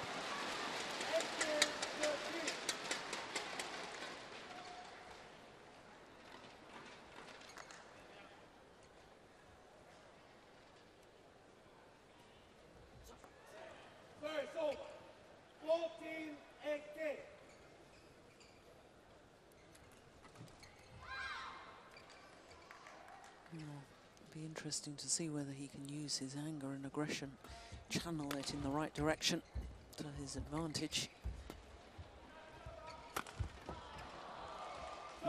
That's just too good.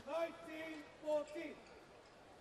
Yeah, that was really a defensive lift, just a little bit short. That gave Simon the options. He's gone cross a few times. That time he went straight.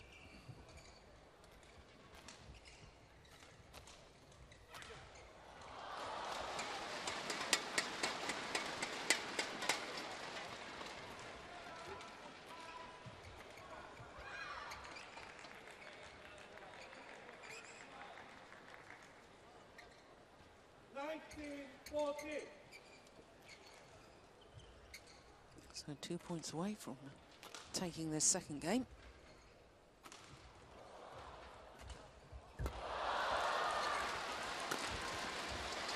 That's a good smash though from Gaida.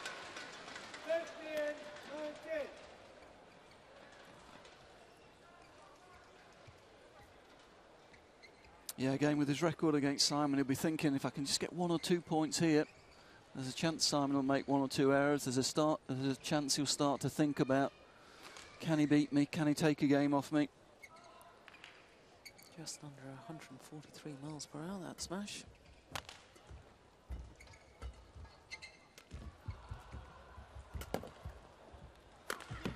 But there's the problem. I mean, again, Peter in the rear court, Simon's base is so high, looking for those drops. Able to take it early, play the cross block. And that made Peter very late. So 5 game points.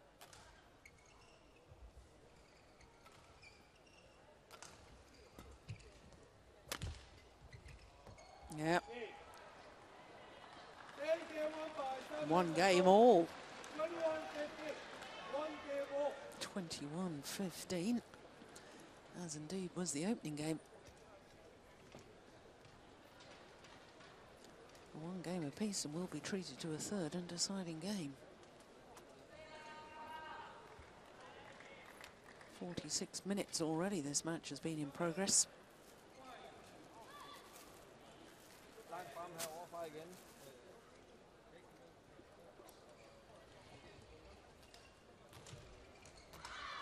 Well, it'll be interesting third game tactically, Jill, I have to say. Presumably, from Peter's perspective, from his style of play, he's the player who's had the most time out on court this week. He feels for him there is a big difference between the ends. Enough of a difference to make him completely change his tactics between first and second game. Presumably he'll go back to counter-attack as he did in the first game for the first half of this third game. Could be a different game now though, because Simon's found a bit of rhythm. He's found some precision with his attacking play. It'll be interesting to see how it unfolds in the early part of this third game.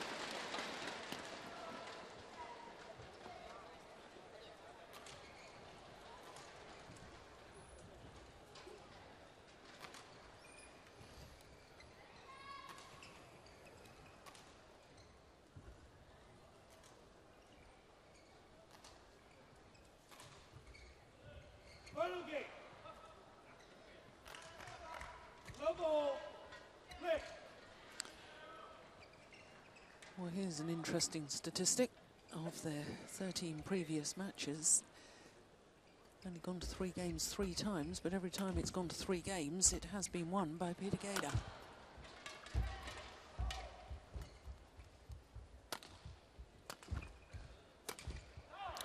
Oh, that's wild.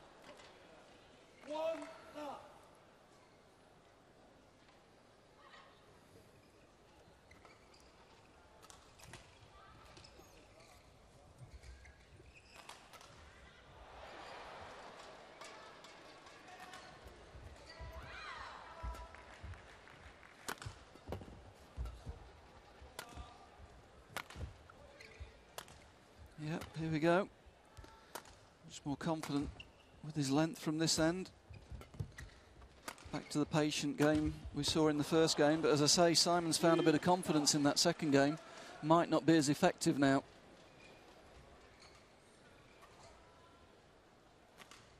Yeah, that's a good change of pace and direction from Simon. Yeah, just slicing across the feathers, bringing it down so steeply. He's hit one at 233 already. That one more about angle, I suspect.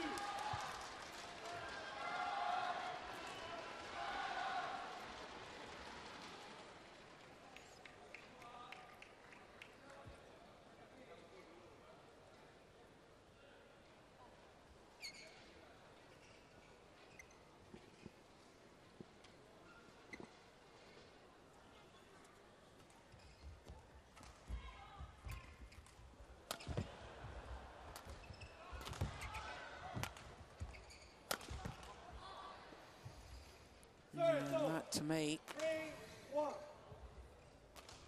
that error seemed almost like a desperation. I've got to hit a winner. Yeah, that's a couple of errors he's made overhead in this game. Start of this third game.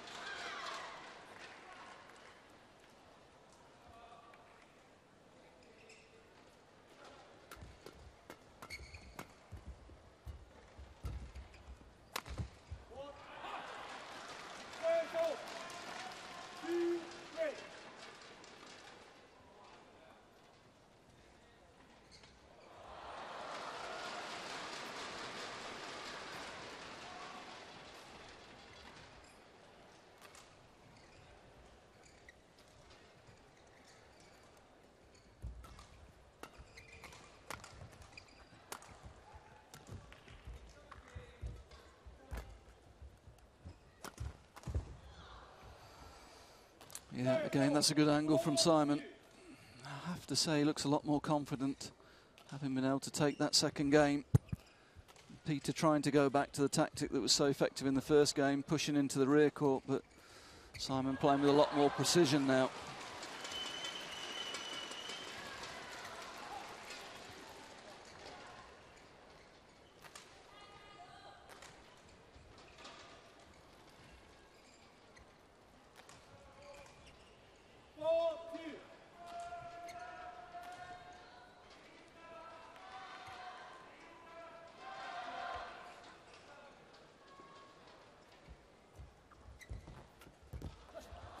That took courage. Good pressure. One step off. Tempted Simon into playing the second net. Very quick back in to kill. Peter urging himself on. Come on, come on, he's saying to himself.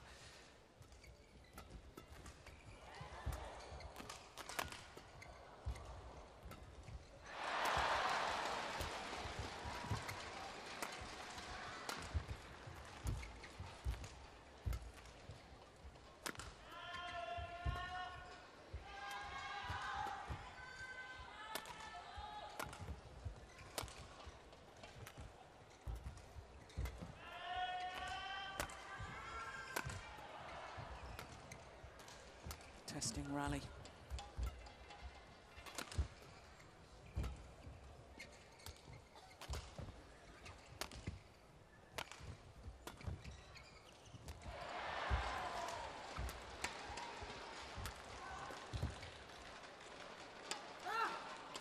And again, Simon staying right up the court there. I think at the start of the rally, it was Peter trying to run Simon, and by the end of the rally, it was Simon running Peter. There was a definite switch in ascendancy during that rally. And that looks as though it might have hurt Peter a little bit. Yeah, I just sensed as the rally was in progress that it was a very important point. Yeah, Simon showed good patience there, didn't force it. Peter was looking to play counter. Simon didn't go for it, kept pushing to the rear court himself and eventually found the space.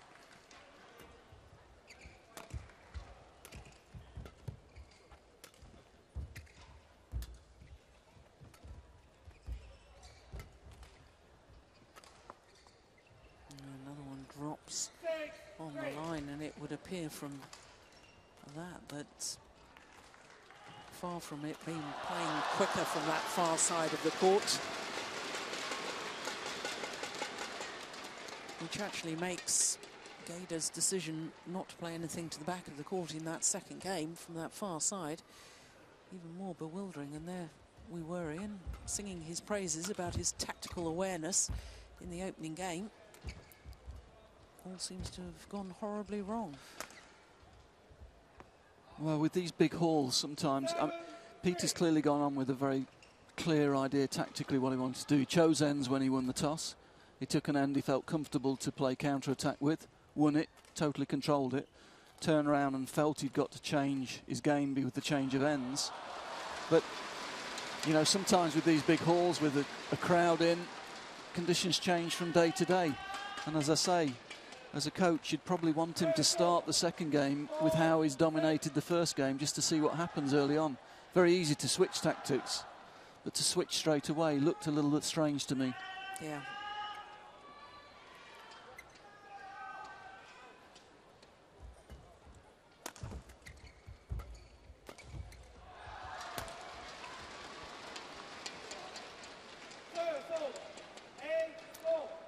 Yeah, and from the way they're leaving it both ends, it doesn't look as though it's one end's consistently faster than the other end to me. Good agility there. Nice shot.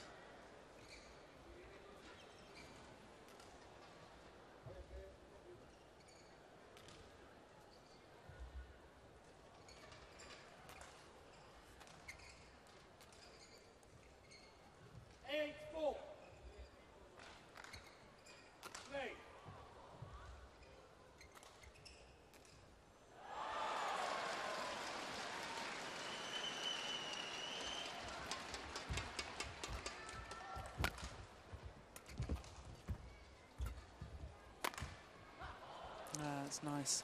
I do think the number of times that Peter Gader has lifted down the forehand side of Santosa, and Simon Santosa is finding the line so well with his straight smash. Yeah, it's just a little bit too flat, that lift. Normally Peter's so good at holding that and fixing his opponent, but there, just simple cross lift, a little bit too flat, intercepted. Another two lifts to the forehand side.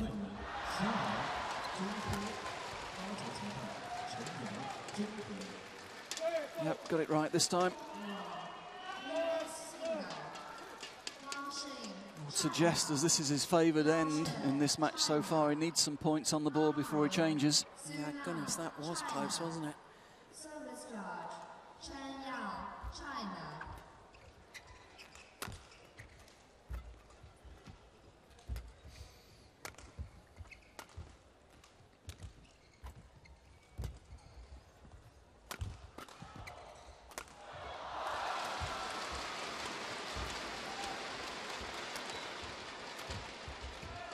No, it's just wide.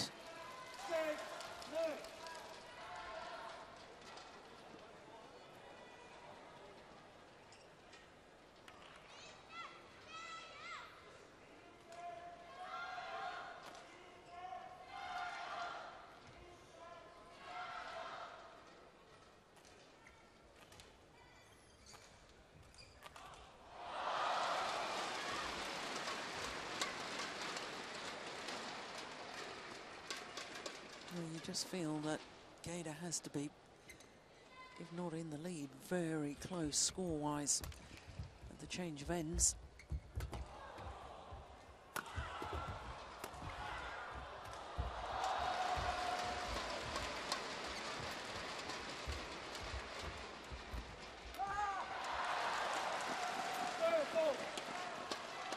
Good rally. And again, Simon giving no space in the front court. Not backing off, holding his position, and that's an easy kill.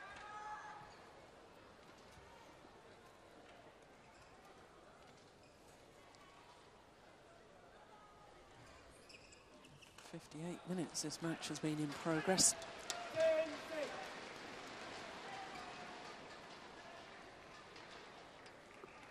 Yet another match, it's bound to be over the hour mark. Peter Gader's first two matches, both over the hour.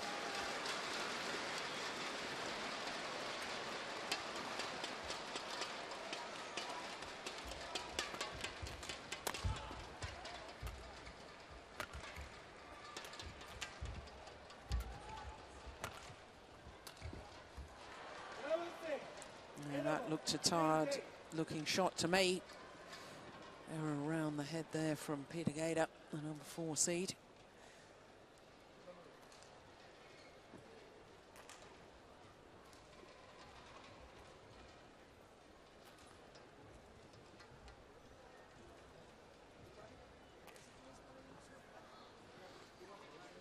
Yeah, Peter looking a little bit frustrated there.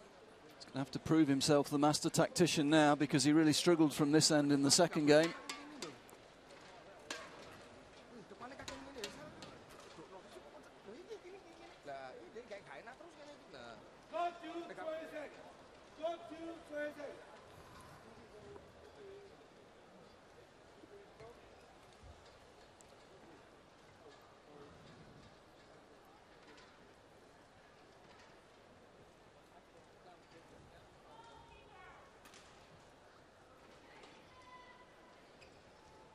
Clearly audible.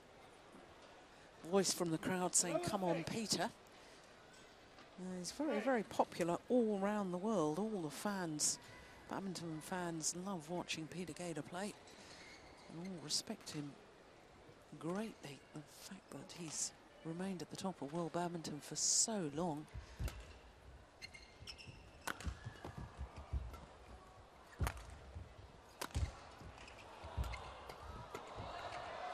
He's clearly going to attack from that end. He's going to stick to his guns, stick to his tactic.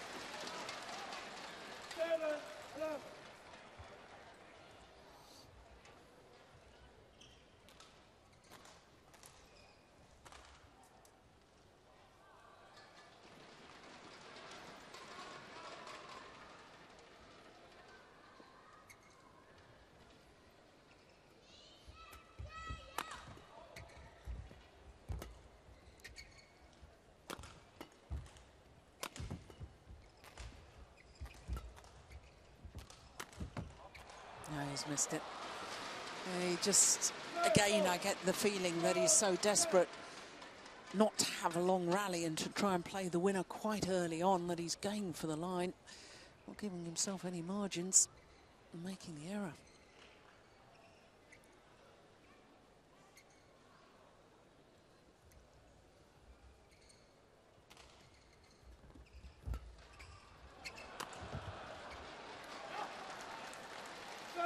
Found the line that time. Needed to be the line though. Simon had read the direction, he was there.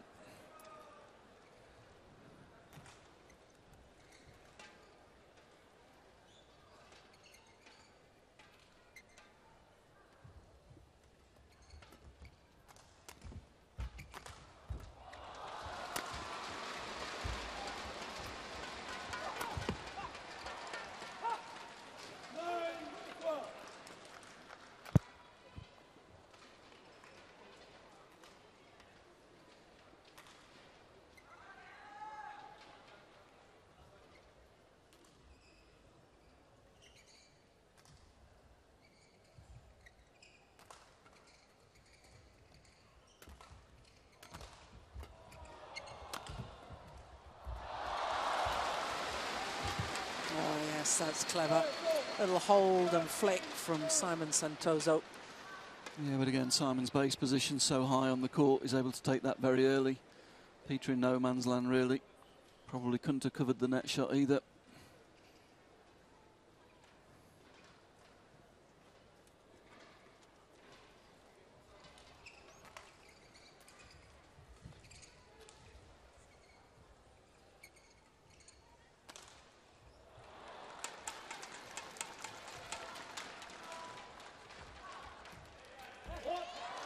Oh, he's called a fault. Well, this will be interesting. Interesting if we get a replay. Well, we certainly won't see it from this angle. He certainly didn't hit the net with his racket. It's whether he was over the net.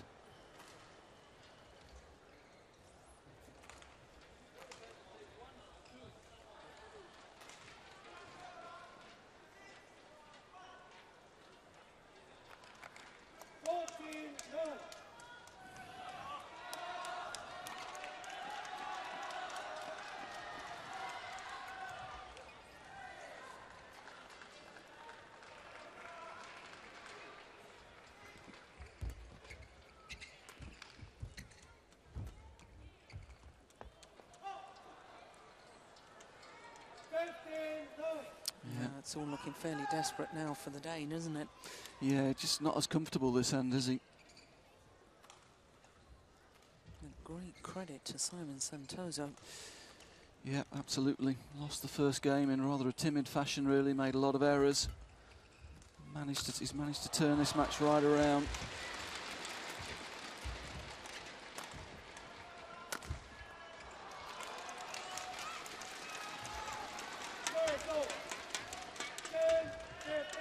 Just sense that as far as Peter Gader is concerned, it's almost a stage of now or never.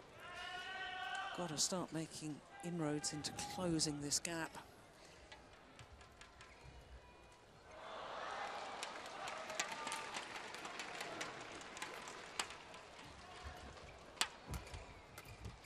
Well, again, noticeable. Simon pushing to the rear court, keeping his base up the court, but missed it.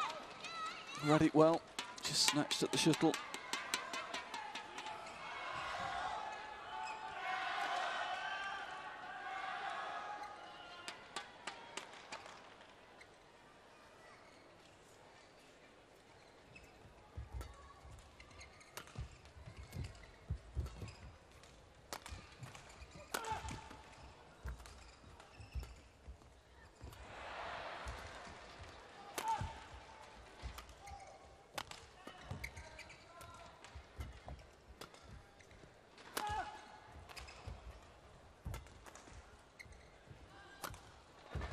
Oh, that is magnificent shot there from Simon Santoso. Yeah, that was really clever play. 3 or 4 times he'd used the jump smash. And that time just relaxed a bit, took the pace off the shuttle, put more slice on it, brought it down shorter, brought the shuttle down shorter. Peter couldn't cover it. Yeah, and very telling that he stayed down for so long. Yeah, it's not surprising if he was tired. Hour and 6 minutes already.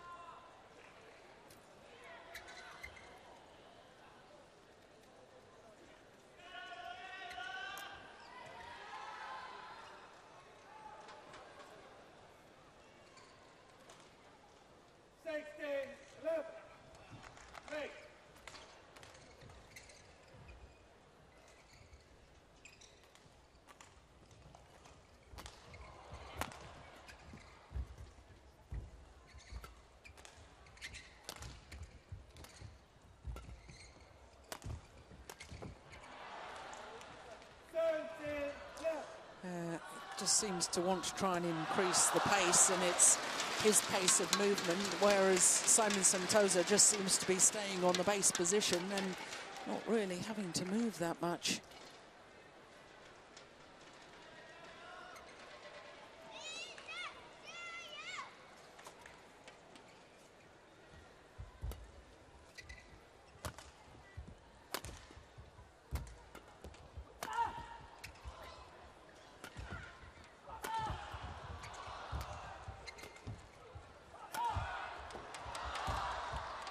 Brilliant. Yeah, that's great pressure, great pressure.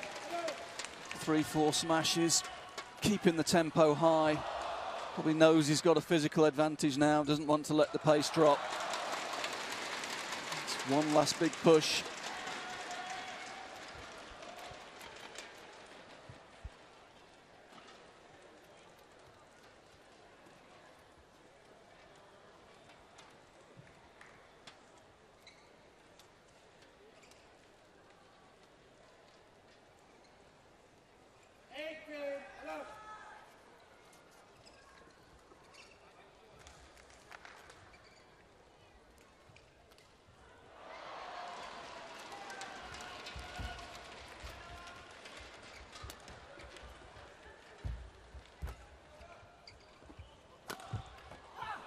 Yeah, good angle again, good pressure.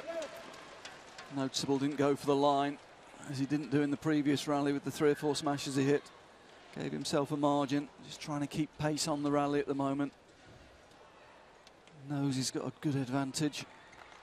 Doesn't need to hit lines at the moment. Yeah, 8-point advantage to be precise. And just 2 points away from a place in the semi-final.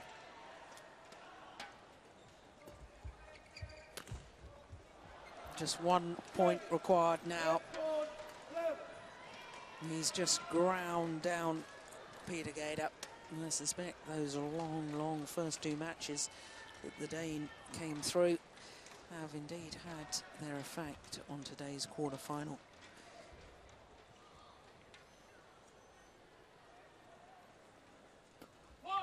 Oh, service fault called.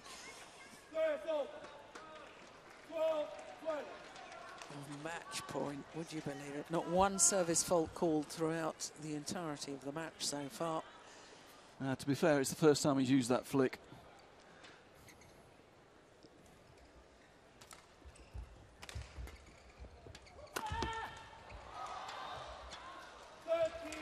Well, just as saying, he's playing with a good margin, goes for a line to try and win it with the line and misses it.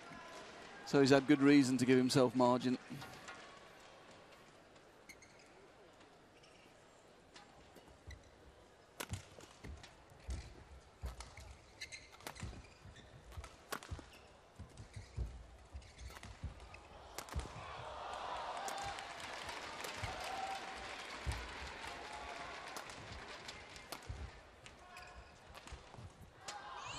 Dropped out.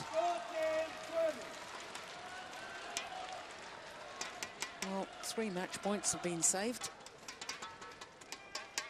And another 6 remain in favour of Santoso.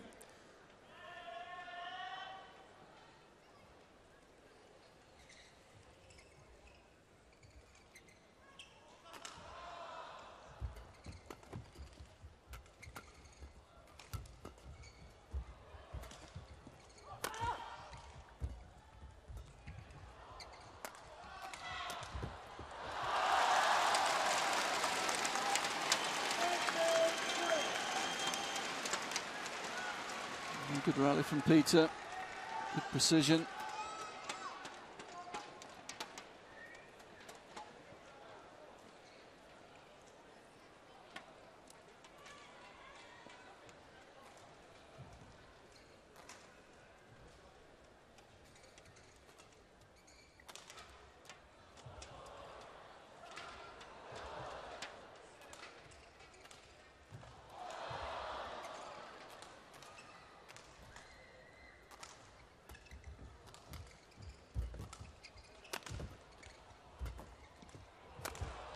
Oh, he's missed it. Surely not. Surely we couldn't have the comeback rule comebacks. Certainly Simon looking a little bit nervy in that rally, that's for sure. And again, he's gone for a line when he probably had 1.5 meters to play with. No, 5. Poor decision. Match points have come and gone. Oh, crowd chanting Peter.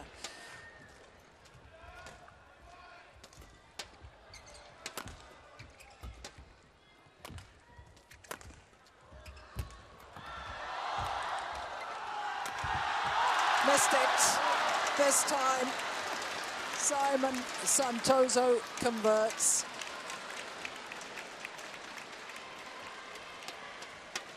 What a match.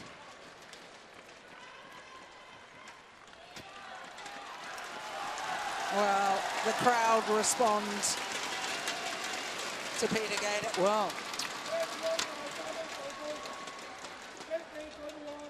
didn't actually shake hands with the umpire, which I think is disappointing because Peter Gader is normally a perfect gentleman on court.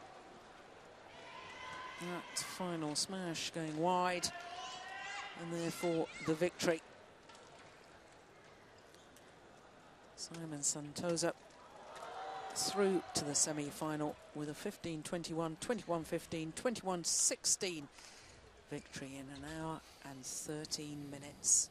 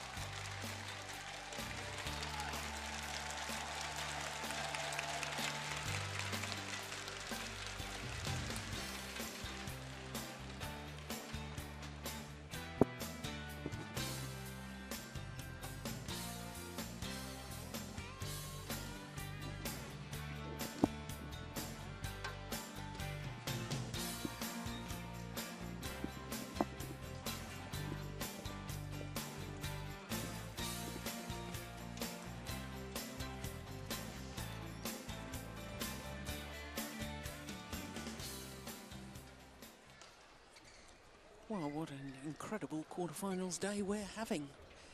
3 of our 4 matches have gone the full distance, and just one more quarterfinal remains. It's the number 4 and 5 seeds, and it's the Koreans of Go Sang-hyun and Yu Young-sung up against the Malaysians Koo Kian-kiat and Tan Boon-hyung.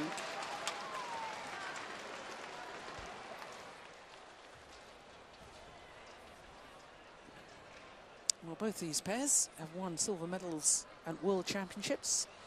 The Malaysians here that we're looking at, they won a silver medal last year in Paris. And the Koreans won a silver medal earlier this year in Wembley.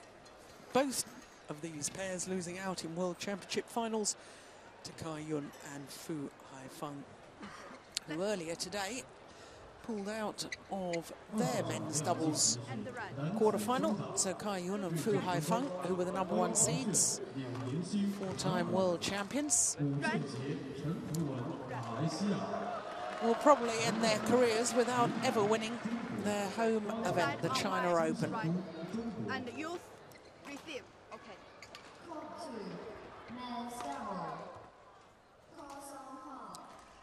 There's Yu Young-sung, 25-year-old. His partner, just 24.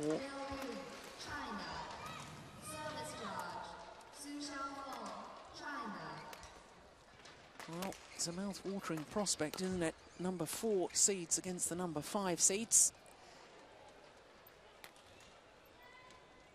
And as far as Tan Boon-hyung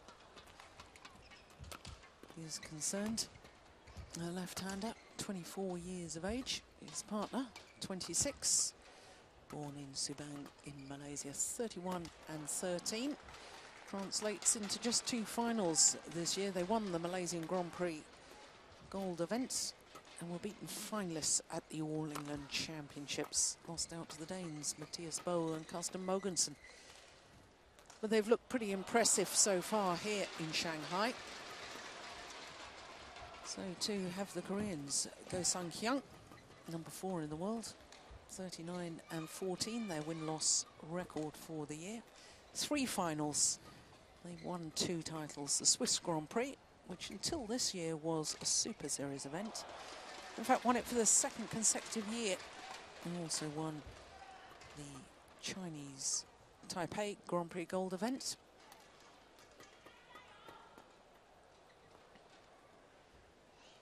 So 3 finals this year for the Koreans, and that's rather ominous for Malaysian fans. 5-0 previous head-to-heads. Only once, in fact, has it gone to 3 games. That was in the quarterfinal of the China Open last year.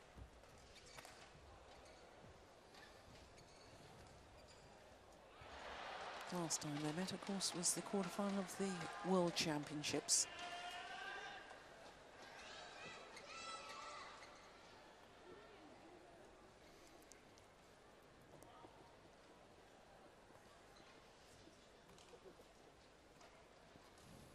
Well, the Koreans were semi-finalists here last year. As far as the Malaysians are concerned, they reached the final here 2 years ago.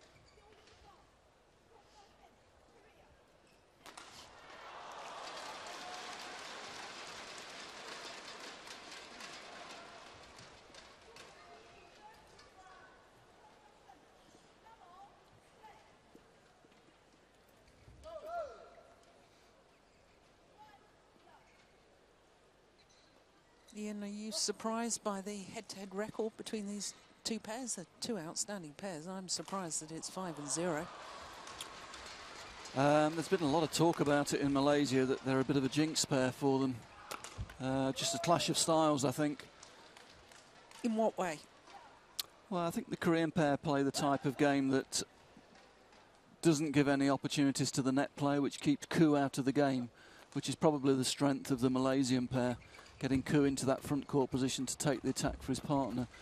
But this Korean pair, as we've just seen there, they like to keep the game flat. They don't give opportunities on the front court, and that sort of takes away the strength, probably the key strength of the Malaysian pair.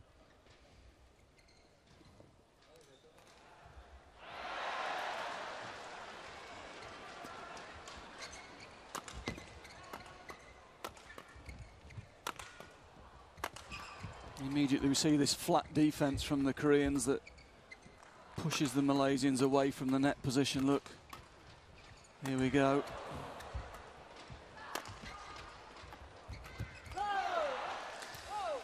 Well, it was after the Malaysians lost in the quarter-final of the World Championships to this Korean combination that, certainly in the newspaper reports that I read online as we look at Lee Yong-dae, the Malaysian pair refused to train under their former coach Rexy Manake. But as you live and work in Malaysia, is that the truth, that it was really as stark as that they refused, or was it that everybody just came to the conclusion perhaps a bit of a change would be a good idea? I think it was certainly led by the players themselves, saying that they felt they needed a change. They felt they'd worked with Rexy a long time and maybe hadn't progressed as much, and maybe they needed a change, and they actually requested to work with Pang, who's in the chair for them today. They wanted a change, they wanted some new ideas.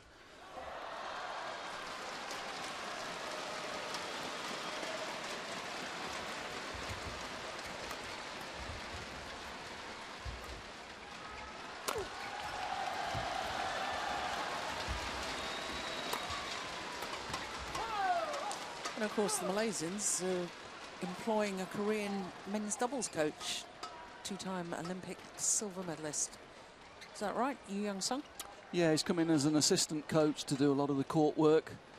Not a big surprise to me, because with Tan Kim-hee being made the head doubles coach, replacing Rexy in that position, he was of course a former national coach in Korea and had a very good relationship with him in Korea, worked a lot with him, has a lot of confidence in him, and that was his first decision to bring him in, get some different ideas on court, and also to try and counter this sort of situation against the Korean pairs.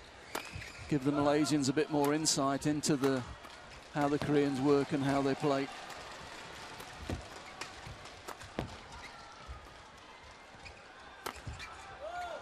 Now finds the line quite brilliantly. Go Sung Hyung.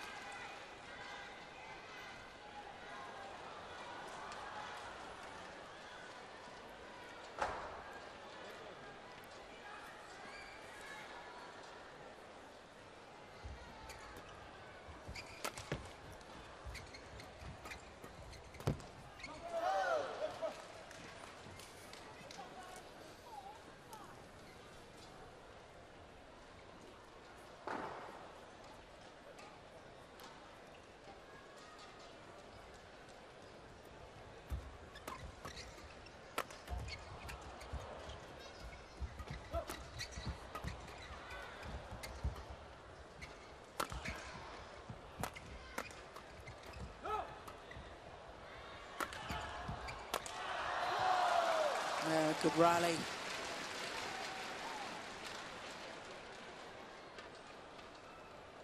Well, both pairs have set their stalls out. Both of them want to play a fast game. Could be quite spectacular if it keeps going like this. At the moment, no one wanting to take the pace out, no one backing down. 279, goodness gracious. Just under 174 miles per hour.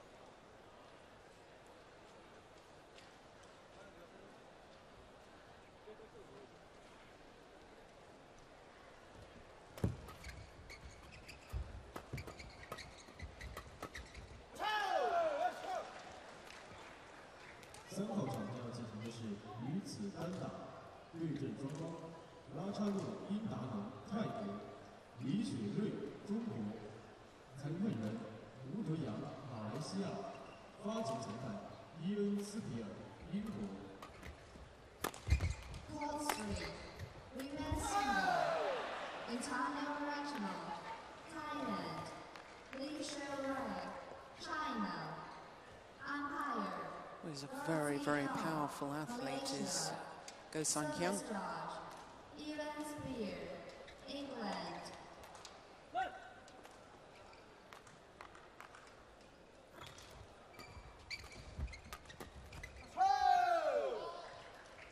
very noticeable at the moment that the Koreans seem to be trying to play flat and quick on Tan, but Tan's really getting his racket up early on the mid-court at the moment. He's dealing with everything that's coming at him quickly.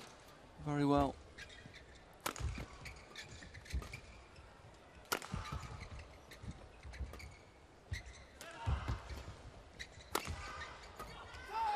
Yeah, again, trying to put pressure on Tan.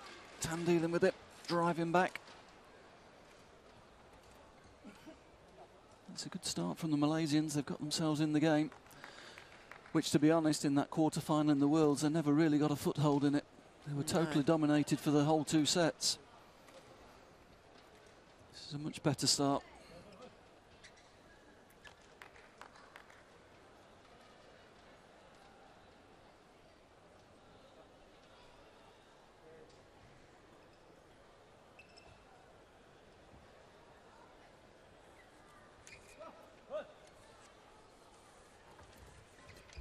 It's a good serve. Oh, missed a chance though. Came up on his left-hand side. There's a left-hander who'll be disappointed missing that one. It was a super serve. Got the shuttle back where he wanted it.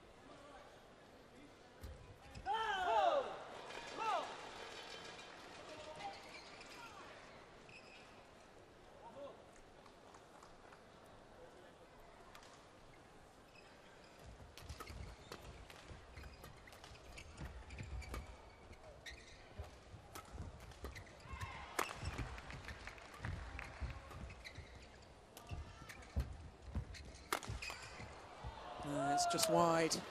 Interesting though, wasn't it, in that rally, Jill? It's the Koreans that are the first ones to back down. They put the slow drops in, they put a block in, a couple of slow drops just to break the game up.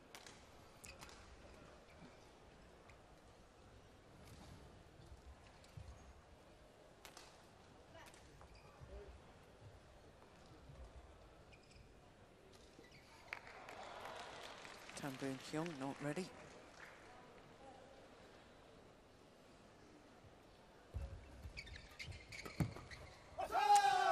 Again, they're looking to go quick on Tan, but again, he's got his racket up well. He's covered it very well there. It's clearly a tactic they want to use, but so far it's not been very effective for them.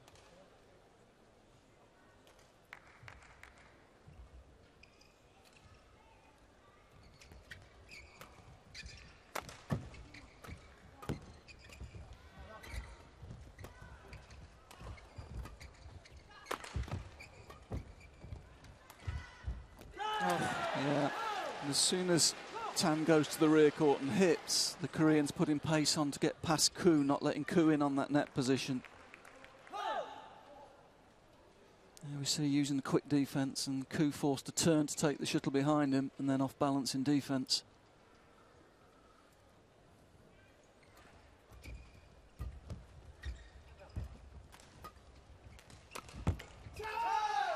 That's better from Tan. Pace off to the middle. Oh, couldn't be closer at the mid-game interval.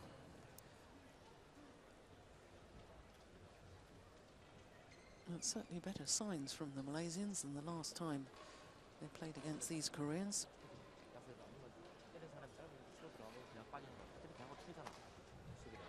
Yeah, from the first half of the game there, certainly looks though the Malaysians have done the homework with some video. Tan's well prepared on the mid-court, really looking for the fast shuttles coming to him. And so far he's dealing with it well.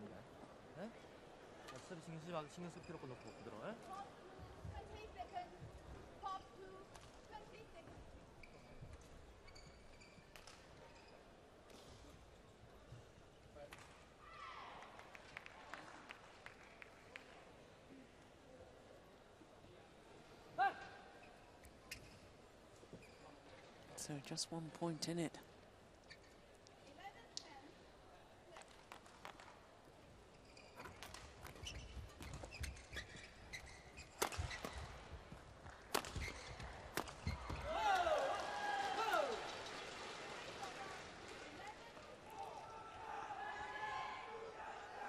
Short defence. Net player able to take one step out and intercept from the mid-court.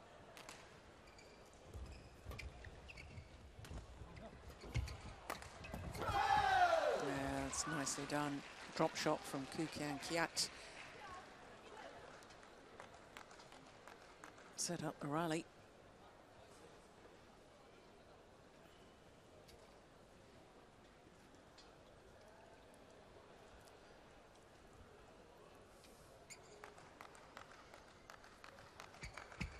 What'll be interesting to me, Ian, is to see whether the Malaysians can keep their intensity throughout the entirety of the match. A number of times I've watched them get into winning positions and they're not able to close it out. Yeah, tend to agree with you, Jill. Last rally, another example. Korean's going fast at tan, but he's really dealing with it well. Looks as though he's done a lot of work on that mid-court play. Certainly his racket work looks quicker here than it has been.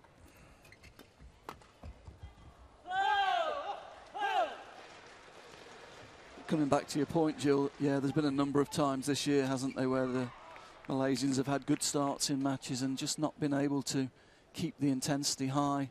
They've had bad patches. I'd have to say, certainly the case in that final in the All England.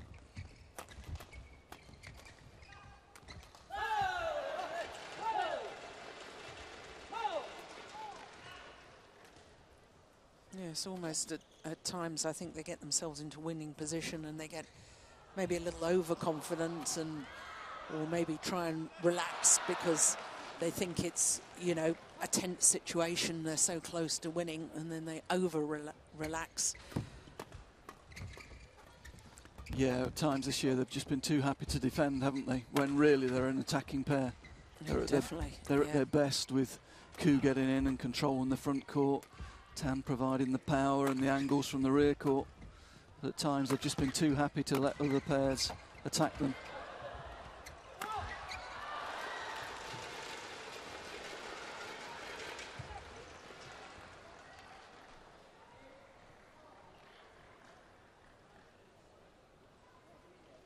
He's only smashing that from half court.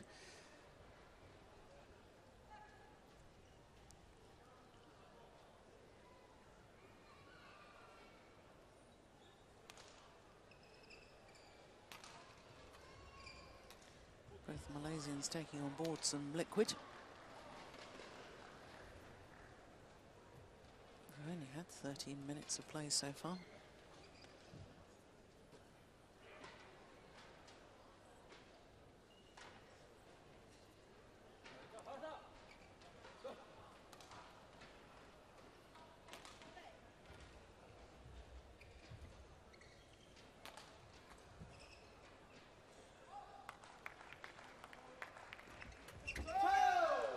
Good return. Yeah, good leg drive. Took it early on the net. Managed to get the shuttle going down.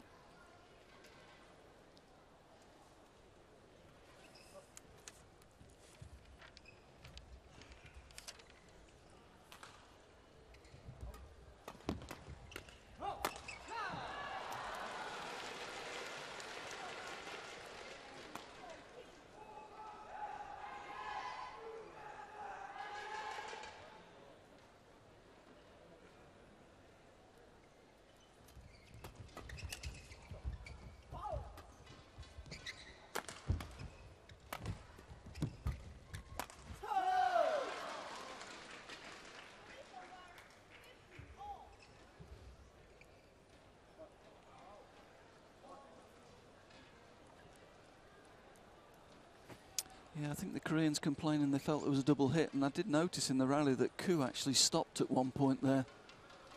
Looked to the umpire. Yeah, I thought that as well.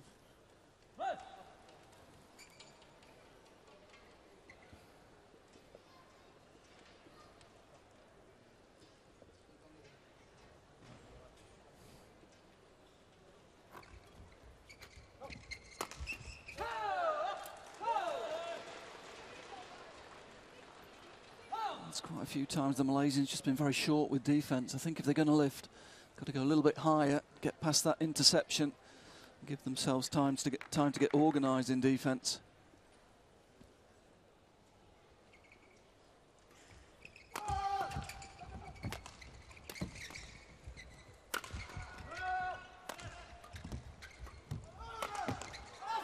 Oh, it's lovely. Great placement.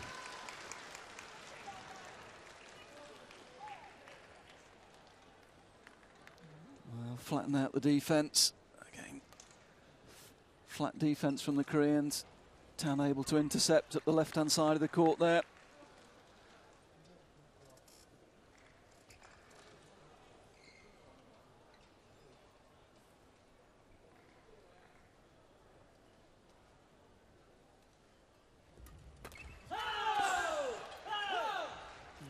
Desperately close, wasn't it? Hit the top of the tape.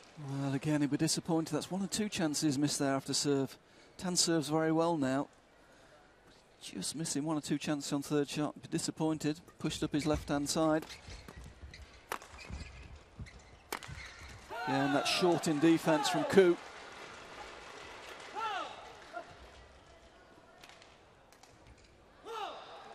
He's going to lift. He's got to get deeper than that, look. That's half court. Probably better with the block there. Koreans were backing off.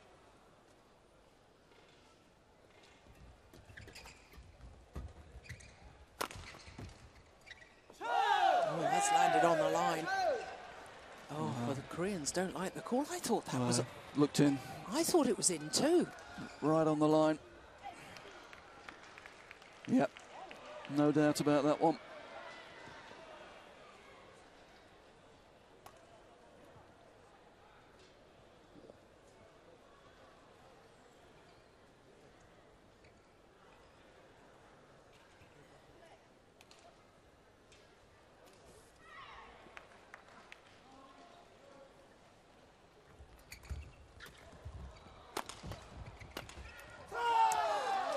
Good smashing, good placement, good power. Yeah, and there's the difference though. Koo got the good short serving and he was able to intercept the third shot. That takes the attack, creates the time for his partner. He finds good precision down the line.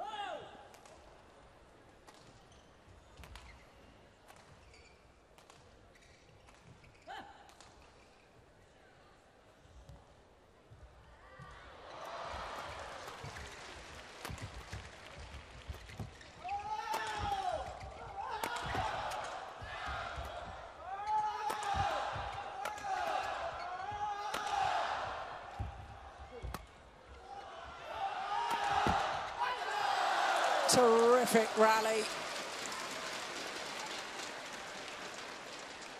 Well, great intensity there from the Malaysians. Once they took the attack, Tan was able to keep it, kept the power on, but also hit with good angle as well as power. And that's the difference. Oh, I'm surprised that the umpire is allowing the Malaysians a quick timeout here.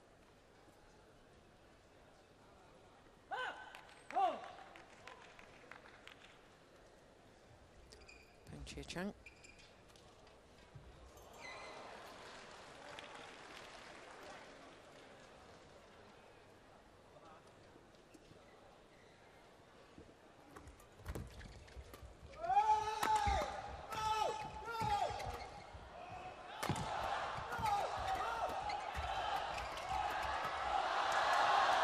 Oh, it's landed in.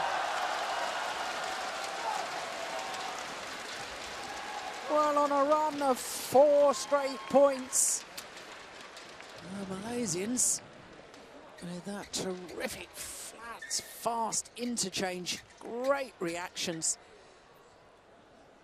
That's clearly landed in. So now 2 game points to the Malaysians.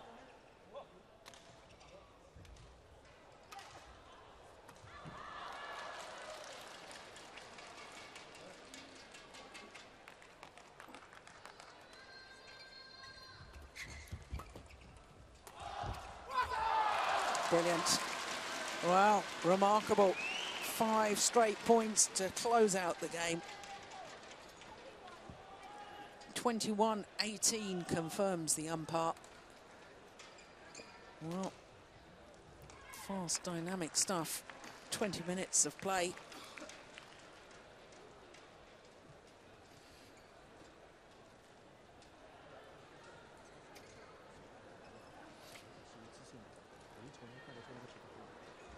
Well, that really was so much more positive than the last time they played against the Koreans. Yeah, it's interesting. A couple of interesting tactical points there at the end with that run of points. I mean, it was about Koo being able to take the third shot and get the attack. I mean, he served very, very well short, and then was able to intercept the third shot and made sure that he created the attack for his partner. I'm surprised that the Koreans playing short returns of serve to Koo. They know him so well, and he is a great front court player. I would have thought they'd be pushing through to Tan, so it's one to watch out for in the next game. But great intensity from the Malaysians at the end, that's for sure.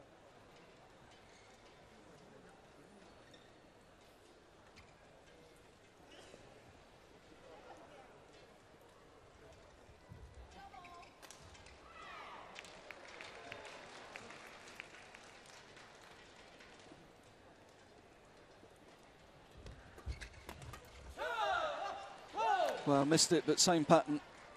Koo changes the direction of the short serve, intercepts the third shot, and then just missed the next one. But good positive play after the service again.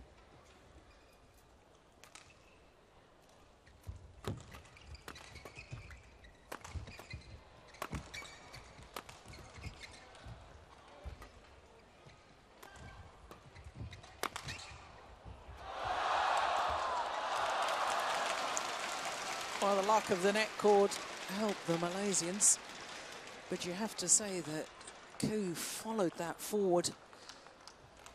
Therefore was ready. But he loves that. He loves that mid-court to front-court situation. That's his area. And when he's on, he's as good as anybody.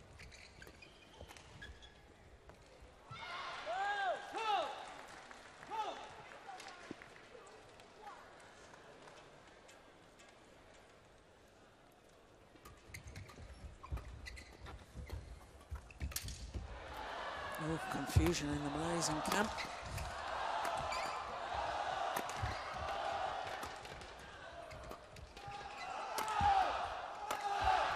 Got themselves out of it, though. Yeah, that's great play. Yeah, Pang applauding that.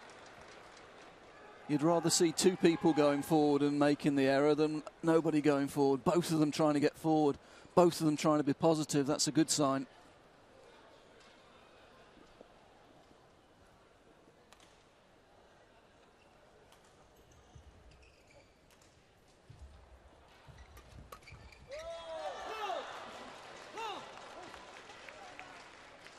Yeah, and this time the Koreans pushing past Koo. Not letting him take that third shot.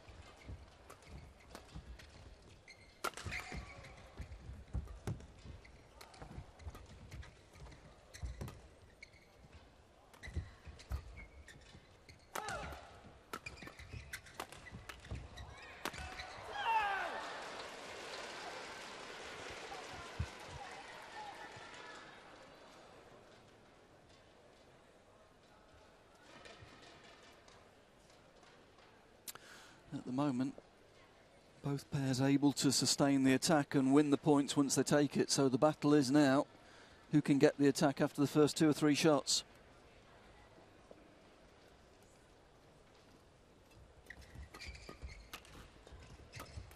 Yeah, and that's good play. No, I don't think I've seen Tan Boon Hyung play as well as this for quite some time. He's looking very, very positive, very sharp. Yeah, that's good play.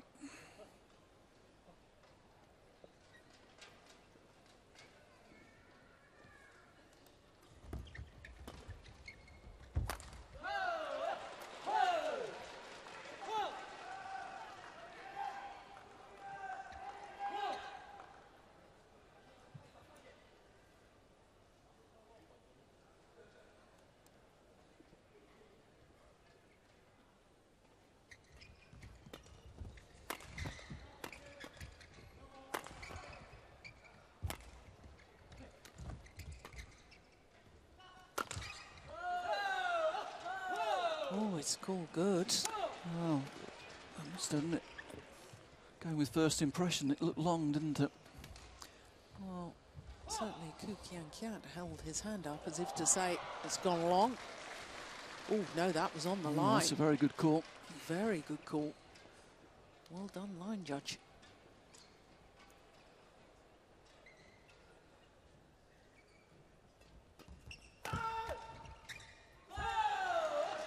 A little bit flat-footed there, Ku. He's been moving forward really well, and there he let the shuttle come to him. Keep those legs moving.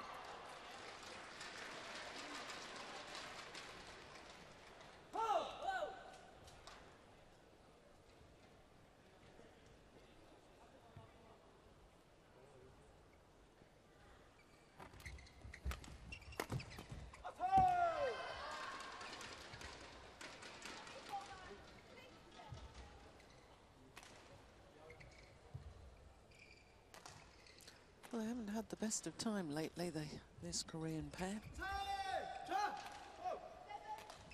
I remember them losing first round of the French Super Series event.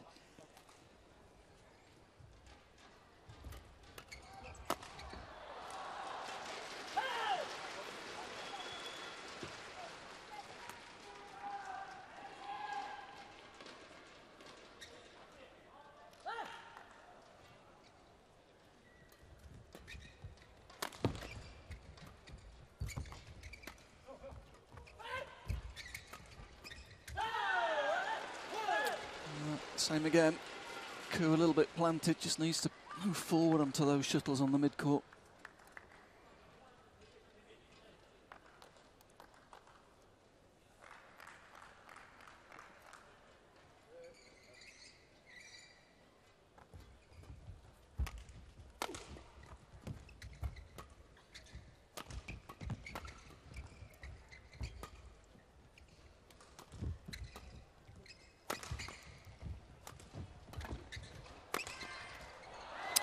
Yeah, it takes time, but whichever teams get in the attack, they are winning the points, Jill. Even in a slow haul in the men's doubles, you want that first attack. And the Koreans, it took them 8 or 9 shots, but they got there.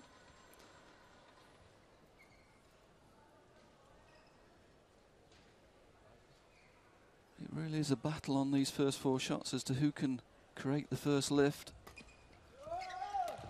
Oh, you can't make mistakes from up there. No.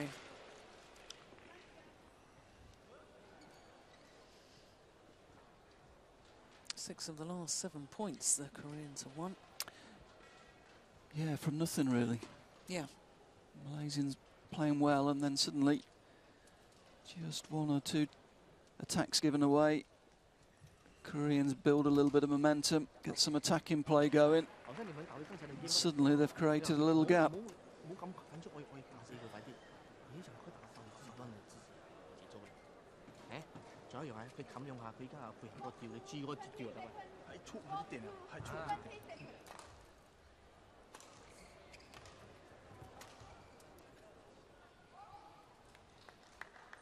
And that's that defense at the end of the first game.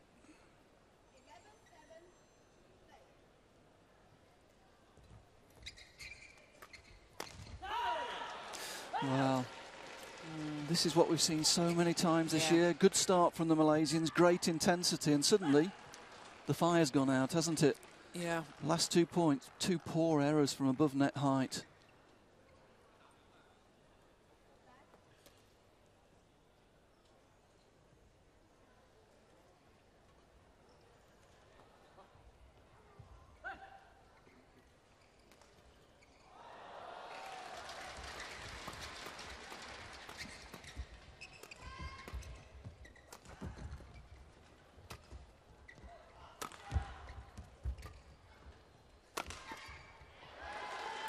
See there, Tan took the attack, and in the first game he was getting good angle and good pace with the first smash, getting his partner in position.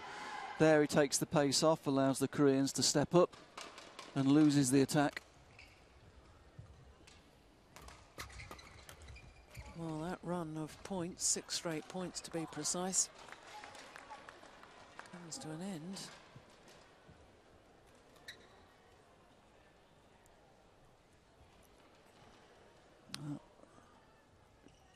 This is where the danger is. When Ku's serving, that's where the runner points came in the first game. The Korean's pushing past him. Takes him out of the game. Tan four-step upwards. Koreans take the point.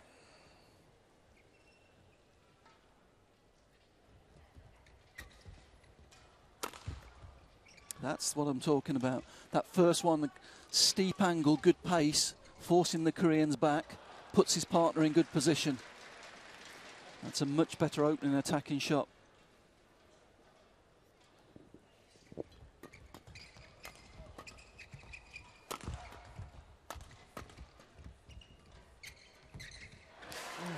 Goodness, what was that? Yeah, not on. And again, noticeable that the Malaysians got the first attack, but couldn't keep it. And that's a key factor in this game.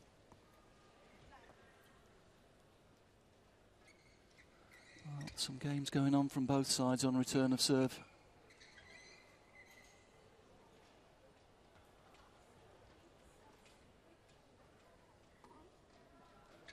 Yeah, telling both pairs.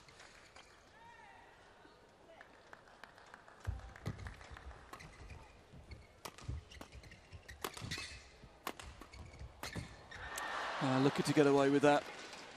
Tan playing a clear. You don't see many clears in men's doubles. No.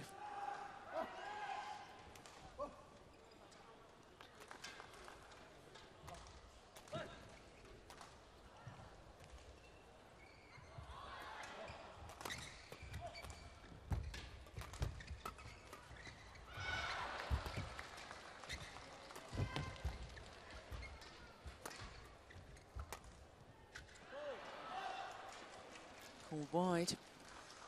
What is it about this lack of intensity throughout the entirety of a match? Is it just lack of focus, or is it partly fitness based, or what's the reason?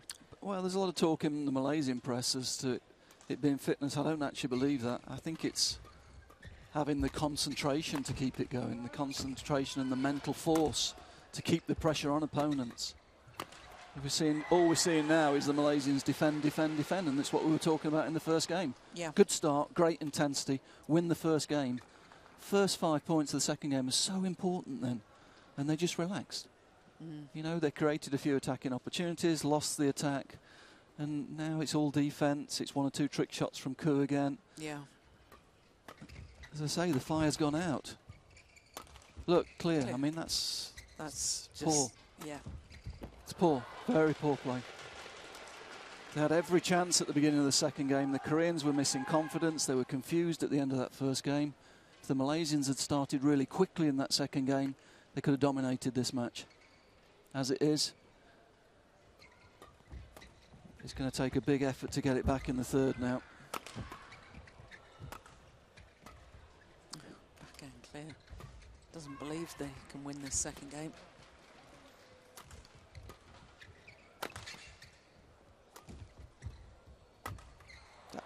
I don't get it, because even if you're going to lose the second game, keep your legs moving, keep some pace in the game, try some things. But I don't like this high clearing business. No. It's mental, it's negative, and then it's difficult to go from negative to positive. Yeah, and the match has only been in progress 35 minutes. It's not as... It's not... It hasn't been, you know, very, very physically demanding. Yeah, they're having to work hard to get the shuttle on the floor, but 35 minutes is not excessive. The problem's not physical for me, Joe. It's mental. It's having the ability to keep the pressure on, keep the concentration, keep the intensity high for 45 minutes to 1 hour.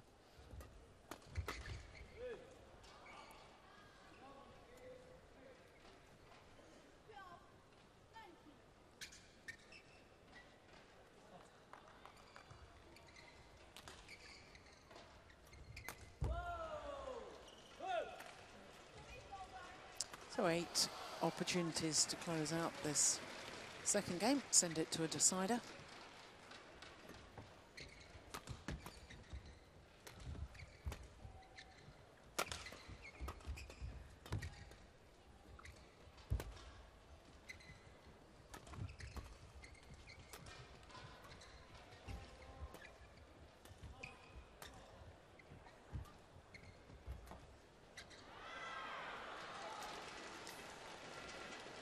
Well, I have to say it's disappointing because, you know, when Ku and Tan are playing well, they're one of the most dynamic, exciting pairs on the planet.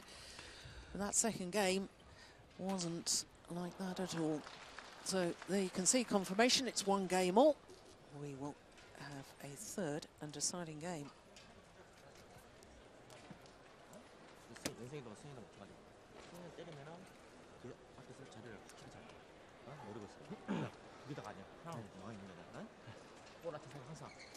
드라이버 치면은 중간 볼도 대학 사람이 항상 볼 안 치는 사람을 가지고 하고 강약 그래서 강약 자, 공 끝날 때까지 연성이 네가 잘났다고 해서 이 스타트에서 끝이 아니야. 어? 확실하게. 어? 집중하자. Well, at least the Malaysians have got a Korean coach at home listening to that. He'll know what they're saying. He'll be able to tell them what they were saying. The thing is now, I'm sure the Malaysians will come out. They'll try and play quick. They'll try and take the attack again because that's the chance to win. But they could have done that in the second game, having won the first. Kept the pressure on their opponents. They've let their opponents play. They've let their opponents gain in confidence. And now it's going to be a tough match to win. They can do it. As you say, they've got the talent. They've got the ability. But you've got to learn to play an entire match with very high intensity.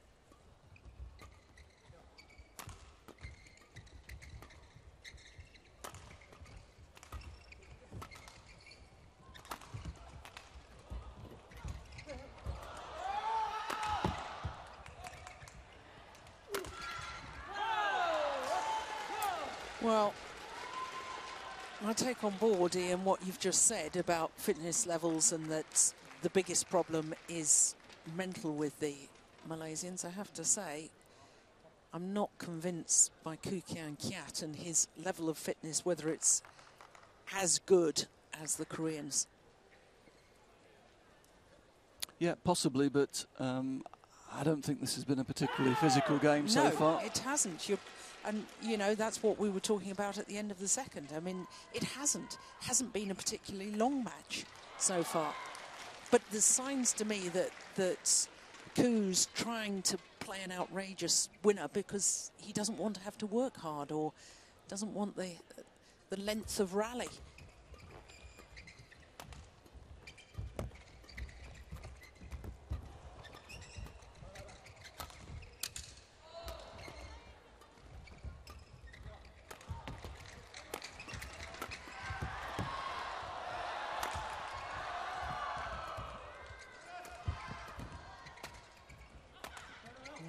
Goes in the clear again, a couple of clears, 3 clears, 4 clears, 5 clears.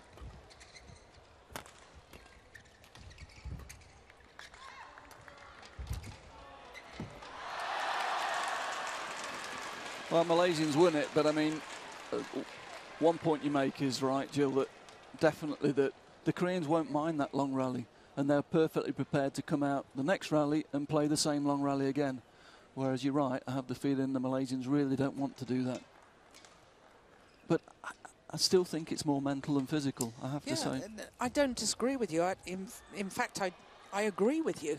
But, you know, I look at the...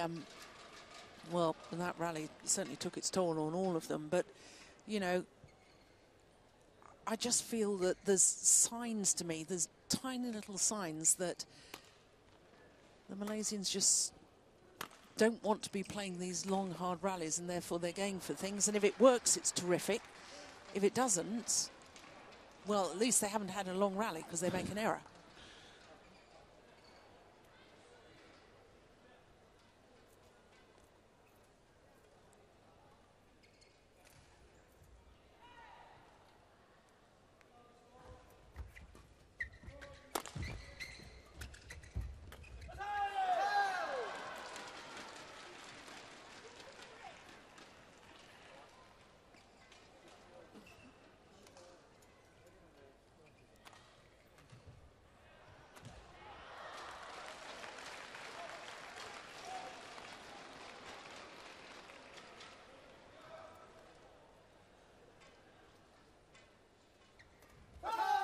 That's a good serve. Tan has served well. Doesn't always take advantage with the third shot, but the serve's very good.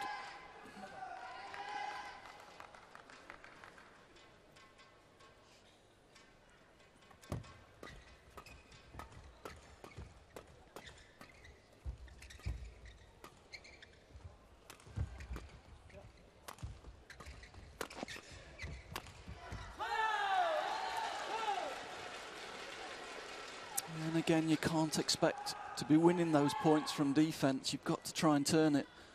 I always think the first shot in defence is so important, Jill. Whatever you do with that first shot dictates the whole rally.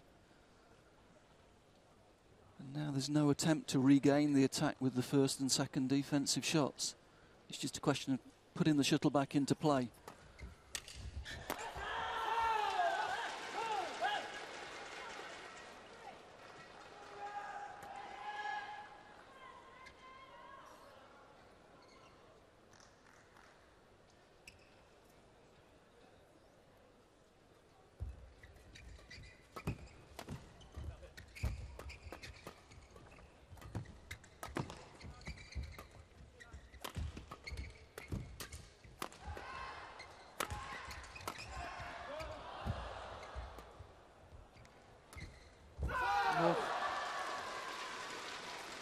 It was almost as if he meant to jump but didn't jump properly, and therefore his timing of this final drop shot was all wrong. Yeah, he decided he was playing a drop and didn't really get up as positively as he would have done and taken it as early as if he was going to hit the smash.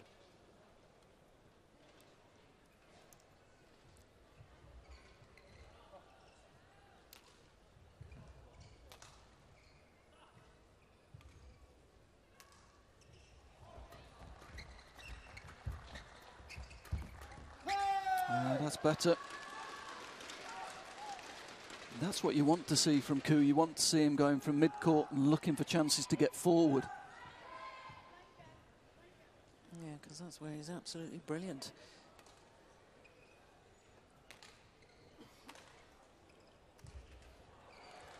Yeah. I think the coaching was clear there. No blocks in front of Koo. You go over him.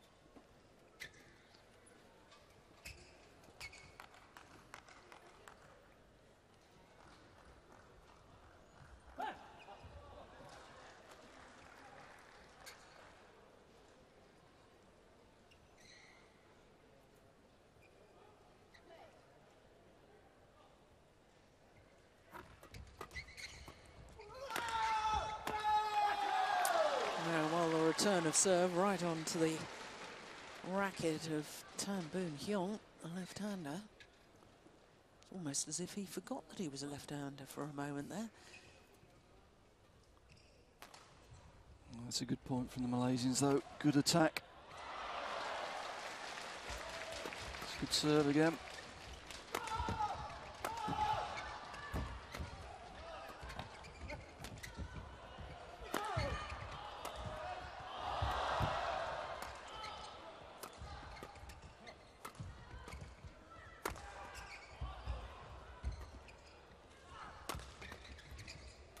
Koreans have lost a little bit of force, haven't they? Yeah. Not smashing as much.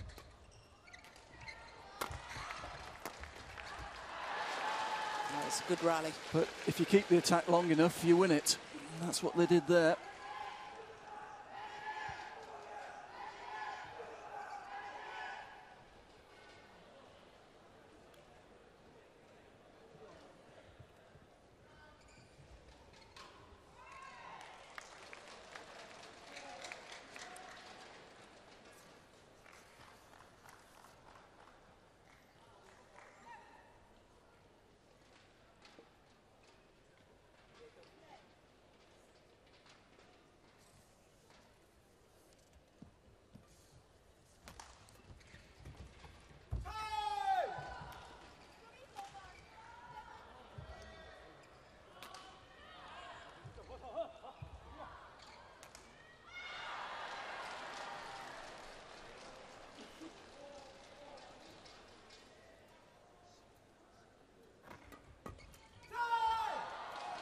Good serve again.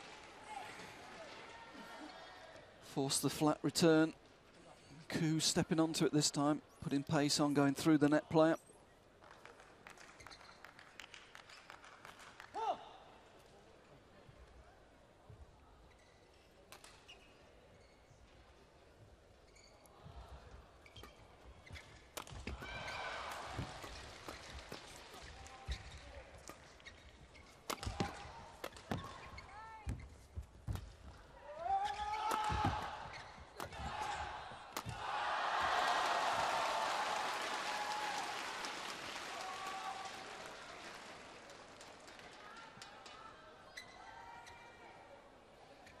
Good attack from the Malaysians.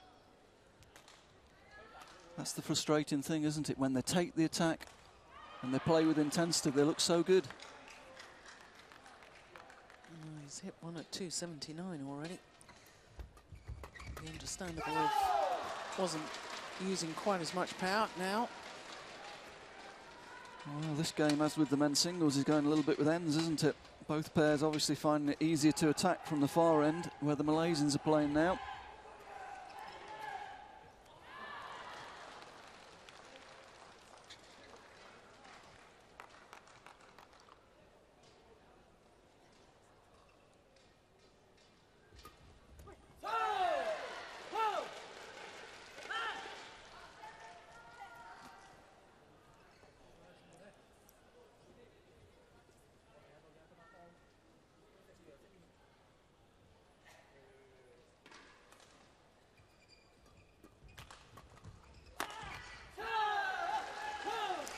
Very deep in his defensive stance, Tan Boon Hyung.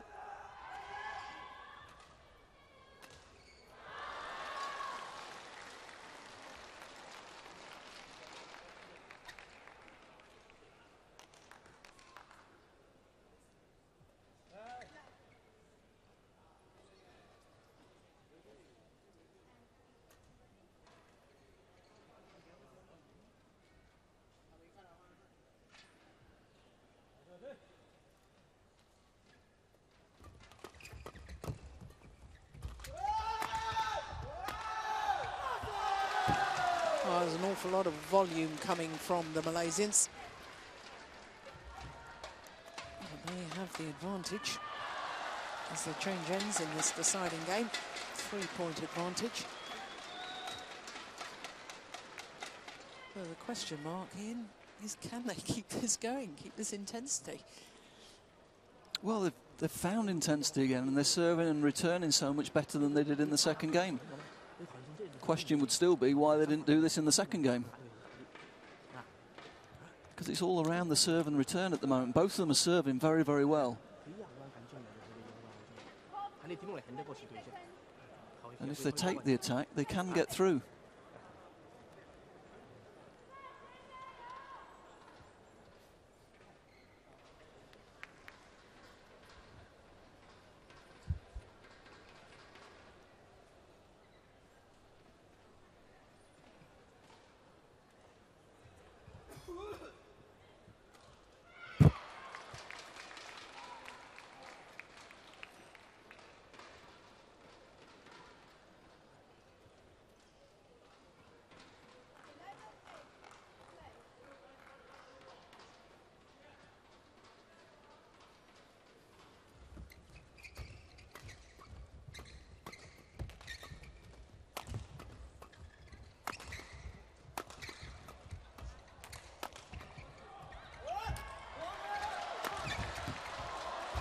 Unbelievable.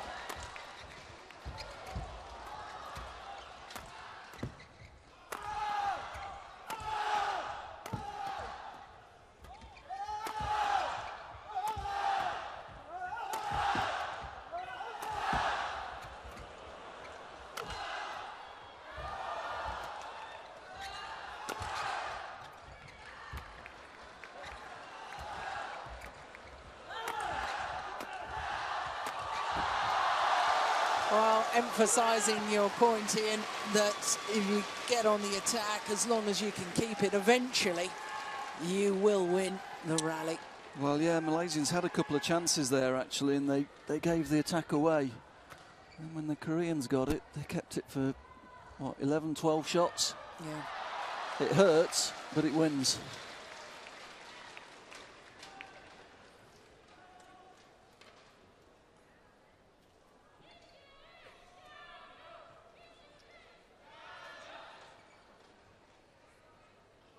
fully committed to that finish there.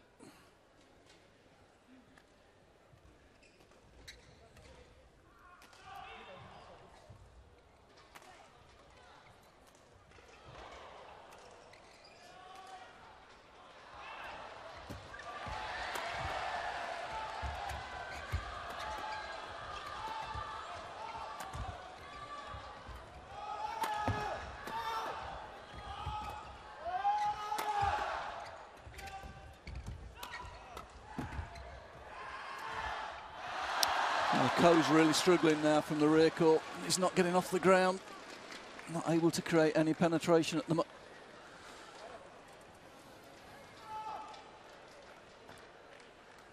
That's a poor shot. Never really got off the ground, did he, with his jump? Yeah, well, maybe all my theory about the Malaysians not being quite as fit as the Koreans, maybe that's going to be disproved in a minute. You just have the feeling there's a long way to go in this one.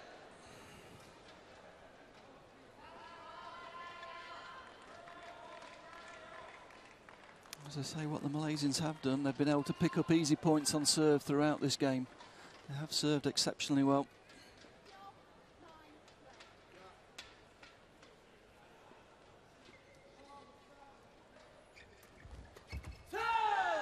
That's a good return.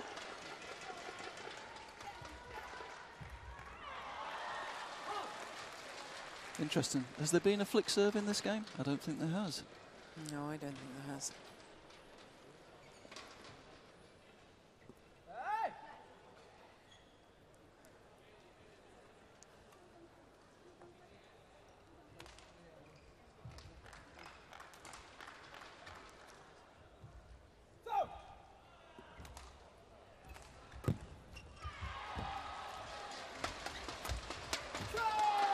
Yeah, that's what he loves doing.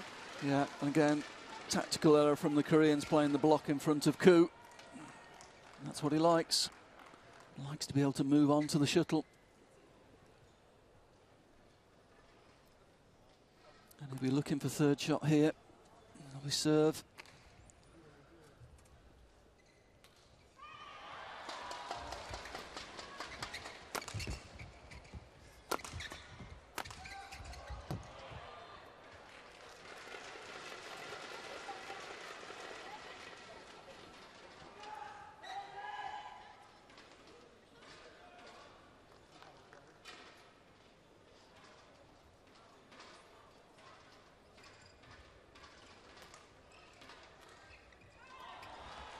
Oh, there's the flick.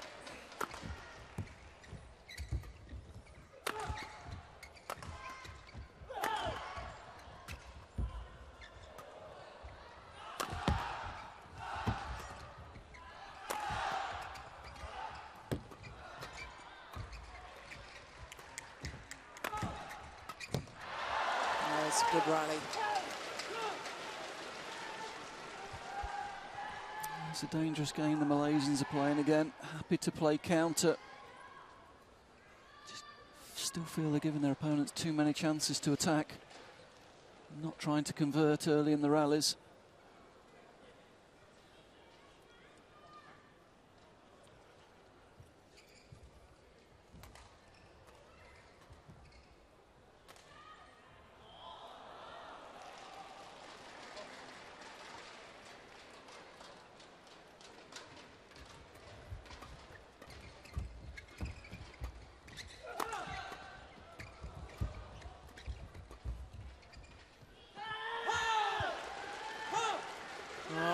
Back level.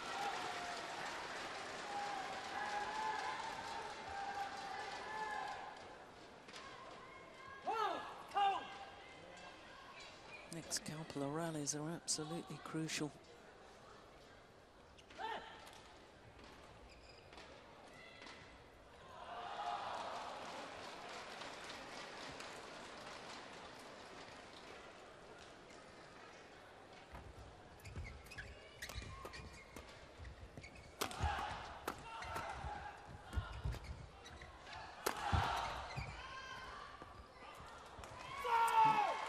Good pressure. Pressure from Tan in the rear court again, finding that good angle to the centre of the court, which has been very effective.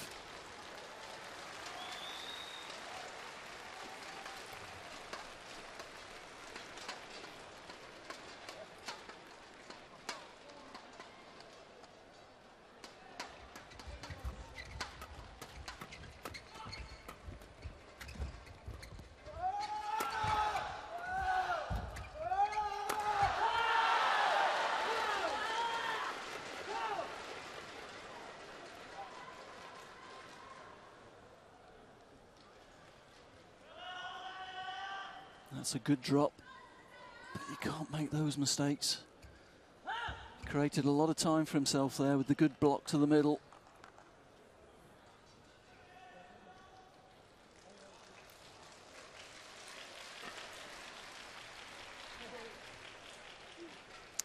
Well,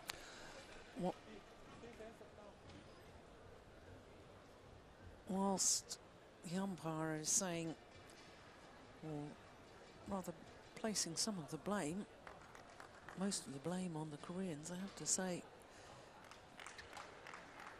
it has become a feature of badminton now that players do make their opponents wait an awfully long time before they say they're ready to receive the serve.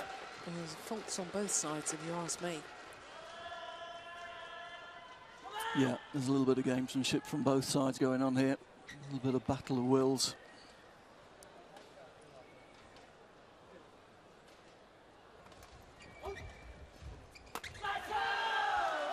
Yeah, poor choice of shot.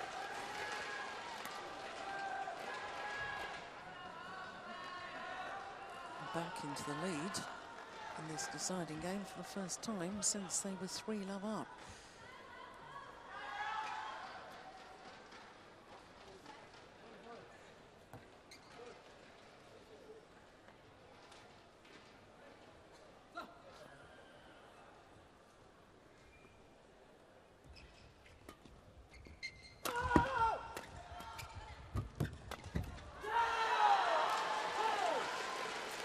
Well, again, attack wins. You've got to win that battle of the first 2 or 3 shots. You've got to take the attack.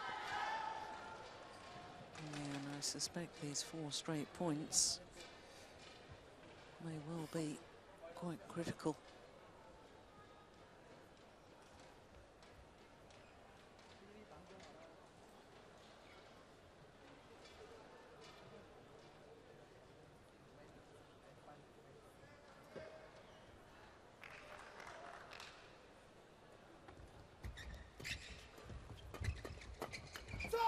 That's better. Better from the Malaysians. You've got to hunt the shuttle on that first 2 or 3 shots.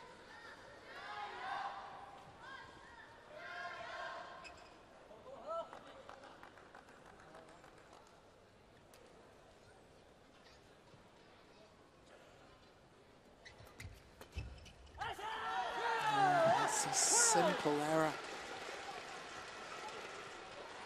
He played so well at the beginning of the match, didn't he? That's mid-court, on his forehand side, above the net. Got to do better than that.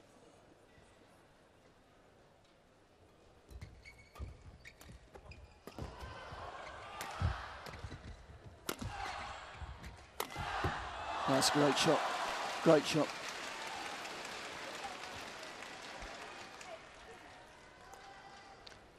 Good angle there. Good angle there. And this time finds the space. Good play. That's what we're talking about, Jill, maintaining the attack. He hit 3 times with good angle, and what happens? He creates space, hits the space, wins the point. Doesn't have to be the big power play, but you must keep the shuttle going down.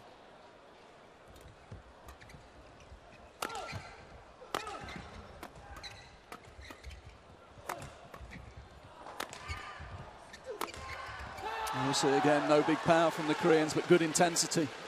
Shuttle coming down. Once they get the first one going down, they keep it going down, and eventually they get through.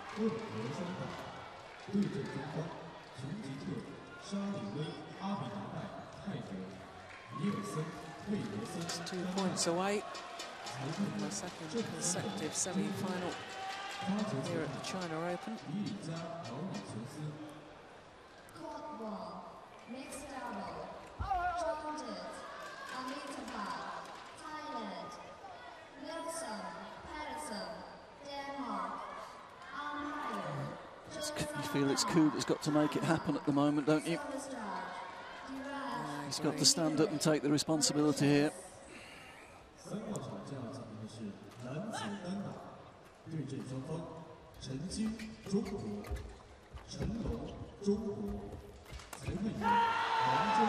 No, he wasn't able to do it. And now, after an hour and 3 minutes, 3 match points to the Koreans. Service charge, Li Ning China. Yeah, first time of asking. Well, it did actually develop into a wonderful quarter-final encounter.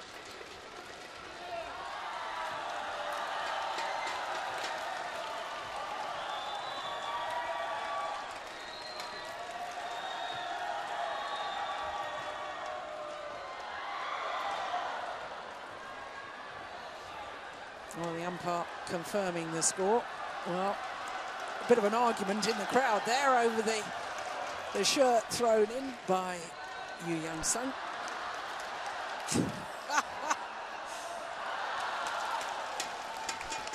Excellent stuff. Well, I guess the Malaysians can take heart from the fact that that was a much, much better performance against the Koreans than the last time that they played against them.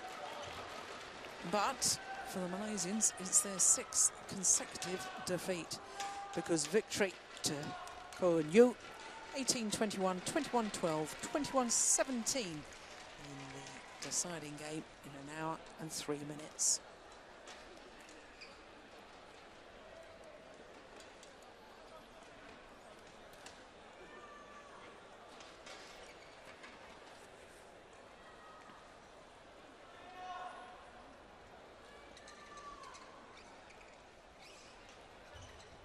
Well, 3 of our 4 matches today. Sorry, 4 of our 5 matches. My goodness me, you see, all the excitement's got to me. 4 of our 5 matches going the full distance. Only the women's doubles not doing so. There you can see confirmation of that. And it really was a wonderful day's badminton here in Shanghai from the Li Ning China Open premier event in the OSIM BWF World Superseries. So almost 5.5 hours of play for those 5 matches. What a terrific day it's been. Of course, we will be back tomorrow with semi-final action. It'll be 1200 local time, 0400 GMT.